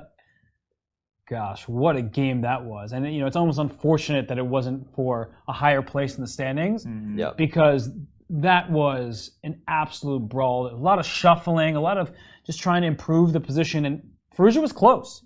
He's young, but he showed great technique at many points of the game to even secure a bit of an advantage. And Radjabov, to his credit, he kind of steadied the course. He made sure that he wasn't going to lose the game. And then maybe in a different event, a different time, he would have kept playing this moment, but he instead accepts the draw. Well, Dina Naroditsky, welcome to Madrid. Couldn't have asked for a better start. Better start. Shout out to Maria Emelianova. What a day. Miss Lova, as she's known in some circles. I was still on a plane this morning. I can't believe that. And now this. Is that Chandler as well? Yeah, that's Chandler. Wow. Chandler, tall guy with the cam right there. Chess.com's videographer. Still talking about it. By just poking that one pawn. Something A lot of discussion around the tension that never broke in this game. That's the thing, is that the tension in the center never quite gave way for either player. That is an example of perhaps chess played perfect as a draw, ladies and gentlemen, because I'm just fascinated by the fact that, yes, there were these many chances, and we were hyped because of time and the practical stuff, guys, but the reality is that eval bar never got past the 4th rank or the 3rd rank. Like, it stayed within a small advantage for the entire bleeping game. These guys were true gladiators out there and did not budge an inch. No, they did not. And I think, as we saw Firouzja poking at the g4 pawn, I think there was that moment when he went knight to g4, that if he had just pushed the pawn there, kept the knights on the board, maybe he felt he had more winning chances with more pieces. But I mean, it's neither here nor there, because the game is in the books. That 4th and final game on the round 8 pairings, that was a draw. Indeed. We did have decisive chess. Obviously, you see in round 8, if you just got here, Richard Rapport won in style, not just because of what he was wearing. The style on the board was much more his style, and he got his first victory here in Madrid. Nepomniachtchi drew a very quick game versus Liren. It feels like it was in the last century. That's true. That's true. But Nepomniachtchi drew a quick game. But really, Donnie, I'll let you talk a little bit quickly. I mean, Firouzja, the draw there we just saw was epic. Nakamura's victory is the talk of the town right now. It really is, and for good reason. I mean, that game was epic in many, many more ways than one. Because to beat Fabio when he's in this kind of form, I mean, we talked about it before the round, is ridiculously hard. Fabio is like a dragon that kept getting reborn and breathing fire, even with his back pushed against the wall. But Hikaru never let up. Did he make mistakes? Yes. Was his technique perfect? No. But that doesn't detract from all of the incredible resources that he found, and the fact that he kept his legs churning, once again, like Marshawn Lynch, even though he didn't show up for the interview, and he might get fined. We'll fine him. But it was an amazing great game. reference. Hikaru didn't show up for the interview with us, but he actually did show up There we go. for the interview with Dina Belenkaya. She caught up with the man after the game of the day in many respects, not just because of the fine victory it was, but because of what it now does to the storyline here at the 2022 FIDE Candidates. Let's see what Hikaru had to say about his victory over Fabiano Caruana. Hikaru, congratulations on your win, a very long fight. How ambitious were you approaching today's game in the beginning? Yeah, I mean, I was just trying to play normal, but the funny thing is I actually thought Fabiano might play this, so I spent like 2 hours last night looking at this, all these crazy variations in this open Spanish. Yeah, I thought Fabiano had to play e4. I thought once he went c4, it's going to be very hard to ever get the central pawns rolling. I mean, I'm sure the computer says black is fine, but I think for a human it's very hard. And then once he had to go e4, I think positionally it's very, very tough to play for black, because you just end up with this dead bishop on d3 that's doing absolutely nothing. So probably, I mean, the critical moment was when Fabiano played c4, I think. Our broadcast team suggested that you might both actually confuse some lines. Was there 21 bishop g5, rook d8, and then rook takes c5? Yeah, rook takes e5, bishop g5. There's also c4 there, I think, though. There are a couple tricks, but let's leave it at that. Right, and when you played h4, apparently there was h5, the only solution to continue equality. Did you consider this one? So it's still equal. Yeah, I mean, I think once I get bishop g4, I think it's just lost. I think once I get this bishop out on this diagonal, it should be winning. Yeah, maybe h5, but I thought I could play some queen g5 here, and then takes g6, knight c6. I mean, okay, computer probably just holds it without any trouble. But I mean, again, to a human, it looks very hard to play because I have knight e5, bishop d4. Yeah, I don't really know why that should be equal. But computers, I guess, say it is. And then in the endgame, there was this idea putting the rook on h1, and apparently it would be still very hard to it wouldn't be winning immediately. Did you consider that? Yeah, but I mean, okay, it's insane that I let it get to this point, but I still do the same thing with knight g2, king g3, bishop f2, and I think it's still winning practically. Maybe there's some way for a computer to find something, but I think it's technically lost at that point. I thought maybe rook e5 instead of rook e6 was the one last try, but again, it was a long game, and I mean, both of us obviously were tired by that point. That was a great show in any case. And now, looking at your situation in the tournament, what are your plans, so to be? Well, I guess I play Teimour tomorrow, so we'll see what happens. How hard is it for you to restrain yourself from streaming on the rest days? You mentioned that you miss it. No, I mean, I'm going to stream Title Tuesday, so that's for sure. But no, I mean, I think I'm enjoying the tournament. It's had some great long fights, and there's still quite a few more rounds to go. But you focus on one thing and then go back to the other thing afterwards. All right, thanks so much, Hikaru. Sure. What a great time to be a chess fan. Hikaru Nakamura going to stream Title Tuesday in the middle of the FIDE Candidates. It's nutty, but what great understanding Hikaru Nakamura. That was insane how well he understood what was going on there. That was freaky. Yeah, it was freaky. Everything that we talked about, it's almost like he's wearing the earpiece, not you. I mean, seriously, and then he called the line that started with Raunak Sadwani. Shout out to Raunak, and we showed it, but we saw after C4, we're like, what's going on? So clearly it shows that the depth that these 2,800 players take in to the supercomputer process and their seconds goes a little further than I guess we can come up with on the fly. Just by a tad. A little bit. And then he saw Rookie 5 in the end. So, oh yeah, he saw Fabiano's best chances there. Right, with this and just Rookie 5 casually thing. threw it out like it was totally normal to see that move. Yeah. Like it was an obvious move.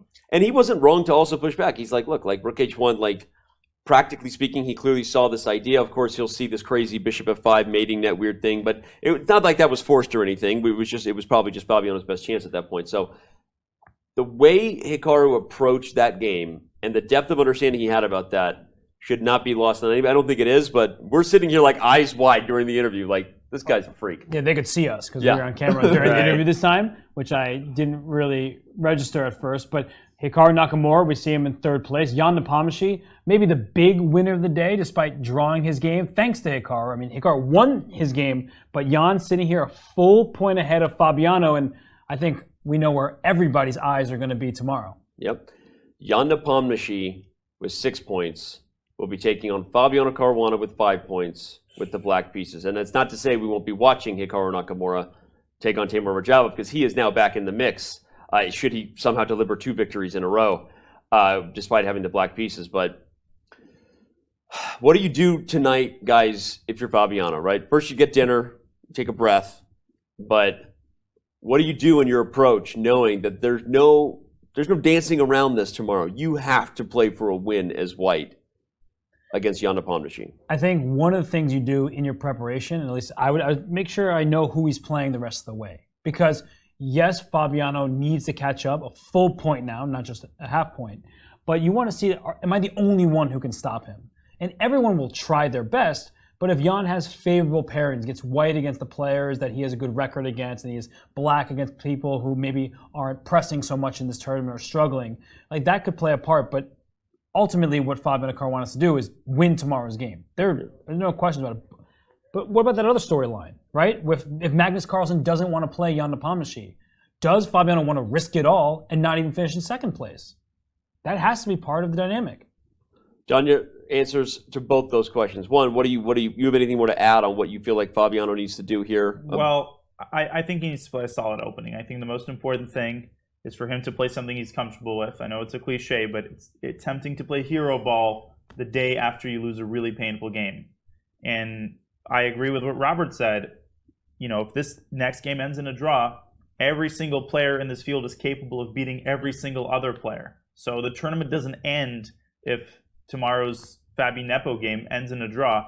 Nepomniachtchi could lose one of the last game. Think about the nerves that he's going to feel. So Fabi has to try to find that balance between yes, playing for a win, yes, playing ambitiously, but no, not doing anything wild. I think he's got to go all in. Well, I agree, but there's also one other matchup that comes to my mind that Fabiano can be like, hey, buddy, you're my new best friend. Alireza Firouzja gets the white pieces against Jan Nepomniachtchi, okay? And Alireza is clearly still trying his hardest in this tournament. Yeah. Right. Richard Rapport, he just beat Jan-Krzysztof Duda. Everyone is still competing. Even if they're out of the running, they're still trying their best. So I really mean it when I say if I'm Fabiano, I actually, I'm going to focus on the chess, but somebody in Camp Caruana has to look at the next pairings for Jan Nepomniachtchi, because there's got to be someone in there who may have a good chance of upsetting him. And Alireza Firouzja may be that guy. He hasn't been the Firouzja everyone unfairly expected him to be, perhaps, but with the white piece against Jan Nepomniachtchi, that's going to be an absolute clash. Yeah. What a storyline it might be if somehow this does stay within the realm of Fabiano needing help from a friend, and Richard Rapport is in a position to maybe change his fate, as it would be in one of the later rounds here, where, of course, Rapport would be black. But right now, every one of these topics will be discussed as we look at Jan Nepomniachtchi's second half. Even the last round, black against Duda, that's not an easy game. Not an easy game at all. He drew, of course, that game to Liren. We will have that updated for you tomorrow. But all the other games, as you see, they have a lot to talk about. And, well, we don't need to speculate, I guess, what would happen in any of the games, because we have all the drama we could possibly have, and that the person in second is chasing the person in first, has the only real advantage you can have in chess, which is the first move, getting the white pieces, at least to start a game, regardless of what they cook up at home. And we will be here to call the action. Tomorrow, Grandmaster Robert Hess, Grandmaster Daniel Naroditsky, and yours truly, the guy with the Twitch socks. And everyone else in studio in the Palacio de Santoña will also be here. That's the Spanish broadcast wrapping things up. The live audience has gone home because nighttime falls upon Madrid. A city that will not ever sleep, though, is about to come to life. And we're going to go get some food. And hope you enjoyed today's broadcast of Round 8 of the 2022 FIDE Candidates. And we will see you for Round 9 mañana. It's time to take control of your journey towards chess mastery. Magnus Carlsen introduces Chessable, the definitive solution for studying chess. Move Trainer uses the science of spaced repetition to identify your strengths and eliminate your weaknesses. There's no need to set up a board, remember which page you're on, or keep track of all the moves you miss. Get started now and join our growing community of over 100,000 chess enthusiasts. Chessable. Take control of your journey towards chess mastery. Welcome, everybody. My name is Jan Nepomniachtchi, former World Chess Champion. Are starting a new course here for Chessable. A very special Chessable course. Master your chess with Judith Polgar. You know what? I learned a lot.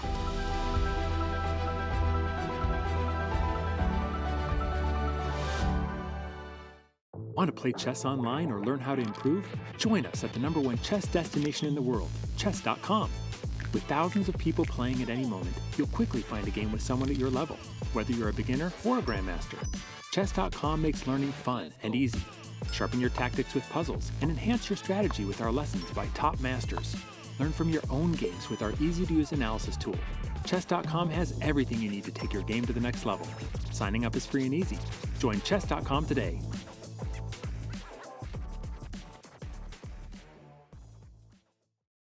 Hi, I'm Grandmaster Judith Polgar, and I'm here to welcome you in the Chessable classroom. It combines a shared chessboard with live video. Teachers get to interact on the chessboard with their students and even run quizzes and tournaments. I really love what Chessable Classroom can offer. I use it myself all the time. Just invite students to your classroom and start teaching right there. No downloads needed, and it's for free.